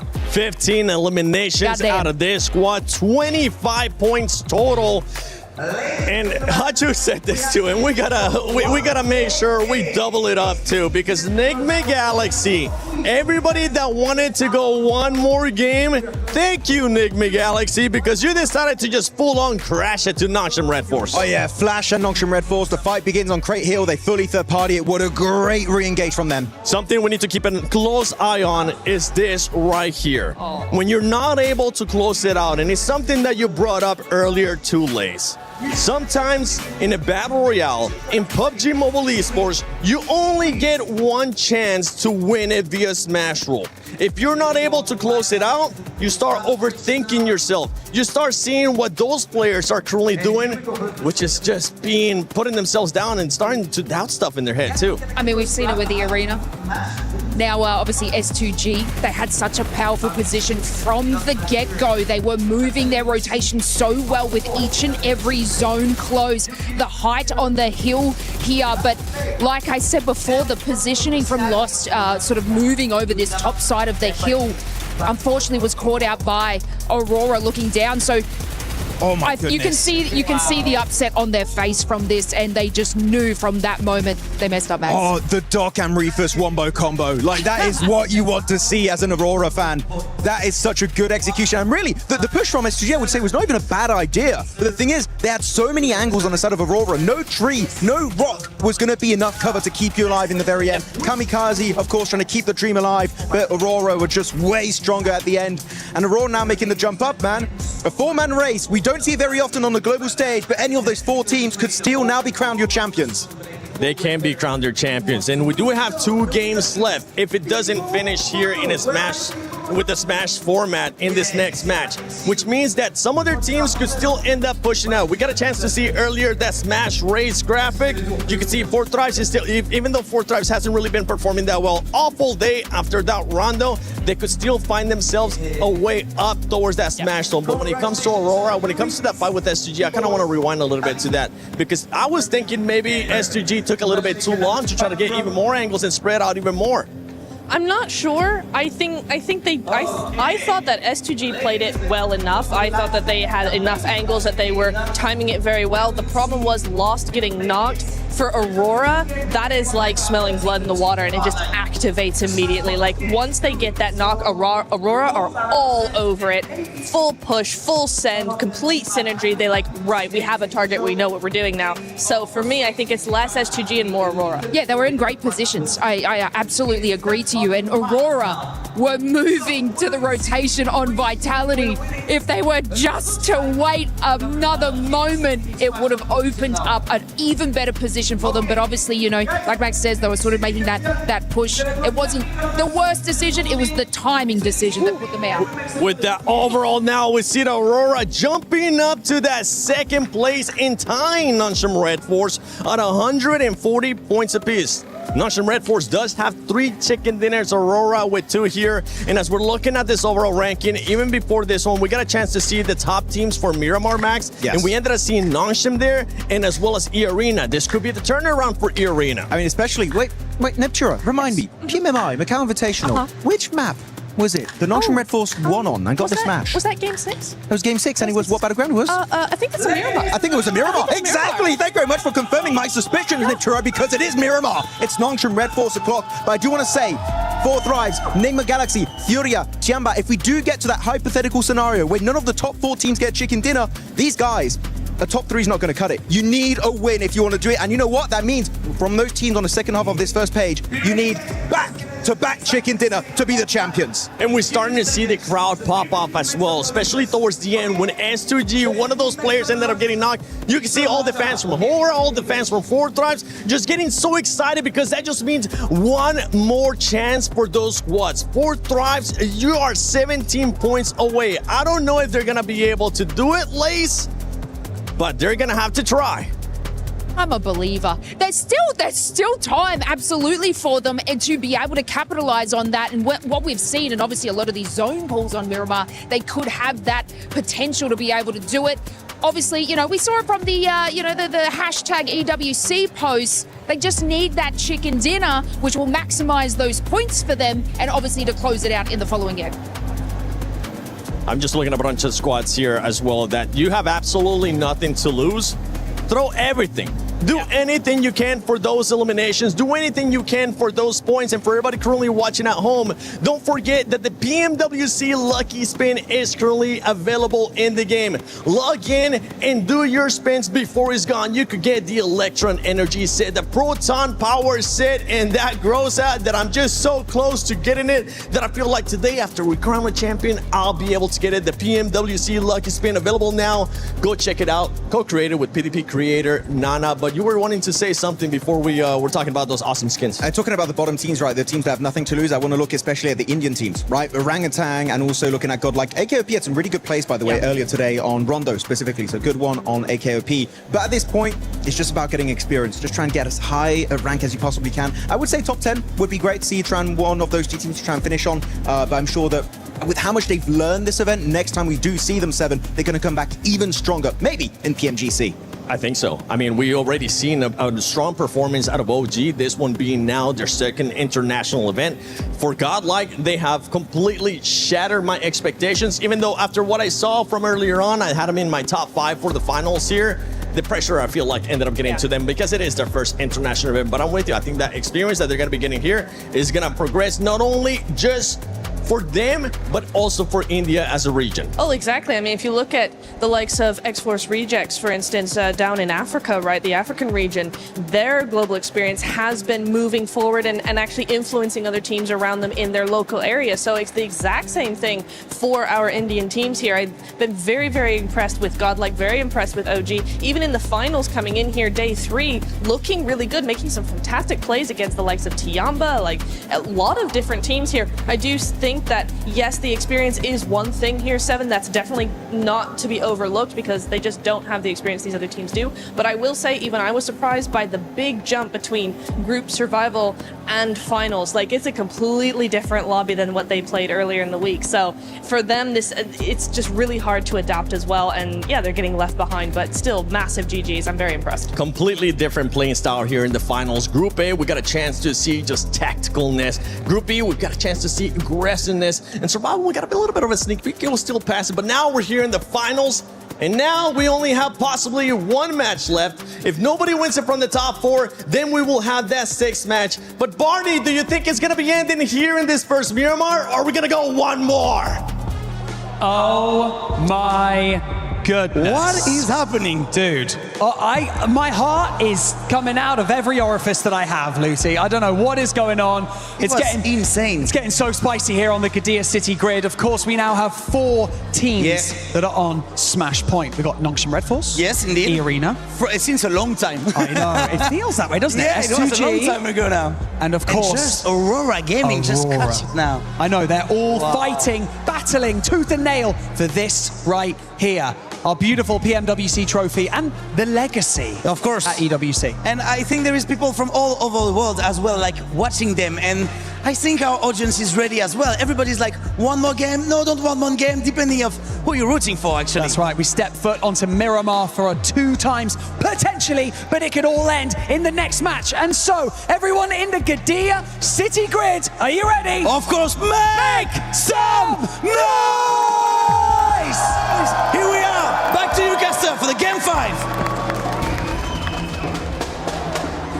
There you go, setting the stage perfectly there. Shout out to Barney and Luke, you've been absolutely killing it over the course of the event. And so have you, Paris. You've been absolutely electric here in the Gadea City Grid, and all of us are sat in anticipation for what is yet to come as we move over from Erangel and set our sights on the new geometry that is Miramar Blank. And we said goodbye to Rondo, we've said goodbye to Erangel, and we are saying hello to our 2 final Miramars, which will cap off this tournament. PMWC at EWC. It has been an absolute slammer of an event. But right now, that last game, not so much. It was a bit of a slam dunk from Aurora. And S2G misses the boat on that one. And Eamon, I think what hurts most is that could have been the full 3-pointer Blank. They were set up for a nice swish in through the net. Yeah, they were. They absolutely were, but bounced off the backboard, directly back into their own face. I mean, for Kamikaze, completely understand it. I think his center position movements have been sick throughout the tournament. All right. This one, not so great. Okay. I think sometimes you do have to peel back and realize we need the full 4v4. I think a lot of the time Kamikaze's gone for those center anchors. It's been fine because they've had the majority control anyway. And what he does by doing that is massively secure the win. Because he's able to play that position very effectively. That time around, when you've got Vitality up in that northern edge, you've got Aurora trying to push up the hillside, you need to fully reinforce that position, otherwise that happens. Either way, we were discussing it, it's a hard one, because right now Aurora's on an absolute high. They are living in the clouds at the moment, but for S2G, that's a mentally booming game. It's going to get you. It's going to get you, even with the strongest mental fortitude, a game like that, you have to completely reset and effectively try and just play this one in isolation. Treat it as a best of one game, forget everything else. Because, yeah, otherwise you kind of sat there with the thoughts of, that was our championship game. We were very nearly in a reality where we could have been crowned champions. Yeah. But there are other teams that are eligible for that to be the outcome, and of course, like we touched on, with 2 games left to go, there is still plenty of opportunity for any one of them to close it out. That smash rule could still come into effect. You could still close it here in game 5. For Nongshim, we know they can do it already. They did it yesterday on game 6. The arena hasn't looked terrible on Miramar either. S2G is known for their Miramars. So we'll wait and see how it does pan out. We're just waiting to get into game right now as everyone gets set up and ready to jump in. All on our screens. I don't think it's been the worst of tournaments for them. It's just, there has been some missteps, right? And I think that it wouldn't be right for me to say that they played fine throughout the entirety of this tournament. They have made some missteps here and there. Sometimes, I think Neptune actually put it very well. They play very reactive into some of their late games, where I think there are some good decisions as they leapfrog into the circles, but then when things start to go wrong, they really go wrong. And that means losing one player here, one player there, trading off for things that they weren't quite expecting. But we do know that once Ulf gets towards an endgame as a 4-man, they look fine. They look really good. But it's getting there, which has been the difficulty for them. Aura, Sleepy currently is doing an incredible amount of work for the squad today. Looking fantastic. But we have seen them to lose that Erangel earlier on, where it felt like a sure thing. Tiamba was just showing up in a big way. They were indeed. It was great to see the rise back to form for Tiamba. The topsy-turvy road for Enigma Galaxy as well. A lot of squads, a lot of narrative, things that we'll be picking into as this develops. So get in store for it. We're about to go live with this one. Miramar, Game 5 here at PMWC, at EWC 26. looking to crown another new champion, another new organization to fly the banner high, and our next 4 kings of PUBG Mobile here on the grand stage, live from Paris, France. Penultimate match here. It's going to take an ultimate game for some of these guys to get it done. 4 teams vying for control right now. Other teams looking to break in that 122 points barrier to potentially take it all home on that final match. We're looking at Furia, Tiamba, 4 Thrives, Nigma Galaxy to make that jump. But there are 4 teams that could stop it right here, right now. Going into map number 5, Nongshim stopping out short over towards Ruins as per usual. Nice playing path for them. They can get looted very, very quickly and move into that circle when it pops. We've not seen a lot of western circles, and Nongshim's been able to play a lot of these like southeast, east circles fairly well, despite starting in Ruins, which is, I think, the most impressive thing about them. Tiamba out down towards Impala. And S2G will have to go for the full reset. And like you say, you kind of want the Men in Black mind wipe right now, don't you, really, from the coaches? Yeah, the neuralizer. Wipe that off. Glad to see this, though, mate. Yeah, a bit more normality instantly into this one in terms of the circle. We've had some pretty wacky circles at times, made it a bit uncomfortable for a few of the squads, a few of the games.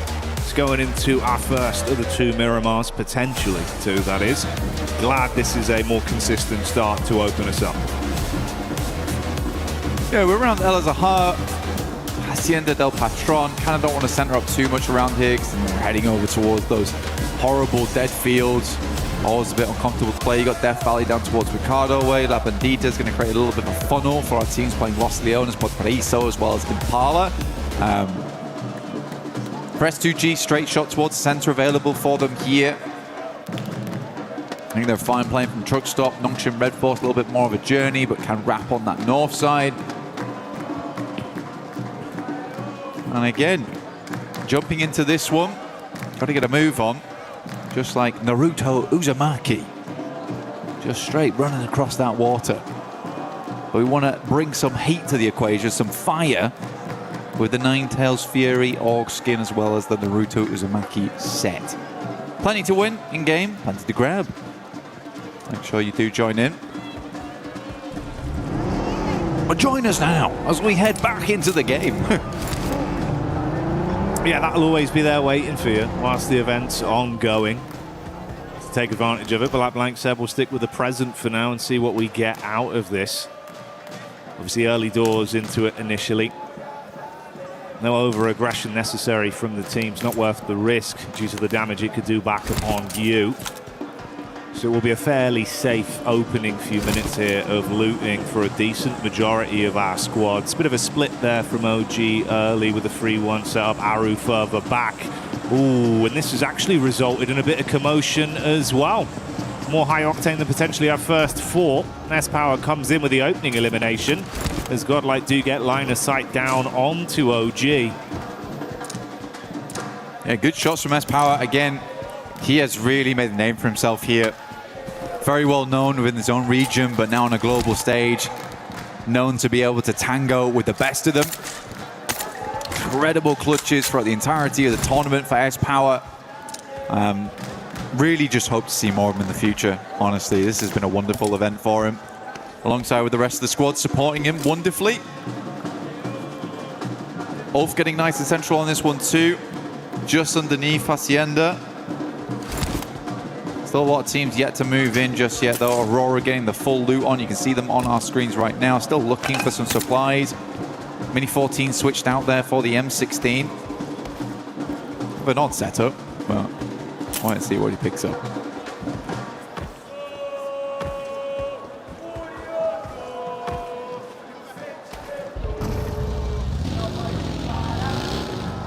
Tiamba, genuinely from Impala right now, would be nice to see them getting another strong match in. Already shown they can do it. And with how tight those rankings are towards the top, I mean, just look at 8th through 5th. You're looking at 103 to 105. That's a big jump up in prize pool as well. And it may all end here on this match, so you can really switch things up very, very quickly. I think for Tiamba, getting a top 5 in this event would be a really, really good result for them. A bit hard to jump up over towards that top 4 with E-Arena on 123. I think that does bear mentioning, though, of E-Arena 123, because remember the first match on Rondo, they hit 122. Yeah. Over the next few matches, they have earned a single point. And this is what Smash ruling does to you, man. Because you are so focused on getting that chicken dinner, so focused on hitting that smash that you forget that this might just go all the way through to the 6th match. And then Nongshim just takes it off the back of the tiebreaker between them and Aurora. Now that is the double-edged sword to it. You're scared to play it out like a regular game due to the fear of having it slip through your fingertips and not getting that instantaneous win. But then, like you touch on, you leave yourself very susceptible to be laughed, and it's been a nice step up from the teams above them that are dangerously close to all being tied. 1 point of difference there, S2G on 139, everyone else on 140, and Nongshim and Aurora. The one saving caveat could be the fact we've seen a bit more aggression from our teams trying to first onto the big dogs in the lobby that are in the smash zone. So that's been saving these games and keeping them going for a bit longer. Cheeky peek there. Shots on target, but goes both ways. Bit of damage back over onto Ulf, and the 4 Thrives boys do start to turn tail. Lovely pickup from Hazaifa there. He had his eyes over towards that concrete there, understood that that's a potential position a team could be playing in, instantly rebuffs the shots, and because of that, Falak stays up. Because in that position, I'm pretty sure he drops off the vehicle, he gets insta-flushed. So that does keep 4 Thrives as a 4-man, which they need, because they're right on 105 points. Get themselves 17 more on this match. They set themselves above that smash ruling. Challenge out for that top 3 as well if we do go all the way to 6 matches, which at internationals does tend to be the way things go down. Yeah, it's not a win though. Scarface. Tight timing on the turnaround here. Being ran down by 4 Thrives. He's calling for the backup, and they're starting to swell over. Ooh, so How close. is he alive? I don't know. He's tucked in, finally found by Falak. He will fall. This is just as the rest of Ulf have pulled up to the party as well. And they've got a read on this, they know. Instantly peppering the bullets back, and there's no reason to be here anymore. Call it quits. I mean, it's so central. It's not a bad place to play, but I think you're right. Ulf just realizes that going to cut their losses on this one. This stage of the game, trying to get yourself further up in the rankings, not worth it. Take the fight against a team which might be elongated with the nades, been thrown through the windows, playing off the upstairs, can get very dangerous in there. Dropping those mollies as well. Zone 2 though coming up, and Zone 2 will cut in very hard on Miramar. Plenty of fun areas this could head over towards on some hard shifts, can head over towards the high ground, now that's a highway over towards those fielded areas on the north side. Torre Armada, Cruz de Valle, water treatment also in place, so a lot of elevation as well as very, very shallow spots off the map. So quite a bit of fun here to work with going forward. Loot crate does drop down. This is very good for Nongshim Red Force as well, because as they've noticed with this circle going over towards the north side, they can cut in across Oasis, moving over towards Torre Armada. Enigma Galaxy will be the first team to grab this spot though, coming in from El Pozo. But yeah, I think that Nongshim Red Force cuts out the majority of the queue on this.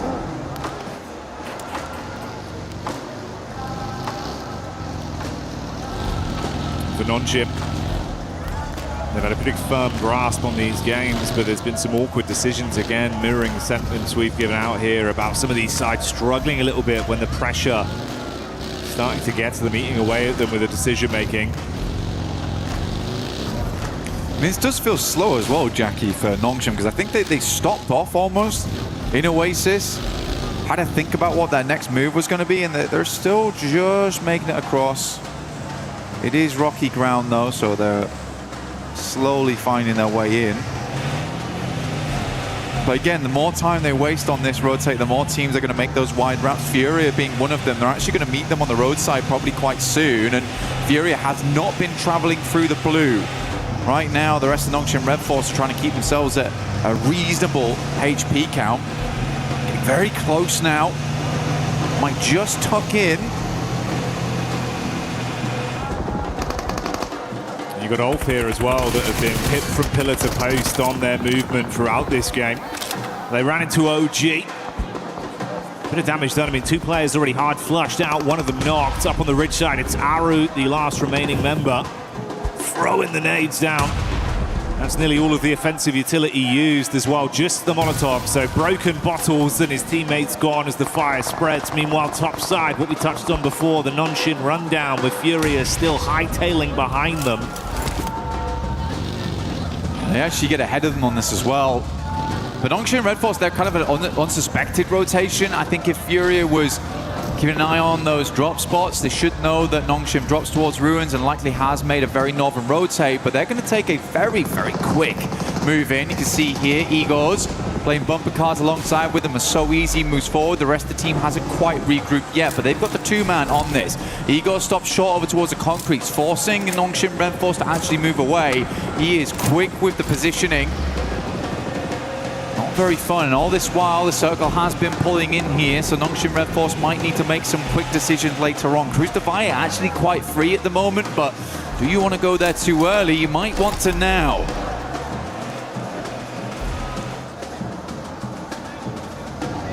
The Galaxy on screen now with a wraparound from Alula.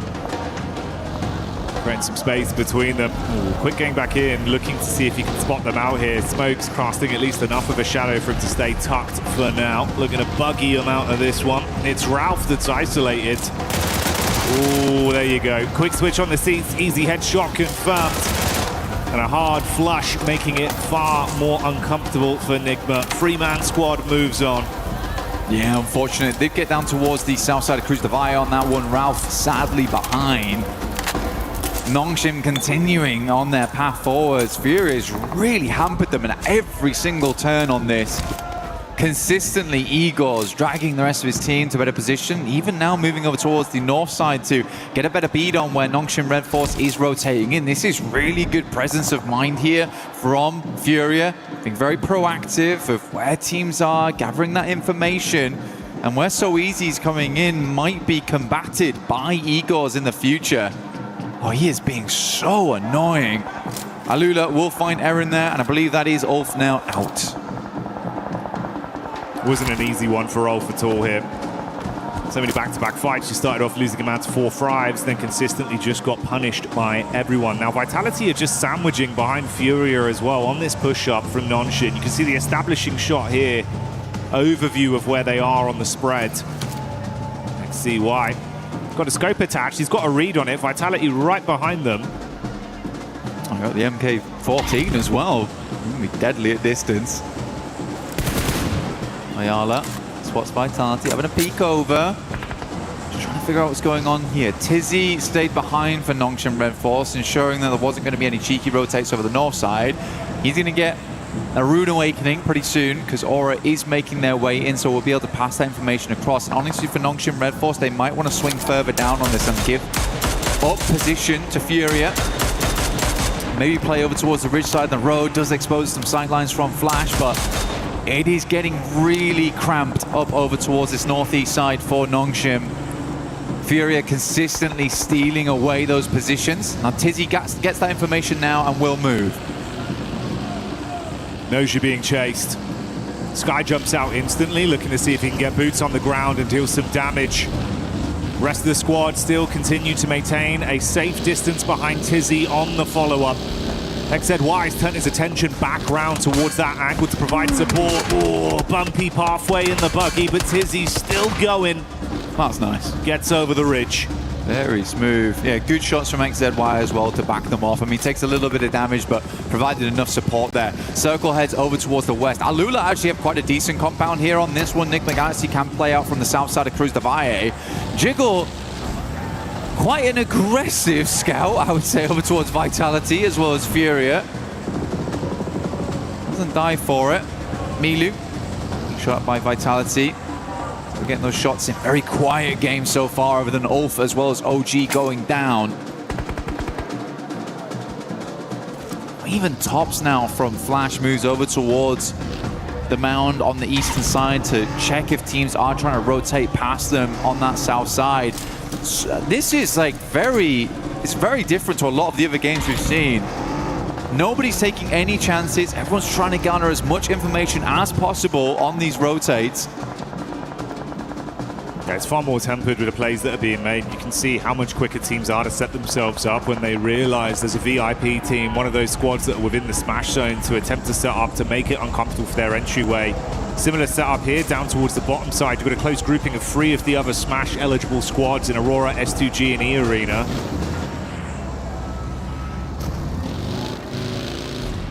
Aurora late to this one. They stayed in Chumacera for a long, long time, and sort of fair enough to them because this went very northeast on the circle. There has been areas they've found to play in. E Arena taking this 2-2 split right now. Have to evacuate this compound. Tony K will take shots over towards Doc, who makes it out of there. Gets over towards a little bit of high ground, a little bit of elevation to work with. Actually a playable spot. I mean, he's threaded the needle on that one. The rest of the team can move in. It pays dividends, but it felt a bit risky initially when I saw the peak over the top of the roof. I was thinking if Doc goes down here, it could have been hellish. The rest of the squad now confident to join him on the push-up. Wow. Hamza G making the plays that we know he can deliver on. That's S2G getting the long-range shot off with a nice knock. Getting a tasty adjustment over. And E Arena, if they can follow up onto the 3-man squad, there could be a bit of a punishment play coming over. You got Joker off into the distance. S2G still getting a read on this. These 3 squads were so close to each other that nothing will get past them. Aurora, yeah, losing one player here, not ideal. Makes a chance at a chicken dinner here in match 5, slightly more difficult. With Alula still controlling center zone. Tiamba, again, went up to down towards 6th as 4 thrives. Able to grab another point here. Nongshim need to move though. So Easy's actually outside in the blue at the moment. Taking a fair bit of damage off the back of this one. And they're really racking their brains of where do they want to go, how do they want to play. I mean, he's still out there. Come on, man. Get in. Don't know what he's trying to say. I think he's waiting for Tops to get off the angle or something. I'm not sure. Finally will regroup with the team, but burning through meds to do it. That's been a caveat we've seen happen a couple times for this team. Always feeling like they're kind of somewhat trapped in the dirt and then having to burn a lot of utility, offensive or medical-wise. See what the zone shifts from this, though. I mean, Alula's living life, right? I mean, it's clear to see that. Furia knows that they need to create some space for themselves. They can't really move down towards that southwest side. They'll be on broadside to Vitality as they move in. So this is the likely position next. So a very important fight between Nongshim as well as Furia. Hyunbin takes a lot of damage. Chizzy up front right now, gathering that information, passing it back for the nades to be sent through. Maybe just dipping back down again, realizing that maybe this is not the best of fights for us. It's a long nade, doesn't quite hit on. So Easy will move away. Vitality giving Nongshim a little bit of life force here. Finally, a pathway's presented, but they've got to fight past teams to get into the safety zone. Oh, you can play highs on this one, yeah, for sure. It's free, it's open. All right, just beneath them, that's where Tiamba is stationed, so it's going to work out. They get tucked back in. Finally bypass the awkward setup of the Furia squadron that were advancing towards them. They're chasing somewhat. Flash keeping a bit of the attention off them. The triple threat of Aurora just off in the distance as well. Little bit of a ridge there. Yeah, tuck in, buddy. Yeah, because Fury could at any moment silhouette themselves on that ridge side. Scary stuff though. But yeah, Nongshim Red Force can play this for the time being. I'm not sure how likely Tiamba's going to allow this to go on without contest. Maybe a couple of nades sent upwards. But yeah, highs and lows here. This is very playable. Usually Tiamba, when you get a central zone like this, it's kind of the guard dogs for where Nongshim Red Force is playing. But with Tiamba being further into the circle here, much, much better result for them. Yeah, Fury is locked out. So that was a nice swing through from Nongshim Red Force. Some slow decisions today here and there of how they want to play stuff out, but that was a quick maneuver from them. Aurora Rufus, last left alive here, getting the first aid kit off, and yeah, chicken dinner's not happening. Definitely not likely, as Aurora gains no points on this game. Oh, there you go. That's the final nade coming through. Tops blowing away. Back up as Luis as they get that one on target. So Rufus removed and Aurora. The lights go out. Fury are advancing though. Looks like they've started to run out of the nades they had available with how many staggered fights they've had, dashing the last few down. It's actually cool because the way Nongshim Red Force layered on that top side as well, it forced a lot of nades out of Fury, but they're just going to send it. It's going for a dry push right now. Nades are being pulled in the meantime. Oh. Beautiful from Hyunbin. Really clean engagement. It's just done. Yeah. Primes it perfectly, blows them away on entry. Fury are chasing them for so long, but no, not today. Vitality on that north side. I think they heard the commotion, wanted to get involved on it, but the speed at which Furia went down, I mean, there's just no opportunity. Nate goes in, does a lot of damage towards Tizzy. Gonna sit in the corner though, as Federales has to move now, back over towards Aura. This next fight between Nongshim and Tiamba will be the decider of how far Nongshim gets into this game. Can't imagine that Tiamba's gonna crumble. Alula's compound becomes very high priority for absolutely everyone. You may see a crash on this. Risky maneuvers going to become more and more impactful. Here's the replay back over from the Furia crash down onto Nongshim. Look at that was nade from Hyunbin. Perfect utility play over in a split second. Yeah, it was good stuff. I mean, the thing is, Vexy on that back line with the Mini 14 did good stuff. Nades go in, so yeah, this is the fight I was talking about. They're all in one corner right now. Utility still looks good for Nongshim. Molotov towards the back lines. Does a good amount of damage towards Milu. He's burning out. Might actually go down to this. Great molly from So Easy. And Hyunbin's already set up for this. This is the go signal, but he can't actually win out on the initial fight. A-King replies back, so it's a 1-for-1 trade on the XCY and Tizzy up for Nongshim. 3 players alive for Tiamba. Oh, the backstab though! Gets around the corner, the back nade misses as Tizzy sends them cratering down! And that's a nice spray, XCY wielding the snipe up close, the quick switch is good! But Vitality's here to play! Upstairs the molly goes in, might just take them all down, and Nongshim is out! Vitality with a nasty third party! What a game from Nongshim though, very difficult one. They made a lot of cool decisions there. Took it as far as they could, but Vitality was always in the wings. Eyes like a hawk on Vitality as they make that quick adjustment. Oh, S2G as well, bringing the heat straight over to 4-5, so there is no chance to catch your breath now. It's all kicking off. Flash again responding. T24 falls. Vexy upset by Darkin from Ida. S2G gonna make that rollout now over towards Flash. 4 thrives. Looking to finish off what they started here. Zias is down. Tops is just dropping desperate smokes. Keep himself alive. Hamzy G will roll on through. Vitality lose Federales on the background. Ida pushes forward. Alula holding on to this very important compound towards the center. Rita does go down to a nice nade coming through from Axel. Can't believe Federales is still crawling in. He's got to go down soon. Yeah, there you go. Darkin picks him up. Shots back over from Razak as Vitality gets the shot on to try finish things there. You can see the split on either side with E-Arena still sitting, waiting. Absolute contrast there. S2G, they've been so proactive. 6 elims constantly in play, constantly in flux. E-Arena just waiting blank. That has been the name of the game for them. They're able to get one more point than previously. The Arena's looking for that finish, looking for that chicken dinner, playing in from that south side. They have the roadside ridge line to play around with. Solke will find another. Razak goes down, potentially. Oh, just about lives the spray. Good backup there coming through from his teammate. Yeah, for E-Arena, they're going for the slow game. Oh my goodness me. I mean, how gifted can you get on this one for Alula?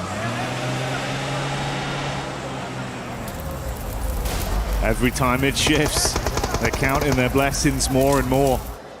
No one's taken that risk to try force them out of the position just yet. S2G from long range, that's Vitality. Getting the sight line onto them. So sad for Ida as well, because they've just dragged themselves out of 16th place. And they're about to be put back down there again. Ooh, yeah. And that might come quicker than expected. Darkin trapped behind a vehicle. Lost able to grab that one. Another Elim garnered. And this puts them on equal footing as well. 147 to 147. They're climbing up.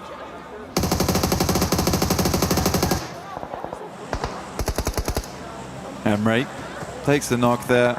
Should be Ida just down now. As Alula gets set up towards that central side to hold off all these teams. E-Arena will clean up the rest over towards the northwest. Swain still up and kicking for Ida though. Desperately trying to stay in 15th. Very unlikely. See how far you can go though on this one. S2G eyeing up that compound. Looking to redeem themselves after that last game. There's certainly a chance here. Up to 8 eliminations on the match. Lost with a reposition. P90 in the hands. It's Mormon that sprays back over to get the final knock onto Ida. They're out now. The squad's being thinned as Hora also take a deathly blow back over. E-Arena finally getting some shots on the nade. Good dash. Oh, mate. S2G. They thought they had that one right on target, but it barely misses. Dude, 2 out of the 3 teams at the end here could smash right here, right now. For Alula, they have a fantastic position to finish this one out.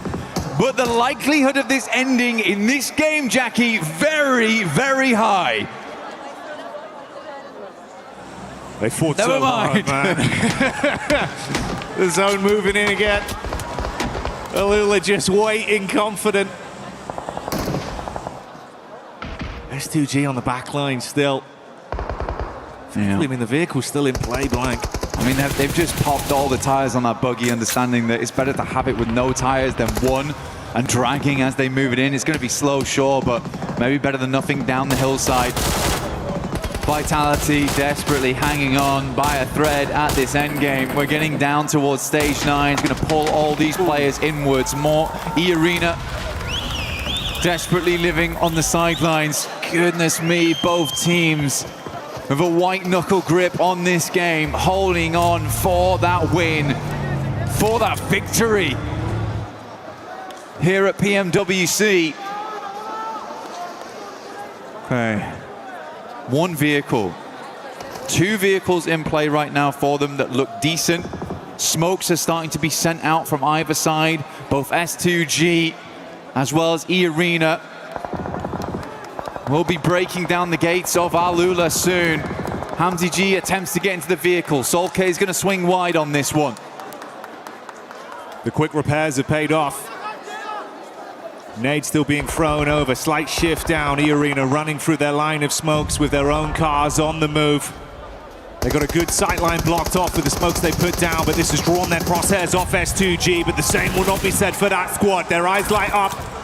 Bullet shot out downrange, keep the punishment on. Meanwhile, in the midst of all this, Yasha peeks back over. Good work done. 1 player hard flushed out for E-Arena. Neither team wants to make the play. Kamikaze is trying to get in. Hamzy G up front, doesn't go very low. He goes, what happened? He's bounced off the geometry and gone flying up in the sky, but their dreams might be dashed back down to reality as Hamzy G hits the deck. Punishment play onto Alula. E-Arena with just Joker left alive. Hamzy G trying to keep this game in contention. Lost hits the deck, nade out, air bounce there. Doesn't get the damage through. The last to make it happen.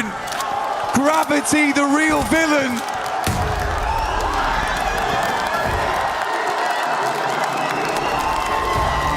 What a game. What a finish. For Alula, the arbiters right there at the end, between tournament-ending teams still being in play. Magnetized onto that compound, orbited by 2 victors. What a disappointing finish for both S2G and the Arena. Not in the sense of disappointing in the gameplay, but just disappointing for them.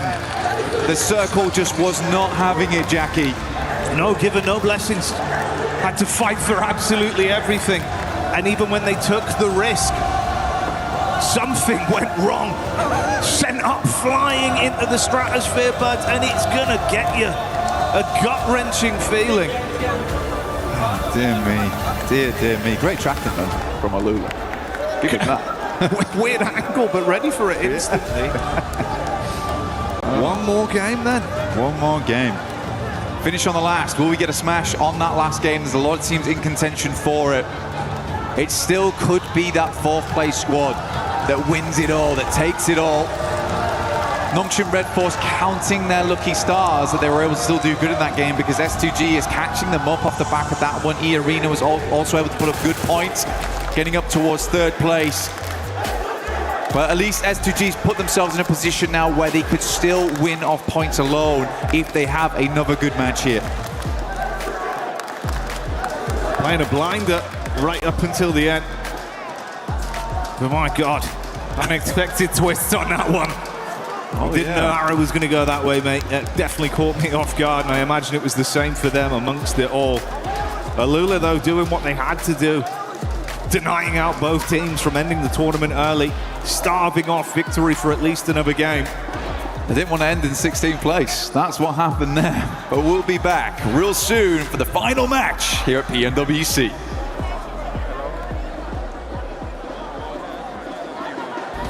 Play is in our DNA. Whenever we let it out, it becomes our superpower. Now imagine an entire city being built to supercharge it. Kadir City, powered by Play.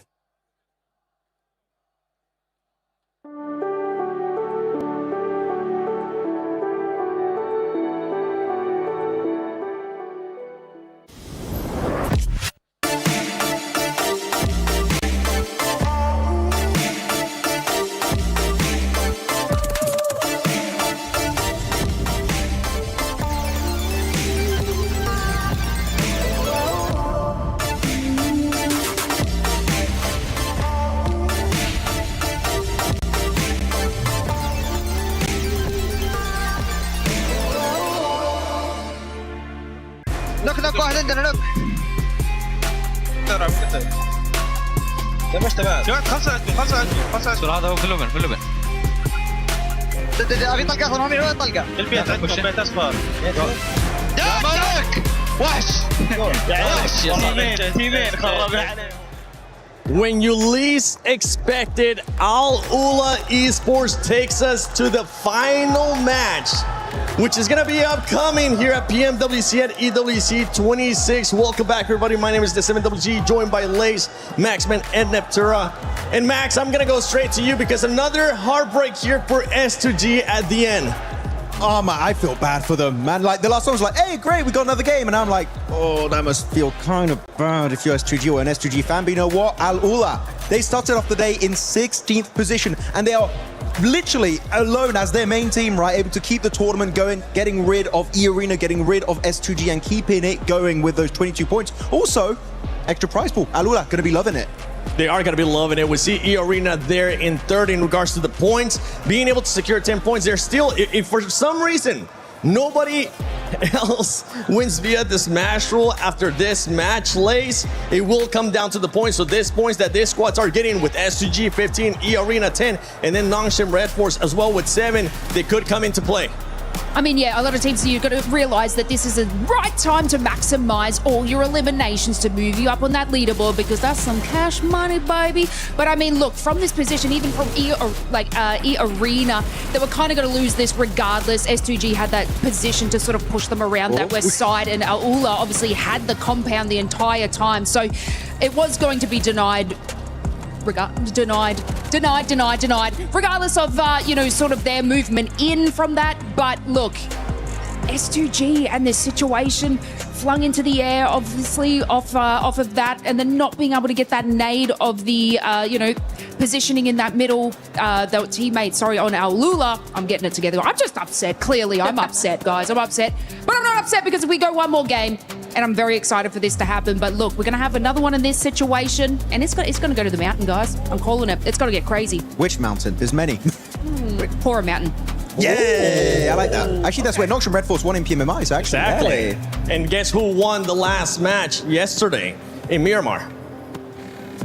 I forgot, actually. Can No, remind you just said it, Noxian Red Force. Okay, I was like, wait, what do we do? Come on, it was an easy layup right there for you, Max. But yeah, Noxian Red Force, they've been able to showcase that they can actually win, not only at PMMI, but here as well in the finals when we end up going to Miramar, when we end up going to the final match. Aurora found themselves very, in just an unfortunate situation, especially with the circle, with the rotation that this team had to make.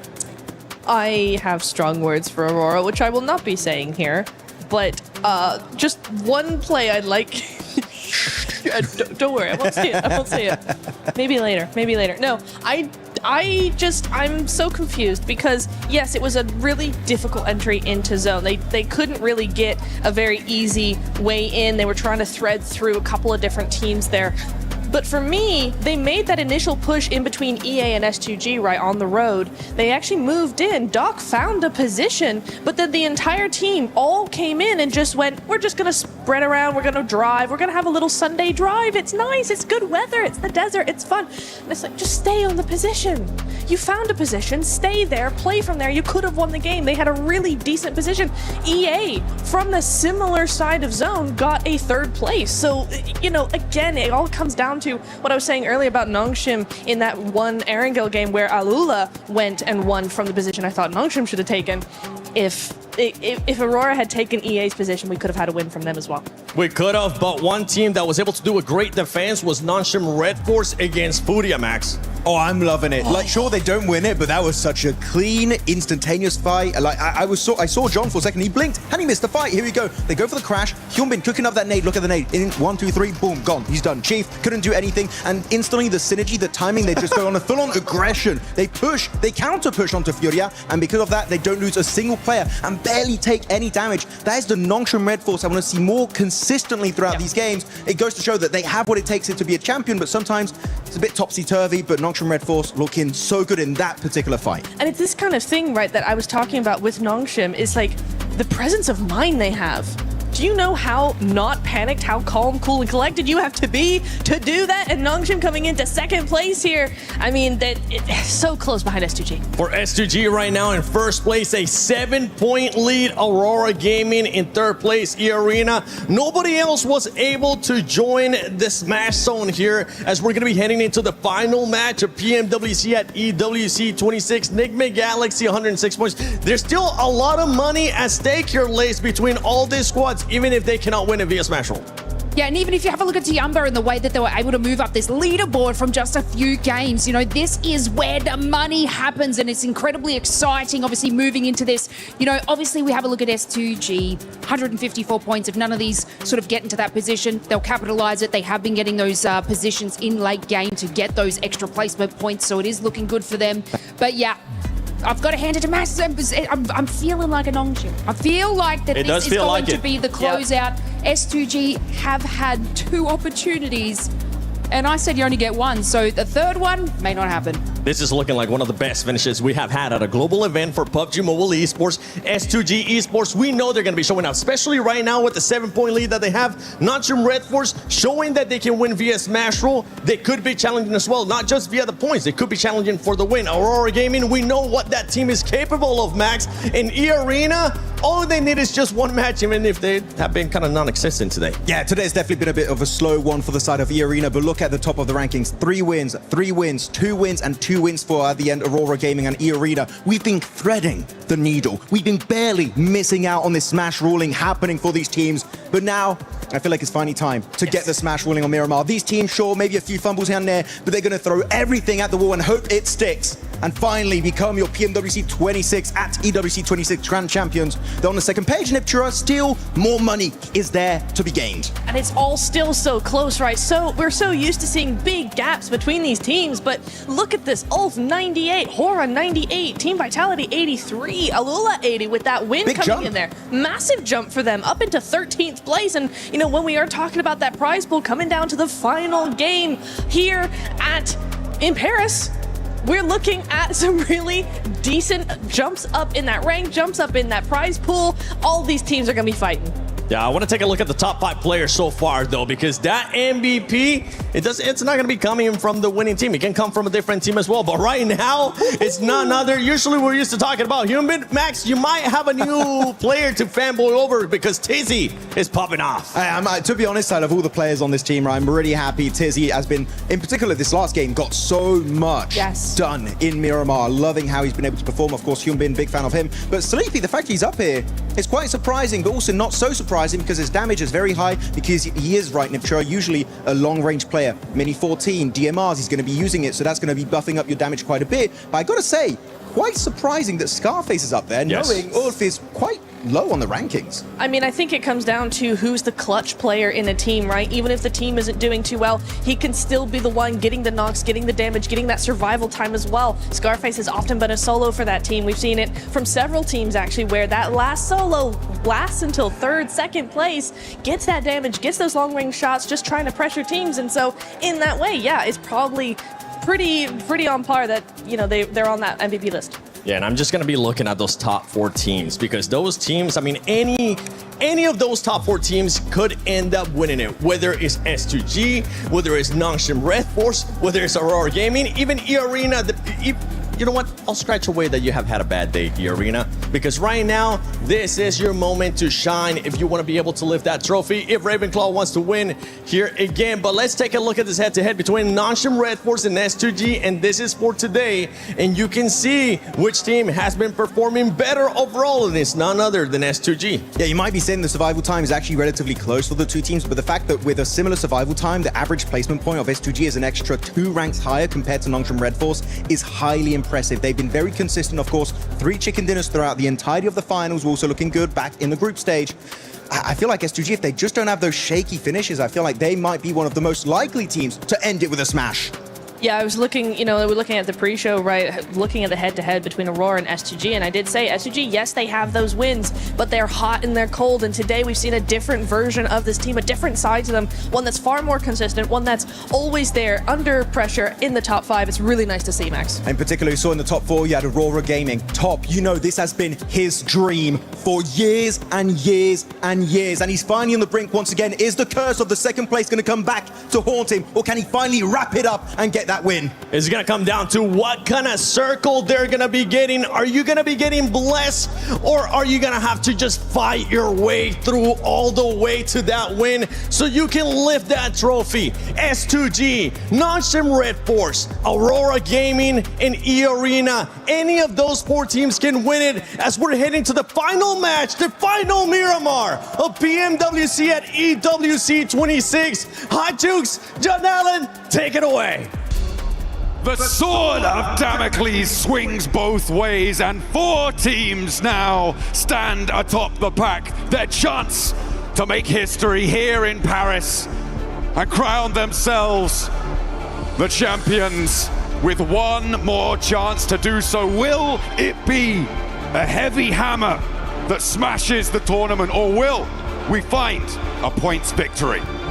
And we're about to find out in Miramar. You can take a look. E-Arena, so far on the day, haven't put up hardly any points except for that rondo, but it was enough to put them in that smash zone. All it takes is one game, one chicken dinner to become our champions.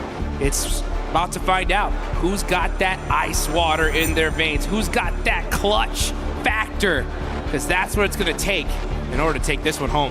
Hey, Nongshim Red Force have won via smash rule before. Maybe they can do it again in the 11th hour, right down to the wire, but they have some stiff competition. And at the top of the tables, the points matter as well. Every single point you earn, so important. And those chicken dinner tiebreakers as well.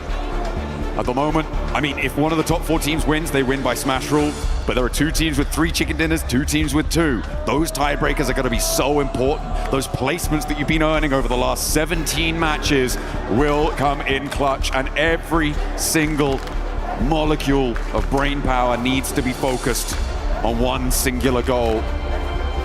Finding every single point you can. Or getting that win. It's either one or the other. And there are still so many squads that can win this. 4 in particular, all in the smash zone. That's going to be the ones that we are going to be keeping an eye on locked. Because I guarantee you, one of them's going to be taking home $500,000. Second place, $250,000. Look around this arena.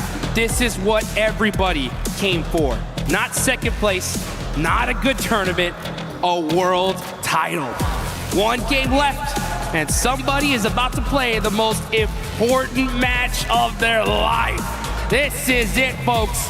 The PUBG Mobile World Cup at ESPORTS World Cup 2026 live in Paris.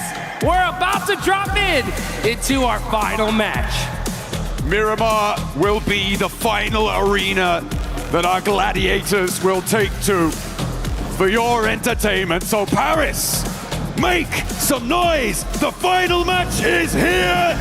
Let's get it underway. The plane path sends us over and into the final stretch. Let's get into it. You can take a look at the overall rankings right now. S2G, Nongshim Red Force on top. If this goes to points, they are by far your favorites right now.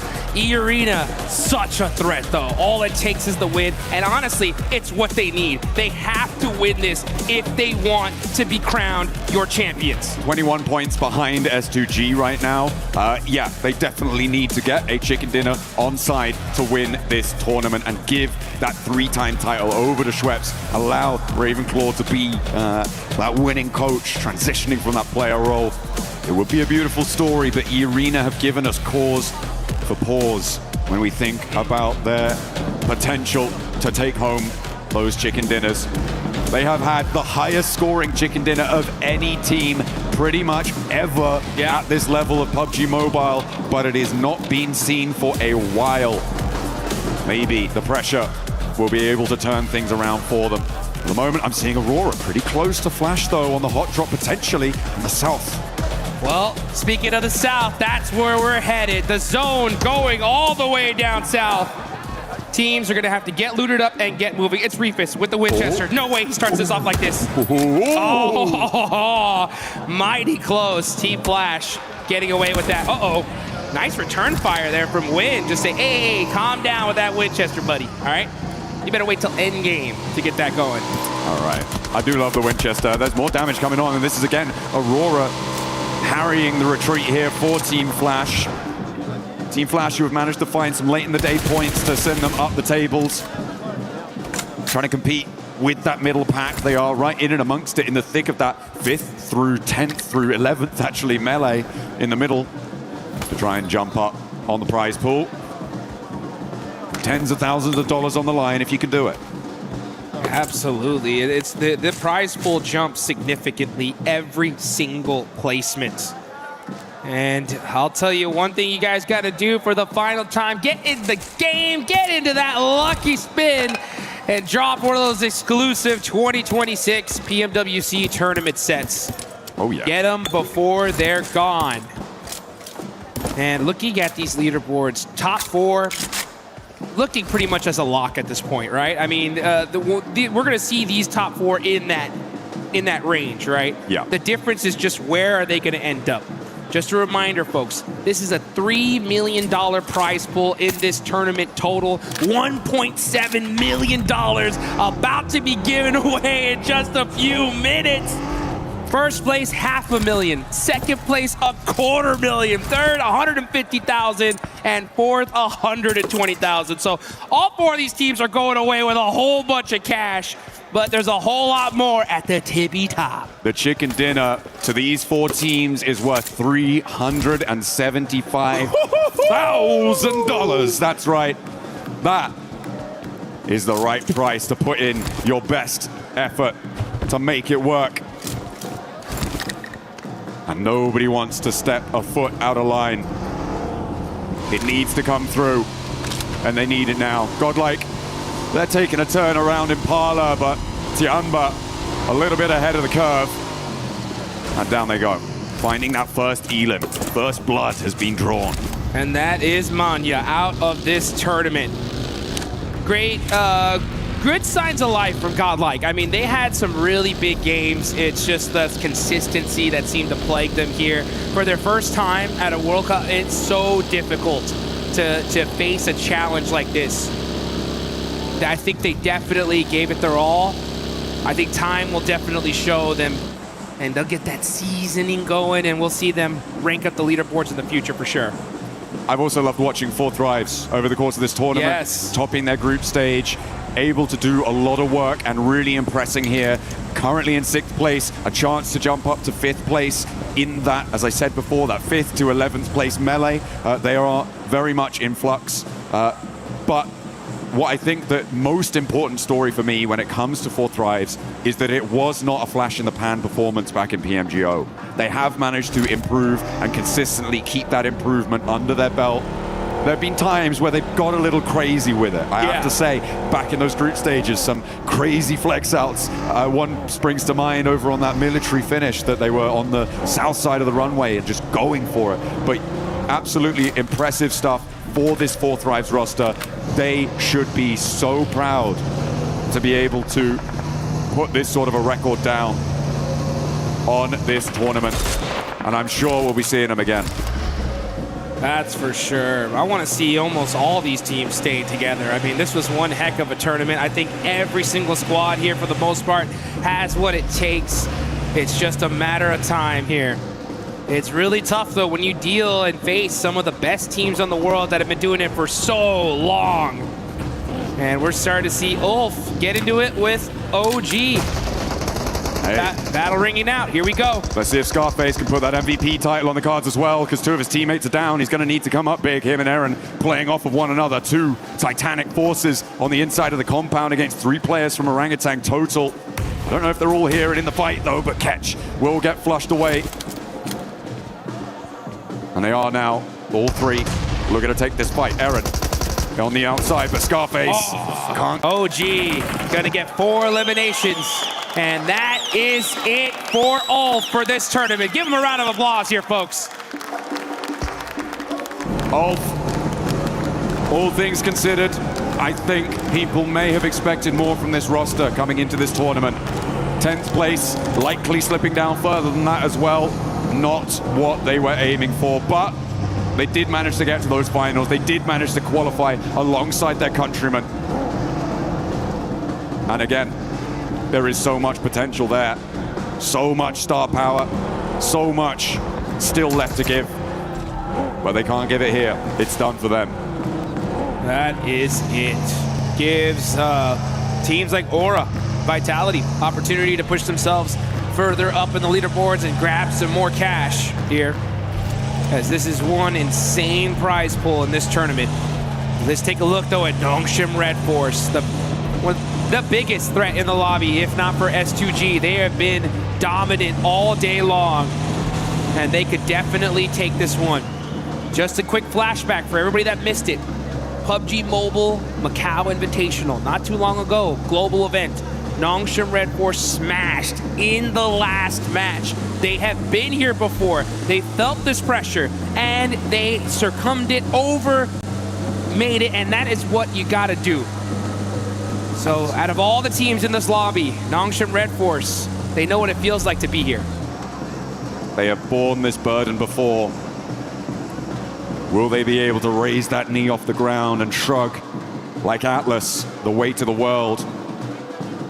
On the western side, they are behind Aurora, one of their direct competitors, and we're going out all the way east. It's a long road, but I tell you who's already at the end of it, S2G.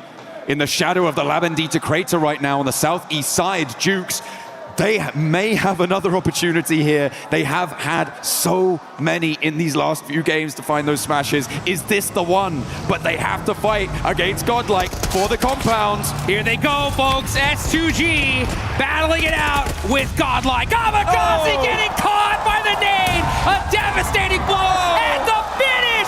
It's S-Power looking to crush the dreams of S2G. Another S-Power ruining the dreams for S2G. And Turkey may have it all dashed here, has lost the last to stand. God Power putting an end to the run, but he's still got one more player. A little bit of fire left in the heart, but it is not enough.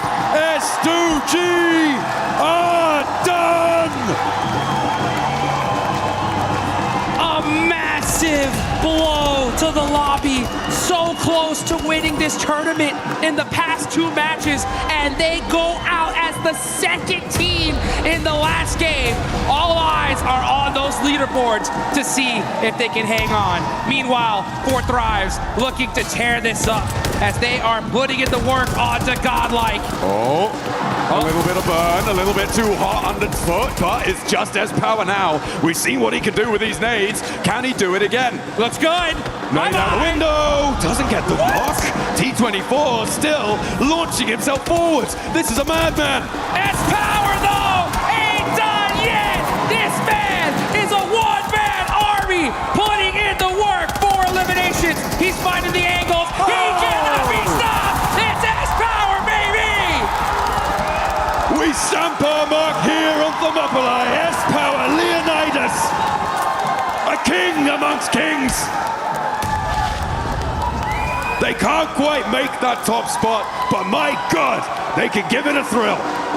Woo! S-Power showing the whole world he's got the stuff. He's got what it takes. And refusing to go down here in the last match of this tournament.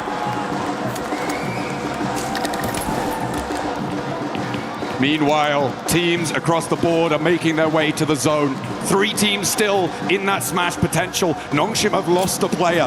Through all of that chaos, they are down to 3. Aurora out on the western side. North Hills of Los Leones. E-Arena, they're in the shadow of La Bendita. Right near to this fight on the northwest side of this, where S2G used to be. S-Power now has to deal with Orangutan. Woo, but this man is I'm telling you, by himself, putting in so much work, but IQ finally shutting down the monster that is S-Power. Finally taking a final breath within the lobby. And Admino now, the Lone Ranger for Godlike, to try and ladder up. Maybe jump past Ulf with 6 elims on card. They might have a chance here. Orangutan looking to do the same, but they've only got 2 players. You can see off in the distance, though, a crash from E-Arena. Moving over towards Ida. Ida really not providing of much resistance over the course of these finals, but maybe they'll be able to find it. Finally, digging deep, and down goes Schweppes.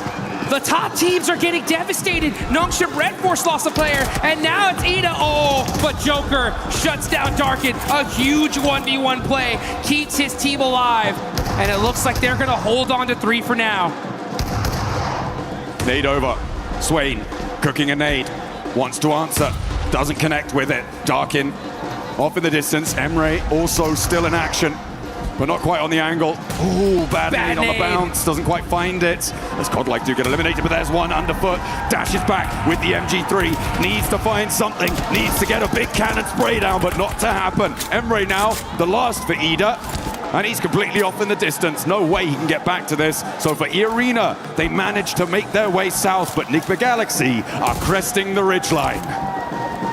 Here comes Nigma Galaxy. And I'll tell you one thing, folks.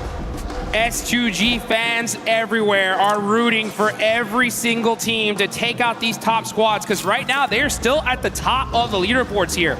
It's just these teams below them that can surpass them. They have a little bit of a point gap, but Nongshim Red Force, Aurora, and E-Arena are still alive, and they're putting up points. E-Arena already has 4, but they are down a player. That they are. And on the northwest side, we said before, to win this one, it's likely a chicken dinner needed for them. Aurora with 4 players alive, but they have got the blue zone biting at their heels right next to Horror.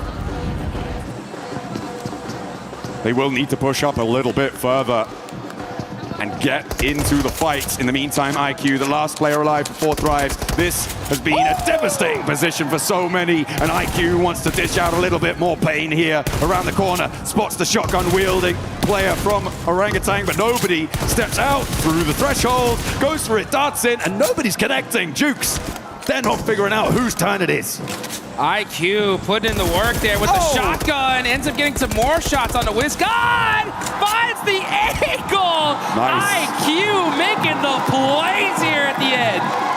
Next circle coming on in as well. The circle shrinks pretty central here. Does not favor Aurora or Nongshim Red Force, 2 of our really crucially placed teams, but gives E-Arena a little slither of it on that western side. The difficulty for E-Arena, though, the surround on their position by those roads. They act like rivers on Miramar, very frequently finding it very difficult to get across. Let's see if they can hang on. They know they need to do more if they want to take this tournament. Meanwhile, S2G just having to wait and watch. Hope that they did enough and can hold on and take this tournament. This zone, though, proving to be very difficult. Enigma Galaxy, Coops ends up getting caught out. Oof. And he is out of the game. Enigma Galaxy gonna have to do it with 2 players remaining.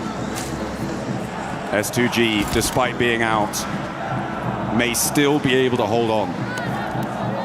If the 3 competing teams go down, Nongshim have to go down first. On this south side, their approach is not the easiest. They are very spread out right now. I mean, it could be that S2G didn't need a single point in this game. It's possible, but 7 points. 7 points will 100% guarantee Nongshim Red Force. 7-point game from their position on the southwest side. I mean, it's difficult. Lord trying to survive for Enigma Galaxy. Always the bridesmaid, never the bride in these finals.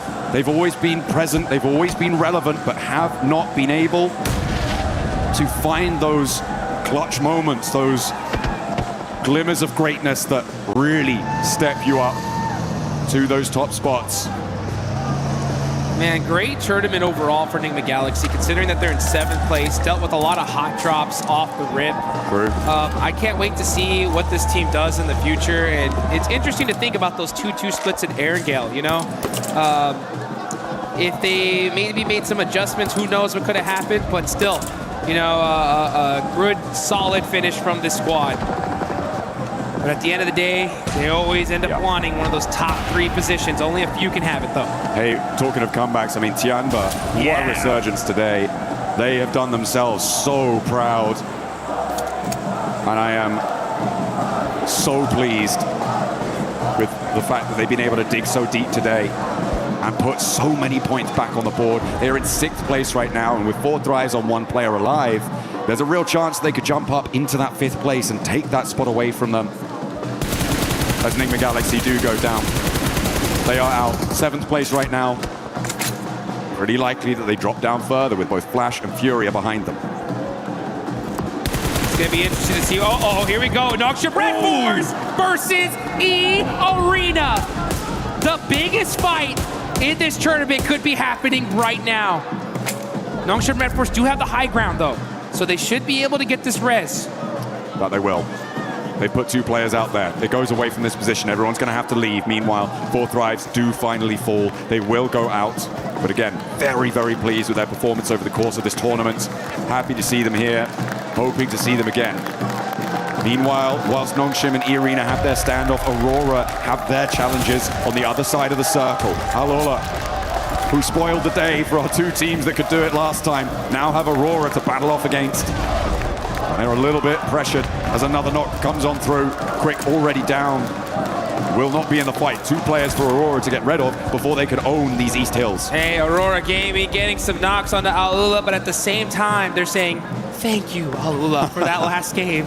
Oh, man. Very true. Did you save us? Because that could have been over just like that. But Aurora, this could have been The opportunity for them is looking pretty good. They still have, they're the only team in the top 4 with all 4 players up. And that's good, solid position in this next zone. Can't afford to lose a single player. They catch Claws out. And that's another point on the board. Nongshim in trouble. That's Tizzy done. They're down to 2. One of their strongest players now out of the mix, and that is going to leave just Hyunbin and XZY to try and put as many points on the board as they can. But they are dwindling. The fire is being blown, is being blustered, leaning this way and that, started to look threadbare. Oh. The fire starting to look like embers here. It's not looking good for the side of Nongshim Red Force. Losing Tizzy is a huge loss. We saw it earlier on the desk. This was pretty much almost your MVP gone.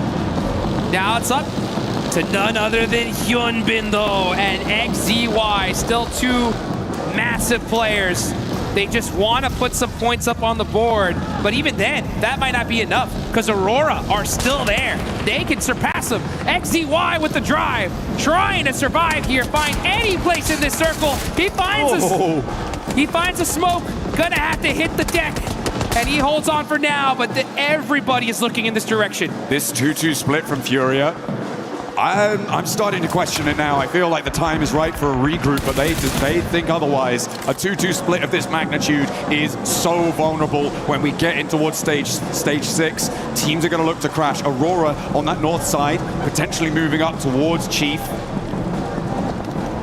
On that edge of the circle on the northern side. E-Arena also now marshalling their forces. I said, these roads can act like rivers. Let's see if they've got their paddle.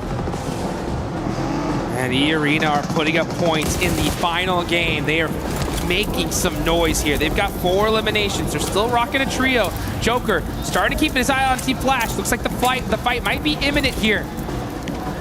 But Team Flash got to decide what they're going to do. Joker's going to have an angle, and he's going to tell his teammates, hey, look, these teams are right here. Let's start taking some shots. Bose is on the back line, though. That's going to be the biggest threat for E-Arena. Trying to get a little bit further forward, but Mormon's been spotted. There are only 3 players, remember. A move back up to the top of the hill there. Interesting.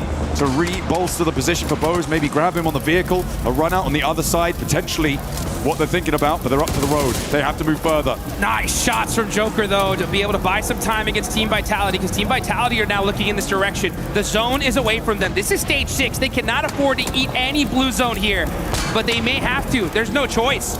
So many shots are ringing in this direction, and they do not have their position locked down in this next circle. Absolutely not. Really a lot of tenuous positions, and Fury are finally now looking to go for their regroup down to their south. You can see that northern side starting to make that mad dash across. Aurora could potentially cut through it. They don't actually manage to go all the way, but Reefus spots it, gets that knock. They have to get out of the vehicle, and this is exactly what I was worried about for Furia. They held their 2-2 split too long, and now they might be in the boiling, baking deserts of Miramar. But they are out in the cold. Chief now a lone ranger on the position. And Aurora all too happy to slurp that point away, get themselves closer and closer to the top. All too happy and looking all too solid right now. Aurora are looking dangerous. The whole lobby needs to be put on notice. The airburst, Chief, he felt that one. S2G, you can see him. They are hoping and praying here as Chief's on fire, and that's gonna be him down. Another point for the side of Aurora Gaming. They haven't confirmed it yet, but finally the flames lick too hot and he will fall. Ayala and Igor's, I mean, that's, it was just they held that split way too long. They didn't go for that regroup in time, and they had paid the price for it. It could be quite an expensive one as well, given where they are on the tables in 9th place. They had a real opportunity to jump up fairly high and get things going, but the southwest side now, Jukes, is looking pretty hot. E-Arena could potentially get involved here if Flash, Horror, and Nongshim Red Force have that scrap. They're gonna have to, because I'm gonna tell you one thing here, folks. This is where Aurora Gaming work their best, with the zone to their backs. Nobody behind them, only needing to focus forward and start putting some points on the board. Looks like Hyunbin's gonna get one, though. The duo of Nongshim Red Force still not out of this one just yet. You have been having to hit the deck though, buy some time. Can he at least get that confirmation? He does have 2 eliminations so far, but shots ringing out in every direction. It's not looking good here for Nongshim. Oh, it is going to be a tough time for them, but they are much more central than a lot of other teams, and these South Hills will need to conclude. Quite inaccessible, but look at the bullets keeping him suppressed. And XZY go down. So close. And if Nongshim fall, S2G are going to be a little bit safer. But with Aurora taking a knock from Alola, the last player alive from it, a second as well. 2 players down from Aurora. Is it all coming crashing down around their ears? They are outside of the zone now as it's shifted. They got 30 seconds on the clock to get these reses going and to be able to support their teammates. But Team Vitality are looking in this direction. They got nothing to lose at this point, and they are looking straight at them. Can Aurora get these reses? They're desperate. They're moving as fast as they possibly can. 20 seconds on the clock now, and it looks like they just might do it. When it comes to Nongshim Red Force, though, it's up to one single player, and it's none other than Hyunbin. He needs a Herculean effort to do it. Aurora getting rolled up on by Furia. Oh no, Dark is down.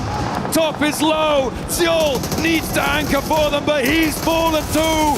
And Aurora are crumbling. Top goes down. It's down to one single player for Aurora Gaming to make this happen. Nongshim Red Force are out. 1 player from Aurora, 3 from E Arena, and S2G trying to hold on. It's up to Reefus all by himself.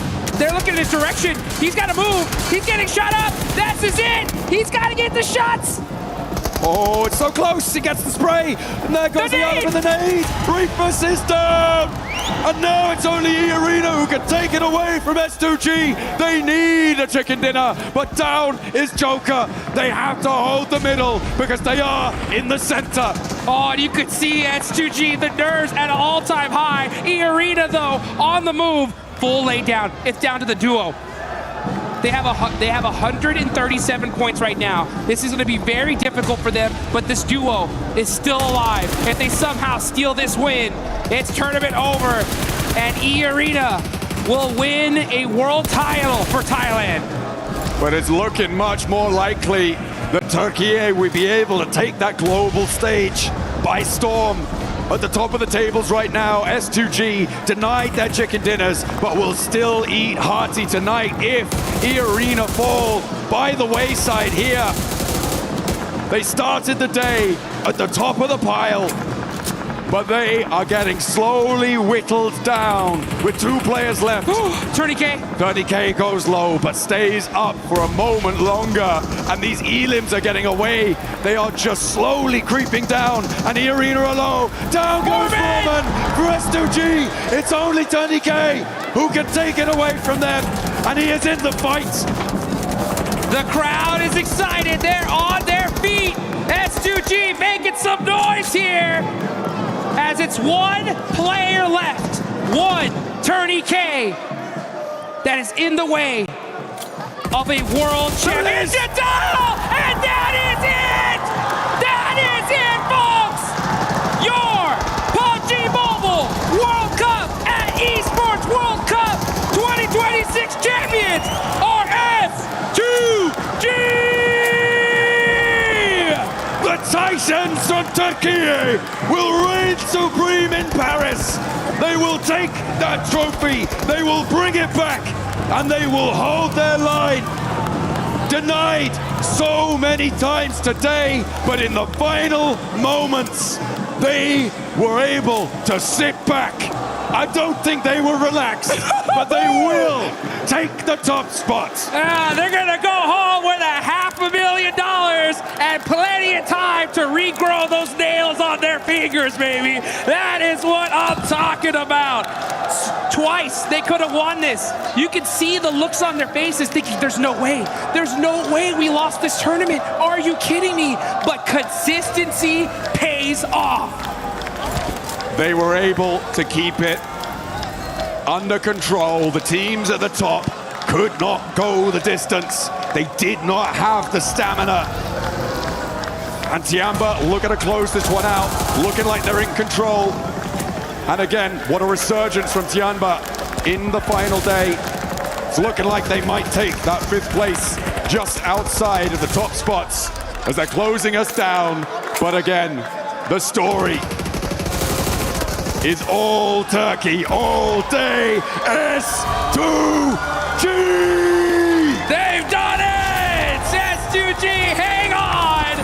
And your champions live here in Paris, France. Man, did they deserve it. Working so hard, game after game. Almost winning it by Smash. But it's points that hang on, the tears ring out, and let's take it on over to the studio to wrap this one up.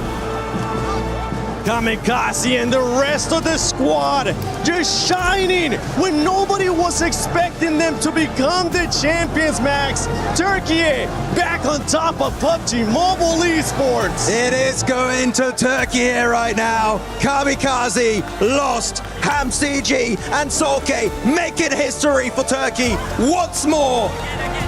How do they just keep doing it? Solke, since the OG days, is still here delivering performance after performance, and now we'll be lifting that trophy. And such a calculated decision from them throughout every game. 1 chance down, 2 chance down, but it was enough to take the title home. Every single play from S2G was immaculate. Fantastic stuff coming in from S2G. Once they do it, twice they do it. They were so close. They get just a little mistake, a little fumble, but finally they don't get the win, but it doesn't matter. S2G are our champions. What a play, what a game, what a day for this squad. A team that didn't start off too hot in the first day, but boy were they able to bounce back with those wins that they were able to get in the second day, propelling them to the top of the leaderboard and challenging for that 1st place. We had so many teams looking so good at the top right. The 4 teams all contesting a spot for the championship to be crowned your champions. But I would have to say S2G, the most improved team going into this event from the group stage, making it right to the finals. And it was close. It was down to the wire. It was a 3-way tie at one point today. But they do take it home. And keep in mind, PMGC later on this year will be happening in Turkey here. Will S2G be able to do the international back-to-back?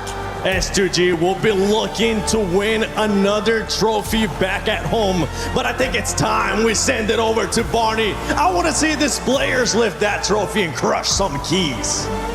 Yes, that is right, of course. After a nail-biting day 3 of PMWC, your champions are, of course, S2G. I have to ask, that final game, that must have been the longest game of your life. How did that feel? Solke, I'll ask you, buddy. Son maç hayatımızın herhalde en uzun maçıydı. Sizin için nasıl hissettirdi? Solkay sana soruyor. Yani açıkçası biraz şüpheli olduk çünkü rakiplerimizin hepsi yaşıyordu ve hiçbirinin infosu yoktu. Yani bilmiyorum, kaybettik gibi hissettik. Sonra böyle bir rakiplerimiz oyunda ölünce bir acaba mı dedik. Yani şu an bile farkında değiliz, anlamadık. Bu bir zaman sonra fark edilecek bir şey. Aramızda öncesinde şampiyon olmuş bir hamsi var. Hepimizin ilk dünya şampiyonluğu. Yani garip hissetti, ölünce kötü hissetti ama şu an çok mutluyuz. Bu kadar. Of course we felt bad once we died because we knew our biggest rivals are still alive. But then, and we also doubted it, but then like slowly seeing our rivals also like getting eliminated, we started getting hopeful, and it's HamCG's 2nd World Championship, but it's the 1st for us, and we're very happy about this. Number 2, 2nd championship. How are you feeling? You feeling good? Yeah. He feels good, baby. All right, we've got things to do before we lift that incredible trophy. So follow me. We're going to the Crusher, baby. After an incredible performance today, S2G managed to secure the PMWC Championship. And with this being at the Esports World Cup, we of course have some additional things to do, like crush 15 of their opponent's keys until their key is the last one left intact. Okay, S2G, if you could step over here onto the crusher. We've got some important things to do. Right, step on up, please. Up on here. Okay. Woo! Are we feeling better now? Kamikaze, you okay? He's good, he's good. He's letting it all out. It's great to see, the emotion is great. You've seen this before, you know what's about to happen. Can I please get you, sir, and Kamikaze together? Let's open up this crusher. Let's open the iris. Press that button. Here we go. Here is the crusher. Something special about the Gadia City Grid is that we get to crush 15 keys at once. So, Solke, Hamziji, if you would like to pull on this, not too hard, just like gently, just, you know, feel good. In 3, 2, 1. Wave goodbye. How did that feel? It's so good. So good. Right, one final thing. That's better, isn't it? One final thing that we'd like to do before we send you down to lift that trophy is to invite the Keymaster, Jacob. We'd like to invite him onto the stage to hand you your key, the last remaining key intact for PMWC. Jacob, come on over here, buddy. Kamikaze, if you could take your key, that is your S2G Esports key at the Esports World Cup. Okay, so now what I would like you to do, I would like you to walk down the Gadia City Grid. I would like you to raise that trophy and cement your legacy as the champions of PMWC at the EWC 2026. Ladies and gentlemen, make some noise for your champions, S2G Esports!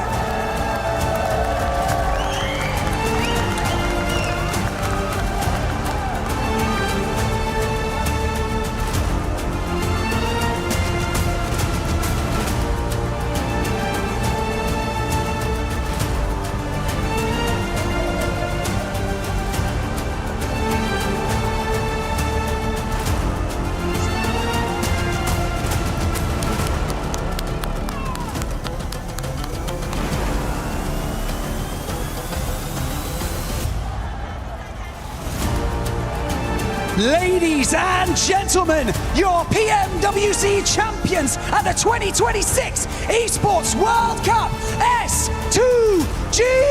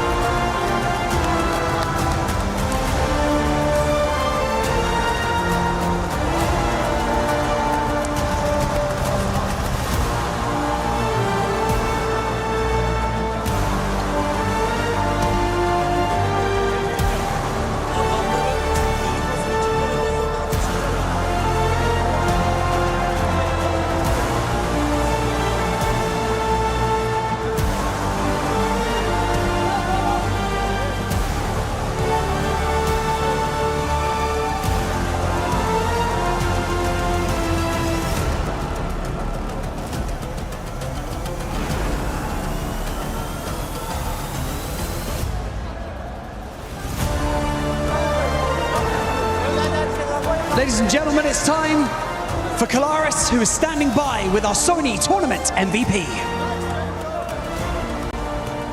Yes, that's right. Thank you very much, Barney. Of course, we are with our tournament MVP. After PMMI MVP, we now have the PMWC MVP in QZZ. Make welcome on, of course, the award here.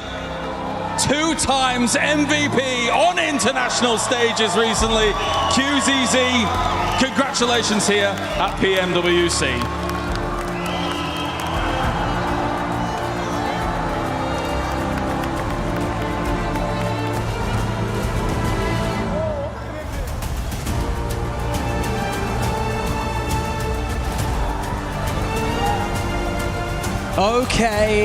Okay. This is fun, isn't it? This is good. Okay, let's have another chat. Let's have another quick chat. Competing with these teammates, experiencing all of this, going through the training. Okay, we're shaking hands. All right, buddy, how's it going? The training, the experience, everything. What does it mean? Like, what do you want to say? How proud are you of each other right now? We just renkli bir team, over focus all the time for team play, and we did it. We have been champion. We are so happy now. I can imagine. I can see it on your faces. I can see it on the owner as well, of course. Congratulations, what an unbelievable performance. I'd like you all to lift this trophy one more time, and you'll cement your legacy at the 2026 ESPORTS World Cup. And so, are you guys ready? You ready? You're ready. They're ready. And so, ladies and gentlemen, your champions of PMWC at the 2026 ESPORTS World Cup, S2G Esports!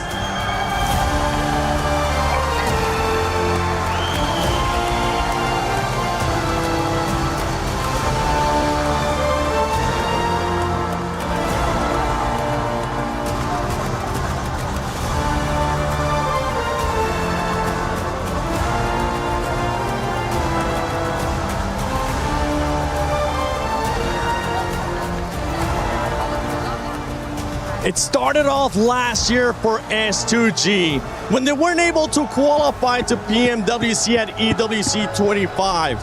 And they were spamming everywhere, hashtag invite S2G. But the thing is that here at EWC, nothing is given. Everything is earned. And these are your champions. They're creating a new legacy for themselves. Of course, you're looking at Hamsi G. He's won in the past PMGC 2022. Even earlier, the World League West won by Solke with Footballist. And that's their second trophy and the very first for Kamikaze and Lost. They should be proud of what they've achieved here today in Paris. For Turkey, this is a moment that you're proud of once again, standing on the top step of PUBG Mobile Esports. But for S2G, now it's time to cement your place in history for EWC. Please welcome to the totem your PMWC champions at EWC 2026 S2G! Congratulations, guys. What a performance. Please shake the hands of your supporters. Say thank you to the support. What a performance. Incredible work, Trav. Brilliant from S2G. Absolutely. What a performance. Just getting it over the line in the dying seconds. Congratulations, guys. Make your way over here. Congratulations, S2G, once more.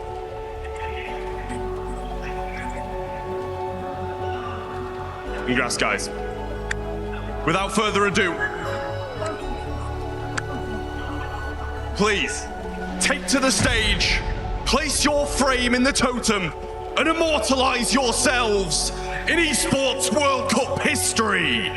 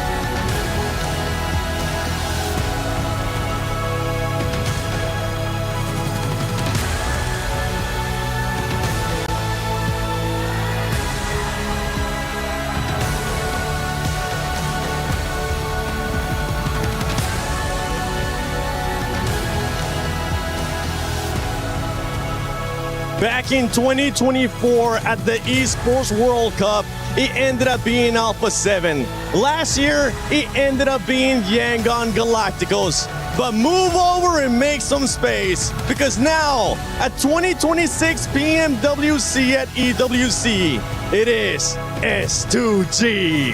A new team, a new name, a new roster, a new lineup, making their way down the aisle, putting their key in the totem that will be immortalized forever in the history of EWC.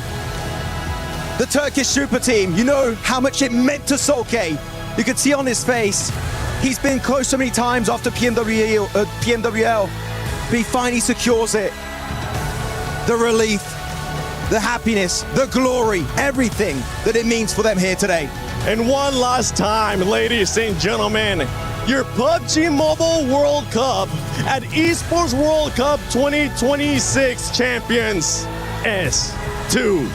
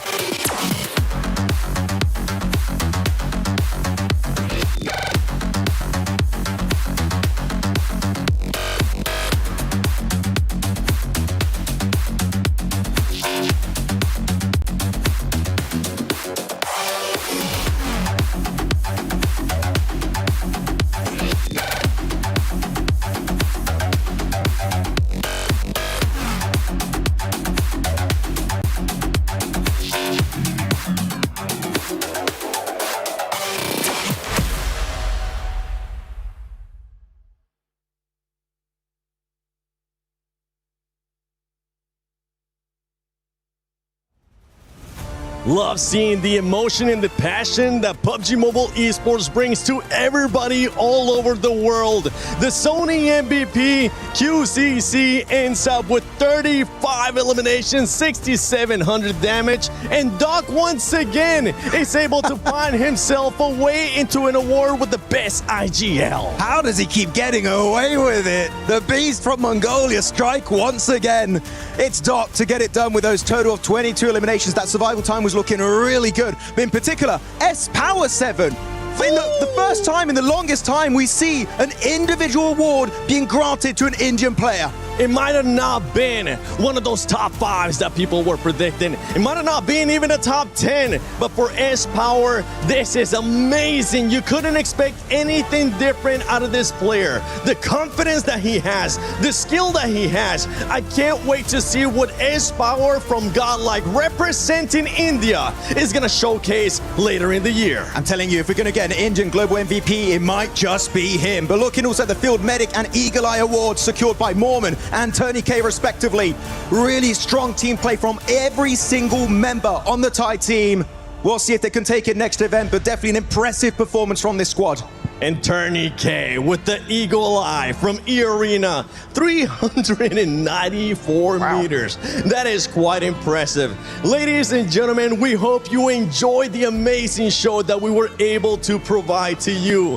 From Maxman, myself, the 7WG, Lace, Neptura, John Allen, Blank, Jackie, Hot Jukes, Kalaris, Barney Banks, and our special club championship reporter, Glitter Explosion. And from all the production here from Paris at ESPORTS World Cup, thank you for watching PMWC at EWC 26.